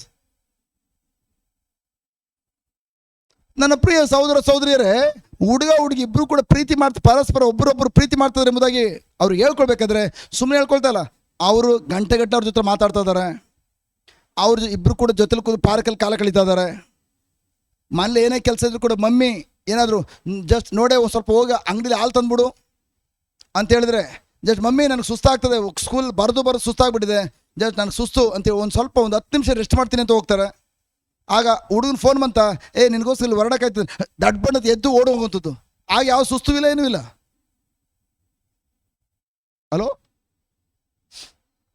ನನ್ನ ಪ್ರಿಯ ಸಹೋದರ ಸಹೋದರಿಯರೇ, ಅದೇ ಥರ ನಾನು ಕೂಡ ದೇವರ ಪ್ರೀತಿಯನ್ನು ಅನುಭವಿಸ್ಬೇಕಾದ್ರೆ ನಾನು ಯಾರು ಪ್ರೀತಿ ಮಾಡ್ತಾರೋ ಆ ಪ್ರೀತಿ ಮಾಡುವಂಥ ದೇವರ ಜೊತೆಲಿ ಅನುದಿನವೂ ಅವ್ರ ಜೊತೆ ಕುಳಿತುಕೊಂಡು ಅವರ ವಾಕ್ಯದ ಮೂಲಕ ಮಾತನಾಡೋದ್ರಿಂದ, ಅವರ ಪ್ರಸನ್ನತೆಯಲ್ಲಿ ನಾವು ಮಾತಾಡೋದ್ರಿಂದ.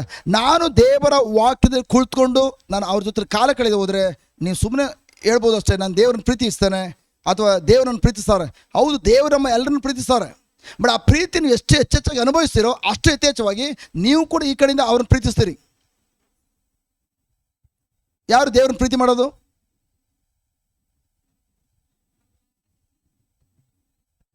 ಯಾರು ದೇವ್ರನ್ನ ಪ್ರೀತಿ ಮಾಡುವಂಥದ್ದು? ಯಾರು ಐ ಲವ್ ಯು ಜೀಸಸ್ ಅಂತ ಹೇಳೋದು, ಶಿಲುಬೆಗೆ ಮುತ್ಕೊಡೋದು, ಮುತ್ಕೊಡ್ಬಿಡು ಒಂದು ಕ್ಯಾಂಡಲ್ ಹಚ್ಚೋದು, ಅವರ ಯೇಸುವನ್ನು ಪ್ರೀತಿ ಮಾಡೋದು? ಯೇಸು ಹೇಳ್ತಾರೆ, ನನ್ನ ಪ್ರೀತಿ ಮಾಡೋರು ಯಾರು ಅಂದರೆ ನನ್ನ ಆಜ್ಞೆಗಳನ್ನು ಕೈಗೊಂಡಿರುವಂಥವ್ರು, ನನ್ನ ವಾಕ್ಯದ ಪ್ರಕಾರ ಜೀವಿಸುವಂಥವ್ರು.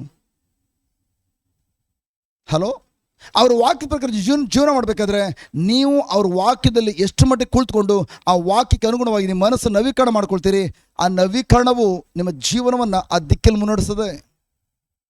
ಅದಕ್ಕೆ ನಾನು ಯಾವಾಗ ಹೇಳ್ತೇನೆ, ದೇವರ ವಾಕ್ಯ ಎಂಬುದಾಗಿ ಬೆಳಗಿನ ಸಾಯಂ ತನಕ ನೀವು ಕೆಲ್ಸಕ್ಕೆ ಹೋಗೋ ತನಕ ನಿಮ್ಮ ಮನೇಲಿ ದೇವ್ರ ವಾಕ್ಯ ಓಡ್ತಾ ಇರಲಿ. ಕೆಲಸ ಬಂದಮೇಲೆ ಕೂಡ ನೀವು ಏನೇ ಕೆಲಸ ಕಾರ್ಯ ಮಾಡ್ತಾ ಇರಲಿ, ದೇವ್ರ ವಾಕ್ಯ ಓಡ್ತಾ ಇರಲಿ. ನೀವು ಯಾವಾಗ ದೇವರ ವಾಕ್ಯದಲ್ಲಿ ಇರ್ತೀರಿ, ಆಗ ಆ ವಾಕ್ಯವು ನಿಮ್ಮ ಮನಸ್ಸನ್ನು ನವೀಕರಿಸಿ ನಿಮ್ಮ ನಿಜ ಜೀವನ ಬದಲಾಯಿಸ್ತದೆ. ದೇವರ ವಾಕ್ಯ ಒಂದು ನಿಮ್ಮ ಜೀವನ ಬದಲಾಯಿಸುವಂಥ ಸಾಮರ್ಥ್ಯ ಹೊಂದಿರುವಂಥದ್ದು. ಬೈಬಲ್ ಹೇಳ್ತದೆ, ಒಂದು ವ್ಯಕ್ತಿ ದೇವರ ಶಕ್ತಿಯನ್ನು ಅನುಭವಿಸಬೇಕಾದ್ರೆ, ಒಂದು ವ್ಯಕ್ತಿ ತನ್ನ ಜೀವನದಲ್ಲಿ ಇರುವಂಥ ಪರಿಸ್ಥಿತಿಗಳಿಂದ ಹೊರಬರಬೇಕಾದ್ರೆ ದೇವರ ಶಕ್ತಿ ಮೂಲಕ ಆ ದೇವರ ಶಕ್ತಿಯನ್ನು ಅನುಭವಿಸಬೇಕಾದ್ರೆ ಆ ದೇವರ ಶಕ್ತಿ ಬೇರೆ ಯಾವುದೂ ಅಲ್ಲ, ದೇವರ ವಾಕ್ಯವೇ ದೇವರ ಶಕ್ತಿಯಾಗಿದೆ. ಒಂದು ವ್ಯಕ್ತಿ ದೇವರ ವಾಕ್ಯ ಇಲ್ಲದೆ ದೇವರ ಶಕ್ತಿಯನ್ನು ಅನುಭವಿಸಲಿಕ್ಕೆ ಸಾಧ್ಯ ಇಲ್ಲ. ಮತ್ತೊಂದು ರೀತಿ ಹೇಳೋದಾದ್ರೆ, ಒಂದು ವ್ಯಕ್ತಿ ನಿರಂತರವಾಗಿ ದೇವರ ವಾಕ್ಯ ಎಂಬುದಾಗಿ ದೇವರ ವಾಕ್ಯ ಕಾಲ ಕಳೆಯುವಾಗ ಆ ವ್ಯಕ್ತಿ ದೇವರ ಶಕ್ತಿಯಲ್ಲಿ ಇರ್ತಾನೆ ಎಂಬುದಾಗಿ. ಹಾಲೆಲೂಯ. ಅರ್ಥ ಆಯ್ತಾ? ಡೌನ್. ಈ ಲೋಕದಲ್ಲಿ ನಾವು ಆತನಂತೆಯೇ, ಈಗ ಈ ಲೋಕದಲ್ಲಿ, ಪರಲೋಕದಲ್ಲ, ಈ ಲೋಕದಲ್ಲಿ, ಈ ಭೂಲೋಕದಲ್ಲಿ ನಾನು ಮತ್ತು ನಾವು ಆತನಂತೆ ಯಾರಂತೆ? ಕ್ರಿಸ್ತನು ಅಥವಾ ಮತ್ತು ದೇವರು. ಅಲೋ, ಕೇಳಿಸ್ಕೊಳ್ಳಿ, ಇದು ವೆರಿ ವೆರಿ ಇಂಪಾರ್ಟೆಂಟ್. ಈ ಲೋಕದಲ್ಲಿ ನಾವು ಕ್ರಿಸ್ತನಂತೆಯೇ ಅಥವಾ ದೇವರಂತೆಯೇ ಇರುವುದರಿಂದ ನಾವು ಧೈರ್ಯದಿಂದ ಇರ್ತೇವೆ. ನೀವು ಯಾವ ಥರ ಇದ್ದೀರಿ ಹಂಗಾದ್ರೆ? ಇಲ್ಲಿ ಯಾರ ಥರ ಇದ್ದೀರಿ? ಕ್ರಿಸ್ತನು ಪಾಪಿನ ನೀತಿವಂತರ? ಬಟ್ ಎಷ್ಟು ಸಲ ಪ್ರಿಯರೇ, ನೀವು ತಪ್ಪುಗಳು ಮಾಡಿದ ತಕ್ಷಣ ಸಡನ್ ಆಗಿ ಕ್ರಿಸ್ತ ಯೇಸುವಿನಂತಿರುವಂಥ ನಾವು ಪಾಪಿಗಳಂತೇಳಿ ಚೇಂಜ್ ಮಾಡ್ಕೊಂಡ್ಬಿಡ್ತೇವೆ. ಹಲೋ, ಎಷ್ಟು ಸಲ ಪ್ರಿಯರೇ ದೇವ ಸೇವಕರು ಕೂಡ ಇದನ್ನೇ ಹೇಳ್ಕೊಡ್ತೇವೆ ಜನರಿಗೆ, ನೀವು ಪಾಪ ಮಾಡಿದ್ಮೇಲೆ ನೀನು ಪಾಪಿನೇ. ಫಾರ್ ಎಕ್ಸಾಂಪಲ್, ನಮ್ಮ ಐಡೆಂಟಿ ಕಾರ್ಡ್ ಇದೆ, ನೀವೆಲ್ಲ ಯಂಗ್ಸ್ಟರೆಲ್ಲ ಐಡೆಂಟಿ ಕಾರ್ಡ್ ಇರೋದಕ್ಕೆ ಫ್ರೀಯಾಗಿ ಬಂದಿದ್ದೀರಿ ಬಸ್ಸಲ್ಲಿ. ಯಾವುದಾದ್ರು ಐಡೆಂಟಿ ಕಾರ್ಡ್? ಆಧಾರ್ ಕಾರ್ಡ್ ಏನು ಸೂಚಿಸ್ತದೆ? ನಾನು ಭಾರತ ದೇಶದ ಪ್ರಜೆ. ನಿಮ್ಮ ಅಡ್ರೆಸ್ ಸೂಚಿಸ್ತದೆ ನೀವು ಕರ್ನಾಟಕದಲ್ಲಿದ್ದೀರಿ, ಭಾರತ ದೇಶದ ಪ್ರಜೆ. ನೀವು ಭಾರತ ದೇಶದ ಪ್ರಜೆ ಅಂತ ಹೇಳ್ಕೊಳ್ಳಿಕ್ಕಾಗಿ ಆಧಾರ ಸ್ತಂಭ ಯಾವುದು? ಆಧಾರ್ ಕಾರ್ಡ್. ಕರೆಕ್ಟಾ? ಸಪೋಸ್ ನೀವೇನು ಕೊಲೆ ಮಾಡಿಬಿಟ್ರಿ, ಯಾರನ್ನೋ ಕೊಲೆ ಮಾಡಿ ಜೈಲಿಗೆ ಹೊಟ್ಟೋದ್ರಿ, ಹೋದಾಗ ಆಧಾರ್ ಕಾರ್ಡ್ ಚೇಂಜ್ ಆಗ್ತದಾ? ನೀವು ದೊಡ್ಡ ಪಾಪವನ್ನು ಮಾಡಿದ್ದೀರಿ, ದೊಡ್ಡ ಪಾಪವನ್ನು ಮಾಡಿದ ಮಾತ್ರಕ್ಕೆ ನಿಮ್ಮ ಆಧಾರ್ ಕಾರ್ಡ್ ಚೇಂಜ್ ಆಗ್ತದಾ? ಈ ಲೋಕದ ಆಧಾರ್ ಕಾರ್ಡ್ ಚೇಂಜ್ ಆಗಿಲ್ಲ ಅಂತ ಹೇಳಿದ್ಮೇಲೆ ದೇವರು ತನ್ನ ಮಗನನ್ನು ಬಲಿಯಾಗಿ ಅರ್ಪಿಸಿ, ನಿಮ್ಮ ಪಾಪಗಳು ನಿಮ್ಮ ಪುಣ್ಯಕಾರ್ಯ ನೋಡಿಯಲ್ಲ, ದೇವರು ತನ್ನ ಮಗನನ್ನು ಬಲಿಯಾಗಿ ಅರ್ಪಿಸಿ ಆ ಬಲಿಯಲ್ಲಿ ವಿಶ್ವಾಸವಿಟ್ಟಂಥ ನನ್ನನ್ನು ಮತ್ತು ನಿಮ್ಮನ್ನು ನೀತಿವಂತರು ಎಂಬುದಾಗಿ ಆಧಾರ್ ಕಾರ್ಡ್ ಕೊಟ್ಟಿರೋದ್ರಿಂದ, ಪರಲೋಕದ ಆಧಾರ್ ಕಾರ್ಡ್, ನೀವೆಲ್ಲರೂ ಕೂಡ ಕ್ರಿಸ್ತ ಯೇಸುವಿನಲ್ಲಿ ನೀತಿವಂತರಾಗಿದ್ದೀರಿ. ದೇವರು ನೀತಿವಂತರು ಎಂಬುದಾಗಿ ಆಧಾರ್ ಕಾರ್ಡ್ ಕೊಟ್ಟಿರೋದ್ರಿಂದ, ಪರಲೋಕ ಸರ್ಕಾರ ಕೊಟ್ಟಿರೋದ್ರಿಂದ, ಅದೆಂಗೆ ನೀವು ತಪ್ಪು ಮಾಡೋದ್ರಿಂದ, ನೀವು ಪಾಪ ಮಾಡೋದ್ರಿಂದ ಆಧಾರ್ ಕಾರ್ಡ್ ಚೇಂಜ್ ಆಗಿಬಿಡ್ತದೆ? ನೀವು ನೀತಿವಂತರೇ. ಅದಕ್ಕೆ ಬೈಬಲ್ ಹೇಳ್ತಿರುವಂಥದ್ದು, ಈ ಲೋಕದಲ್ಲಿ ನಾವು ಕ್ರಿಸ್ತ ಯೇಸುವಿನಂತೆ ಇದ್ದೇವೆ, ಆ ರೀತಿ ಇರೋದ್ರಿಂದ ಧೈರ್ಯದಿಂದಿದ್ದೇವೆ.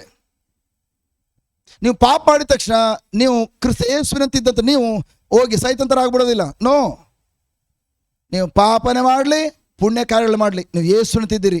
ಎಲ್ಲಿ? ನಿಮ್ಮ ಆತ್ಮದಲ್ಲಿ. ಈಗ ನೀವು ಯೇಸುವಿನಂತಿದ್ದೀರಿ, ಬಟ್ ಆದರೆ ನಿಮ್ಮ ಪ್ರಾಣದಲ್ಲಿ, ನಿಮ್ಮ ಮನಸ್ಸಿನಲ್ಲಿ ಇನ್ನೂ ಕೂಡ ಹಳೆಯ ಚಿಂತನೆಗಳು ಮಾಡ್ತಾ ಇದ್ದೀರಿ, ಬಾಯದ ಆಲೋಚನೆಗಳು ಮಾಡ್ತಾ ಇದ್ದೀರಿ. ನಿಮ್ಮ ಮನಸ್ಸಲ್ಲಿ ಕೋಪ ಇದೆ, ನಿಮ್ಮ ಮನಸ್ಸಲ್ಲಿ ನಿಮ್ಮ ಭವಿಷ್ಯದ ಬಗ್ಗೆ ಅಭದ್ರತೆ, ಅನ್ಸೆಕ್ಯೂರಿಟಿ, ಅಯ್ಯೋ ಮುಂದೆ ಏನಾಗ್ತದೆ ಗೊತ್ತಿಲ್ಲ, ಇದೇ ಥರ ಇದ್ರೆ. ನಮ್ಮ ಮನಸ್ಸಲ್ಲಿ ಇವೆಲ್ಲ ಇರೋದ್ರಿಂದ ಹಳೆಯ ಶಾರೀರಿಕ ಸ್ವಭಾವಗಳು, ಹಳೆಯ ಕೆಟ್ಟದನ್ನು ನೋಡುವಂಥದ್ದು, ಕೆಟ್ಟದನ್ನು ಆಲೋಚನೆ ಮಾಡುವಂಥದ್ದು, ಇದೆಲ್ಲ ನಮ್ಮ ಮನಸ್ಸಲ್ಲಿ ಇರೋದ್ರಿಂದ ನಾವೇನು ಮಾಡ್ತೀವಿ ಅಂತಂದರೆ, ಹೌದು, ಅದಕ್ಕೋಸ್ಕರ ನನ್ನ ಮನಸ್ಸು ಏನು ಹೇಳ್ತದೆಯೋ ಅದ್ರ ಪ್ರಕಾರ ನಾನು ಕೂಡ ಆಲೋಚನೆ ಮಾಡಿ, ಅಯ್ಯೋ ನಾನು ರಕ್ಷಣೆ ಹೊಂದಿದ ಮೇಲೂ ಕೂಡ ಬೈಬಲ್ ಹೇಳ್ತದೆ ನೀತಿವಂತನು ಲೋಕದಲ್ಲಿ ಯೇಸುವಂತಿದ್ದೀರಿ ಅಂತೇಳಿ, ಆದರೂ ಕೂಡ ಯಾಕೆ ಅನ್ನಬಿಡಿ ಹಳೆಯದನ್ನು ಯೋಚನೆ ಮಾಡ್ತಿದ್ದಾನೆ, ನಾನು ಹಳೆಯ ವ್ಯಕ್ತಿ ಆಗಿದ್ದಾನೆ ಅಂತೇಳಿ ನೀವು ಹಳೆಯ ಆಲೋಚನೆಗಳನ್ನು ಹೊಂದಿರೋದ್ರಿಂದ ಹಳೆಯ ವ್ಯಕ್ತಿ ಅಂತ ನಿಮ್ಮ ನೋಡ್ಕೊಳ್ತೀರಿ. ನೀವು ನಿಮ್ಮ ಆಲೋಚನೆಗಳಿಗೂ ನೀವು ಯಾವ ವ್ಯಕ್ತಿ ಆಗಿದೆ ಅದಕ್ಕೂ ಯಾವುದೇ ಸಂಬಂಧ ಇಲ್ಲ. ನೀವು ನಿಮ್ಮ ಆತ್ಮದ ನೂತನ ವ್ಯಕ್ತಿ, ಯೇಸುವಿನಂತಿದ್ದೀರಿ. ನಿಮ್ಮ ಮನಸ್ಸಲ್ಲಿ ಈ ಥರ ಏನು ಆಲೋಚನೆಗಳಿದೆಯೋ ಈಗ ನೀವು ಆಲೋಚನೆಗಳನ್ನು ಪರಿವರ್ತನೆ ಮಾಡಬೇಕು, ರೂಪಾಂತರಗೊಳಿಸಬೇಕು. ಅದಕ್ಕಾಗಿ ಬೈಬಲ್ ಹೇಳುವಂಥದ್ದು, ನಿಮ್ಮ ಮನಸ್ಸನ್ನು ನವೀಕರಣ ಮಾಡಿಕೊಳ್ಳೋದ್ರ ಮೂಲಕ ನಿಮ್ಮ ಆತ್ಮಕ್ಕೆ ಅನುಗುಣವಾಗಿ ರೂಪಾಂತರಗೊಳ್ಳ್ರಿ. ಹಲೋ, ನೀವು ನಿಮ್ಮ ಮನಸ್ಸನ್ನು ದೇವರ ವಾಕ್ಯ ಪ್ರಕಾರ ಎಷ್ಟು ಮಟ್ಟಿಗೆ ನವೀಕರಣ ಮಾಡ್ಕೊಳ್ತೀರಿ ಪ್ರಿಯರೇ, ಆ ನವೀಕರಣವು ನಿಮ್ಮ ಜೀವನವನ್ನು, ನಿಮ್ಮ ಜೀವನದ ಎಲ್ಲ ಪರಿಸ್ಥಿತಿಗಳನ್ನು ರೂಪಾಂತರಗೊಳಿಸ್ತದೆ, ಬದಲಾಯಿಸ್ತದೆ. ಯಾವ ರೀತಿ ಒಂದು ಕಂಬಳಿ ಹುಳ, ಹುಟ್ಟುವಾಗ ಕಂಬಳಿ ಹುಳ ಮಾಡೋದು ಬೆಳೀತಾ ಬೆಳೀತಾ ಬೆಳೀತಾ ಹೋಗಿ ಈಗ ಹಾರುವಂಥ ಚಿಟ್ಟೆ ಆಗಿದೆಯೋ, ಬಟರ್ಫ್ಲೈ ಆಗಿದೆಯೋ, ಇನ್ ದ ಸೇಮ್ ವೇ ನಾನು ಮತ್ತು ನೀವು ಲೋಕಕ್ಕೆ ಹುಟ್ಟಿ ಬಂದಾಗ ನಾವು ಕೂಡ ಕಂಬಳಿ ಹುಳ ಥರ ಕರಗಿದ್ವಿ, ಸೈತನದಿಂದ ಗುಲಾಮರಾಗಿದ್ವಿ, ಕೆಟ್ಟದನ್ನೇ ಮಾಡೋದ್ರಲ್ಲಿ ಎಂಜಾಯ್ ಮಾಡ್ತಾ ಇದ್ವಿ. ಒಂದ್ಸಲ ಯೇಸುವನ್ನು ಸ್ವೀಕರಿಸ್ಕೊಂಡ್ಮೇಲೆ ಮೈ ಗಾಡ್, ಈಗ ನಾವೆಲ್ಲರೂ ಕೂಡ ಬಟರ್ಫ್ಲೈ ರೀತಿಯಲ್ಲಿ ಆಗೋದಿಲ್ಲ, ಬಟರ್ಫ್ಲೈ ಆಗಿದ್ದೇವೆ, ಕ್ರಿಸ್ತ ಯೇಸುವಿನಂತಿದ್ದೇವೆ. ಬಟ್ ಕ್ರಿಸ್ತ ಯೇಸುವಿನಂತೆ ನಮ್ಮ ಆತ್ಮದಲ್ಲಿದ್ದೇವೆ. ನಮ್ಮ ನಿಜ ಜೀವನದಲ್ಲಿ ಅದನ್ನು ಕಾಣಬೇಕಾದ್ರೆ ನನ್ನ ಮನಸ್ಸನ್ನು ದೇವರ ವಾಕ್ಯ ಎಲೆಗಳನ್ನು ಕೊಟ್ಟು ನನ್ನ ಮನಸ್ಸಿಗೆ ಚೆನ್ನಾಗಿ ತಿನ್ನಿಸಿ ತಿನ್ನಿಸಿ ತಿನ್ನಿಸಿ ನನ್ನ ಮನಸ್ಸು ಕೂಡ ನಾನು ಕ್ರಿಸ್ತ ಯೇಸುವಿನಲ್ಲಿ ಹೌದು ನೀತಿವಂತನಾಗಿದ್ದೇನೆ ಎಂಬುದಾಗಿ ನನ್ನ ಮನಸ್ಸು ಕೂಡ ಒಪ್ಪಂದ ಮಾಡಿಕೊಳ್ಬೇಕು. ಅಲ್ಲಿ ತನಕ ದೇವರ ವಾಕ್ಯವನ್ನು ಓದಿಸ್ಕೊಡ್ಬೇಕು. ನೀವು ಎಷ್ಟು ಮಾಡಿ ದೇವರ ವಾಕ್ಯ ಓದಿಸ್ಕೊಡ್ತೀರಿ ಅಷ್ಟು ಮಾಡಿ ನಿಮ್ಮ ಮನಸ್ಸಿನ ನವೀಕರಣ ಆರಂಭವಾಗ್ತದೆ. ನಿಮ್ಮ ಮನಸ್ಸು ಎಷ್ಟು ಮಾಡಿ ನವೀಕರಣ ಆಗ್ತದೋ ನಿಮ್ಮ ಜೀವನ ರೂಪಾಂತರಗೊಳ್ತದೆ. Hallelujah, hallelujah. ನನ್ನ ಪ್ರಿಯ ಸಹೋದರ ಸಹೋದರಿಯರೇ, ಒಂದ್ಸಲ ಯೇಸುವನ್ನು ನಿಮ್ಮ ಸ್ವಂತ ರಕ್ಷಕರಾಗಿ ಪ್ರಭುವಾಗಿ ದೇವರ ಸ್ವೀಕರಿಸ್ಕೊಂಡ ತಕ್ಷಣ ನಿಮ್ಮ ಆತ್ಮ ತಕ್ಷಣವೇ ಯೇಸುವಿನ ಆತ್ಮವಾಗಿ ಹೊಸ ಸೃಷ್ಟಿಯಾಯಿತು. ತಕ್ಷಣ ಆಗಿದ್ದು ಅದು ನಿಮ್ಮ ಮನೇಲಿ ಬಂದು ಯಾರೋ ಈ ದೇವ್ರ ವಾಕ್ಯ ಹೇಳ್ಕೊಟ್ರು, ಅದು ಚರ್ಚೆ ಹೇಳ್ಕೊಟ್ರು ಗೊತ್ತಿಲ್ಲ. ನೀವೆಲ್ಲಿ ಯೇಸು ನಂಬಿದ್ರಿ, ಅದು ಬಸ್ ಸ್ಟ್ಯಾಂಡಲ್ಲಿ ಯಾರೋ ಬಂದು ಸುವಾರ್ತೆ ಸಾರಿದ್ರು, ಅಲ್ಲಿ ಯೇಸುವೇ ನೀವೇ ನಮ್ಮ ರಕ್ಷಕರು ಎಂಬುದು ಹೇಳಿದ್ರಲ್ಲ, ಅದೇ ಬಸ್ ಸ್ಟ್ಯಾಂಡಲ್ಲಿ ನಿಮ್ಮ ಹೊಸ ಸೃಷ್ಟಿಯಾಗಿಬಿಟ್ರಿ, ನೂತನ ಸೃಷ್ಟಿಯಾಗಿಬಿಟ್ರಿ. ನಿಮ್ಮ ಆತ್ಮ ತಕ್ಷಣವೇ ಹೊಸದಾಯಿತು. ಬಡ ನಿಮ್ಮ ಮನಸ್ಸು, ನಿಮ್ಮ ಪ್ರಾಣ ಪ್ರಿಯರೇ ಹಂತವಾಗಿ ರೂಪಾಂತರಗೊಳ್ಳುವಂಥದ್ದು. ನಿಮ್ಮ ಮನಸ್ಸು ಹಂತವಾಗಿ ರೂಪಾಂತರಗೊಳ್ಬೇಕಾದ್ರೆ ನಿಮ್ಮ ಮನಸ್ಸಿಗೆ ಡೈಲಿ ದೇವರ ವಾಕ್ಯ ಆಹಾರವನ್ನು ಒದಿಸ್ತಾ ಇರಬೇಕು. ಎಷ್ಟು ಮಟ್ಟಿಗೆ ನಿಮ್ಮ ಮನಸ್ಸಿಗೆ ದೇವರ ವಾಕ್ಯ ಆಹಾರ ಒದಿಸ್ಕೊಡ್ತೀರಿ ಅಷ್ಟು ಮಟ್ಟಿಗೆ ನಿಮ್ಮ ಮನಸ್ಸು ಬದಲಾವಣೆ ಆಗ್ತಾ ಇರ್ತದೆ. ನಿಮ್ಮ ಮನಸ್ಸಿನ ಬದಲಾವಣೆ ನಿಮ್ಮ ನಿಜ ಬದಲಾವಣೆ ತರ್ತದೆ. ನಿಮ್ಮ ಮನಸ್ಸಿಗೆ ಯಾವಾಗ ಆಹಾರ ಒದಿಸ್ಕೊಡೋದು ನಿಲ್ಲಿಸ್ಬಿಡ್ತೀರಿ, ದೇವರ ವಾಕ್ಯವನ್ನು ಒದಿಸ್ಕೊಡೋದು ನಿಲ್ಲಿಸ್ಬಿಡ್ತೀರಿ, ಆಗ 100% ಗ್ಯಾರಂಟಿ ನಿಮ್ಮ ಜೀವನದಲ್ಲಿ ನಿಮ್ಮ ಬದಲಾವಣೆಯನ್ನು ನಿಮ್ಮ ಕೈಯಾರೆ ನೀವೇ ಕಟ್ ಆಫ್ ಮಾಡ್ಕೊಂಡ್ರಿ, ಕುಂಠಿತಗೊಳಿಸ್ಕೊಂಡ್ರಿ. ಹಲೋ, ಅನೇಕರು ಏನು ಮಾಡ್ತಾರೆ ಅಂತಂದರೆ, ನನ್ನ ದೇಹ ಇವತ್ತು ಏನು ಕೆಟ್ಟ ಕೆಲಸ ಮಾಡ್ತಾ ಇದೆಯೋ ಅದನ್ನು ಹೇಗಾದ್ರೂ ಮಾಡಿ ಕಂಟ್ರೋಲ್ ಮಾಡಬೇಕು ಅಂತೇಳಿ ಅದನ್ನು ಬದಲಾಯಿಸ್ಕೊಳ್ಬೇಕು ಪ್ರಯತ್ನ ಪಡ್ತೀರಿ.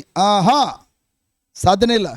ನಿಮ್ಮ ಶರೀರ ಏನು ಇವತ್ತು ಕೆಟ್ಟ ಕೆಲಸ ಮಾಡ್ತಾ ಇದೆಯೋ ಅಥವಾ ಒಳ್ಳೆ ಕೆಲಸ ಮಾಡ್ತಾ ಇದೆಯೋ ಅದು ತನ್ನಷ್ಟು ಮಾಡ್ತಾ ಇಲ್ಲ, ನಿಮ್ಮ ಮನಸ್ಸು ಅದಕ್ಕೆ ಸಲಹೆ ಕೊಡ್ತಿರುವಂಥದ್ದು. ಹಲೋ, ನಿಮ್ಮ ಮನಸ್ಸಾಗಿದೆ ಕೇಂದ್ರ ಬಿಂದು. ನಿಮ್ಮ ಮನಸ್ಸು ಹೇಳ್ದಂಗೆ ನಿಮ್ಮ ಶರೀರ ಕೇಳುವಂಥದ್ದು. ಹೋಗಿ ಆ ಮೊಬೈಲ್ನ ಎತ್ಕೋ, ಮನಸ್ಸು ಹೇಳಿದ್ರೆ ಮಾತ್ರ ಅದು ಶರೀರ ಕೈ ಹೋಗಿ ಅದು ತೆಗೆದುಕೊಳ್ಳುವಂಥದ್ದು. ಹೋಗು, ಅವ್ರು ಬಂದಿದ್ದಾರೆ ಅವ್ರಿಗೆ ಹೋಗಿ ವಿಶ್ ಮಾಡು ಅಂತೇಳಿ ಮನಸ್ಸು ಹೇಳಿದ್ರೆ ನಮ್ಮ ಶರೀರ ಹೋಗಿ ಅವ್ರಿಗೋಗಿ ಪ್ರೈಸ್ ಲಾರ್ಡ್ ಸಿಸ್ಟರ್ ಅಂತ ವಿಶ್ ಮಾಡುವಂಥದ್ದು. ಸೊ ಕೆಟ್ಟದ್ದು ಎಲ್ಲದು ಇವತ್ತು ನಿಮ್ಮ ಶರೀರ ಕೆಟ್ಟದ್ದು ಮಾಡ್ತಾ ಇದೆಯಾ, ನಿಮ್ಮ ಶರೀರ ಒಳ್ಳೇದು ಮಾಡ್ತಾ ಇದೆಯಾ, ನೀವು ಯಾವ ಕಾರಣಕ್ಕೂ ಶರೀರವನ್ನು ಗುದ್ದಬೇಡಿ, ಬದಲಾಗಿ ನಿಮ್ಮ ಮನಸ್ಸಿಗೆ ಗುದ್ದಬೇಕು, ನಿಮ್ಮ ಮನಸ್ಸಿಗೆ ಪಾಠ ಕಲಿಸ್ಬೇಕು. ಹೇಗೆ ಕಲಿಸ್ತೀರಿ? ದೇವರ ವಾಕ್ಯವನ್ನು ಅನುದಿನವೂ ಕೂಡ ನೀವು ಓದಿಸ್ಕೊಡೋದ್ರಿಂದ. Hallelujah, hallelujah. ಅದಕ್ಕೋಸ್ಕರ ಇವನು ಸಂತ ಪೌಲ್ ಹೇಳ್ತಾರೆ, ನನ್ನ ಶರೀರವನ್ನು ಶಿಸ್ತುಬದ್ಧಗೊಳಿಸ್ತೇನೆ, ನನ್ನ ಶರೀರವನ್ನು ಅಧೀನಕ್ಕೆ ತರಲಿಕ್ಕಾಗಿ ನಾನು ಬಯಸ್ತೇನೆ ಎಂಬುದಾಗಿ. ನಿಮ್ಮ ಶರೀರವನ್ನು ಅಧೀನಕ್ಕೆ ತರಬೇಕಾದ್ರೆ, ಯಾಕೆಂದರೆ ನಿಮ್ಮ ಶರೀರ ಹೇಳ್ದಂಗೆ ನೀವು ಕೇಳುವಂಥವ್ರಲ್ಲ ಪ್ರಿಯರೇ, ನಿಮ್ಮ ಶರೀರ ಬಂದು ನಿಮಗೆ ಸೇವಕನಾಗಿರ್ಬೇಕು ಹೊರತು ನಿಮ್ಮ ಶರೀರ ನಿಮಗೆ ಯಜಮಾನ ಆಗಿರ್ಬೋದು. ಯಾರು ಬೈಬಲ್ ತೆಗೆದು ನೋಡಬೇಕಾದ್ರೆ ಯಾರೆಲ್ಲ ತಮ್ಮ ಶರೀರವನ್ನು ಎಲ್ಲಿಯ ತನಕ ತಮ್ಮ ಸೇವಕನ ಇಟ್ಕೊಂಡಿದ್ರು ಅವರೆಲ್ಲ ಟಾಪ್ ಹೀರೋಗಳಾಗಿದ್ರು. ಅವ್ರು ಎಂಥ ಮಟ್ಟಿಗೆ ಬೆಳೀತಾ ಇದ್ರು. ಬಟ್ ಯಾವ ಮಟ್ಟಿಗೆ ಬೆಳೆದೋದ್ಮೇಲೆ ಅಲ್ಲಿ ಕ್ಷಣ ಮಾತ್ರಕ್ಕೆ ಅವ್ರು ಯಾವಾಗ ಶರೀರ ಹೇಳಿದ್ರೆ ಕೇಳಕ್ಕೆ ಸ್ಟಾರ್ಟ್ ಮಾಡಿದ್ರು, ಬಿದ್ದೋದ್ರು. ಫಾರ್ ಎಕ್ಸಾಂಪಲ್ ದಾವಿದ, ಇಡೀ ಇಸ್ರೇಲ್ ಜನಾಂಗವನ್ನು ಆಳುವಂತಹ ದಾವಿದ ತನ್ನ ಶರೀರದ ಎಷ್ಟು ಮಟ್ಟಿಗೆ ಹದ್ದುಬಸ್ತಿಟ್ಟಿದೆ ಗೊತ್ತಾ? ಅಷ್ಟು ಮಟ್ಟಿಗೆ ಹದ್ದುಬಸ್ತಿಟ್ಟಿದ್ದ. ದೇವ್ರು ಹೇಳ್ತಿದ್ದಾರೆ, ನಾನು ಹೃದಯಕ್ಕೆ ಹತ್ತಿರವಾದ ವ್ಯಕ್ತಿ ದಾವಿದ ಎಂಬುದಾಗಿ ದೇವರು ಆಯ್ಕೆ ಮಾಡಿಕೊಂಡ್ರು. ಬಟ್ ಆದರೆ ನಾವು ನೋಡ್ತೇವೆ, ಇದುವರೆಗೂ ದೇವರ ಅಧೀನದಲ್ಲಿದ್ದಂಥ ವ್ಯಕ್ತಿ ಒಂದು ದಿನ ತನ್ನ ಶರೀರದ ಅಧೀನಕ್ಕೆ ಮಾರ್ಪಟ್ಬಿಟ್ಟ. ಕಣ್ಣಾಳ್ತ ದೂರದಲ್ಲಿ ಸ್ನಾನ ಮಾಡ್ತಿರುವಂತಹ ತನ್ನ ಸೇವಕನ ಹೆಂಡತಿ ಬೆತ್ಸೆಬಳನ್ನು ಯಾವ ಕಣ್ಣಾರು ನೋಡಿದನೋ ಆಗ ಶರೀರದ ಪಂಚೇಂದ್ರಗಳು ಕೆರಳಿತು. ಆಗ ಆಕೆಯನ್ನು ಕರ್ಕೊಂಡು ಬಂದು ಯಾರು ಕೂಡ ತಿಳಿದ ರೀತಿಯಲ್ಲಿ ಅತ್ಯಾಚಾರ ಮಾಡಿಬಿಟ್ಟ, ಶರೀರಕ್ಕೆ ಗುಲಾಮನಾಗ್ಬಿಟ್ಟ. ಕೊನೆಗೇನಾಯ್ತು? ಏನಾಯ್ತು? ಅದಾದ್ಮೇಲೆ ಏನಾಯ್ತು? ಅವನು ಮಾಡಿದ ಅದೊಂದು ಪಾಪದಿಂದಾಗಿ ಕೊನೆಗೆ ಬೆತ್ಸೆಬಳ ಮೂಲಕ ಹುಟ್ಟಿದ ಮಗು ತೀರೋಗಿದ್ದು ಮಾತ್ರವಲ್ಲ, ನೀವು ಓದ್ ನೋಡಿ, ಕೀರ್ತನ 62 ಅಥವಾ 26 ಅಥವಾ 62 ಅಧ್ಯಾಯದಲ್ಲಿ ನೋಡ್ತೀರಿ, ಅವನ ಇಡೀ ಶರೀರ ರೋಗಗ್ರಸ್ತವಾಗಿ ಕೀವು ತುಂಬಿ ದುರ್ವಾಸನೆ ತುಂಬುವಂಥ ಅವಸ್ಥೆ ಬಂದ್ಬಿಡ್ತು. ಇಡೀ ಅರಮನೆ ಗಬ್ಬೊಡಿತದ. ಯಾರು ಬಂದು ತಲೆಗೆ ಹೊಡಿತಲ್ಲ, ಅವನಿಗೆ ಹೋಗಿ ತಲೆನ ಗೋಡೆ ಚಚ್ಕೊಳ್ತಾ ಇದ್ದಾನೆ, ಮಲ್ಕೊಳಕ್ಕಾಗ್ತಾಯಿಲ್ಲ, ಕೂತ್ಕೊಳ್ಳೋಕ್ಕಾಗ್ತಾಯಿಲ್ಲ, ಎಲ್ಲ ಶರೀರದಲ್ಲಿ ಮುಳ್ಳುಗಳು ಚುಚ್ತಾ ಇದೆ. ಇಡೀ ಬೈಬಲ್ ಓದ್ ನೋಡಿ, ಅವನ ಸೆಕ್ಶುವಲ್ ಆರ್ಗನ್, ಅವನು ಯಾವ ಪಾಪವನ್ನು ಮಾಡಲಿಕ್ಕೆ ಯಾವ ಅಂಗವನ್ನು ಉಪಯೋಗಿಸಿದ್ನೋ ಶಕ್ತಿ ಕುಗ್ಗೋಗಿದೆ, ನಡು ಬಿದ್ದೋಗಿದೆ, ಕಣ್ಗಳು ಕಾಣಿಸ್ತಲ್ಲ, ಕಿವಿ ಕೇಳಿಸ್ತಲ್ಲ, ಶರೀರ ಎಲ್ಲವೂ ನಷ್ಟಪಟ್ಟು ಹೋಗುವಂಥ ಸ್ಥಿತಿಲಿ ಬಂದಿದ್ದಾನೆ. ಒಂದು ಸಣ್ಣ ಪಾಪ. ಶರೀರ ಎಲ್ಲಿಯ ತನಕ ಪ್ರಿಯರೇ ನಿಮ್ಮ ಸೇವಕನಾಗಿರ್ತದೋ ಬ್ಯೂಟಿಫುಲ್, ಬಟ್ ಶರೀರ ಯಾವಾಗ ನಿಮ್ಮ ಯಜಮಾನ ಆಗ್ತದೋ ನಿಮ್ಮ ಕಥೆನ ಮುಗಿಸ್ಬಿಡ್ತದೆ. ಅದಕ್ಕಾಗಿ ಪ್ರಿಯರೇ ದೇವರ ವಾಕ್ಯ ಹೇಳುವಂಥದ್ದು, ನಮ್ಮ ಭಾವನೆಗಳು, ನಮ್ಮ ಫ್ಲೆಶ್, ನಮ್ಮ ಶಾರೀರಿಕವಾದ ಕಾರ್ಯಗಳು, ನಮ್ಮ ಆಲೋಚನೆಗಳು, ನಮ್ಮ ದೈಹಿಕ ಆಸೆ ಆಕಾಂಕ್ಷೆಗಳು, ಇವುಗಳಿಂದ ನಾವು ಯಾವ ಕಾರಣಕ್ಕೂ ಜೀವಿಸಬಾರ್ದು. ನಾವು ಮನುಷ್ಯ ಜೀವಿಸುವಂಥದ್ದು ದೇವರಾಡುವ ನುಡಿಯಿಂದ, ದೇವರ ವಾಕ್ಯದಿಂದ, ಆತ್ಮದಿಂದ ನಾವು ಜೀವಿಸ್ಬೇಕು. ಹಾಲೆಲೂಯ. ಅರ್ಥ ಆಗ್ತದೆಯಾ? ಹಲೋ. ಅದಕ್ಕೋಸ್ಕರ ಪ್ರಿಯರೇ ನಿಮ್ಮ ಶರೀರಕ್ಕೆ ಎಷ್ಟೊತ್ತು ಊಟ ಕೊಡ್ತೀರಿ? ದಿನಕ್ಕೆ ಎಷ್ಟು ಸಲ ಊಟ ಕೊಡ್ತೀರಿ? ಅಟ್ಲೀಸ್ಟ್ ಮಿನಿಮಮ್ 3 ಸಲ ಕೊಡ್ತವೆ. 3 ಸಲ ಊಟ ಕೊಡಲಿಕ್ಕೆ ಅದಕ್ಕೆ ಅಡುಗೆ ತಯಾರಿ ಮಾಡಲಿಕ್ಕೆ ಎಷ್ಟು ಸಮಯ ಕಾಲ ಕಳೀತವೆ? ಕರೆಕ್ಟಾಗಿ ಅರ್ಧ ಗಂಟೆ 3/4 ಗಂಟೆ ಕಾಲ ಕಳೀತವೆ. ಯೋಚನೆ ಮಾಡಿ, ನಿಮ್ಮ ಶರೀರಕ್ಕೆ ಜೀವ ಕೊಡೋದು ಯಾವುದು? ನಿಮ್ಮ ಆತ್ಮ. ಈಗ ನಿಮ್ಮ ಶರೀರಕ್ಕೆ ಊಟ ಕೊಡಲಿಕ್ಕಾಗಿ ಅಷ್ಟು ಸಮಯ ಕಾಲ ಕಳೆಯೋದ್ರೆ ನಿಮ್ಮ ಶರೀರಕ್ಕೆ ಜೀವ ಕೊಡುವಂಥ ಆತ್ಮಕ್ಕೆ ಬಲಪಡಿಸ್ಲಿಕ್ಕಾಗಿ ಆತ್ಮಕ್ಕೆ ಎಷ್ಟು ಗಂಟೆಗಳ ಕಾಲ ಊಟ ಕೊಡ್ತಾ ಇದ್ದೀರಿ? ಆತ್ಮಕ್ಕೆ ಊಟ ಯಾವುದು? ದೇವರ ವಾಕ್ಯ. ಎಷ್ಟು ಮಂದಿ ಹೆಚ್ಚಿನ ಸಮಯ ಆತ್ಮಕ್ಕೆ ಊಟವನ್ನು ಕೊಡ್ತಾ ಇದ್ದಾವೆ?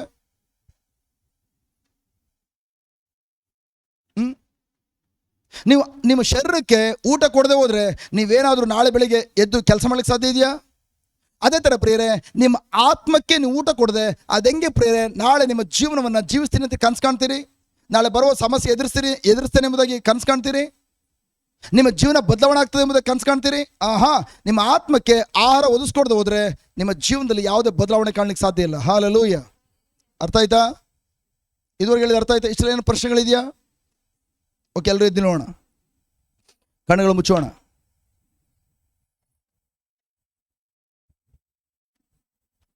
ಎಲ್ಲರೂ ಸಂಪೂರ್ಣ ಕಣ್ಣುಗಳು ಮುಚ್ಚೋಣ.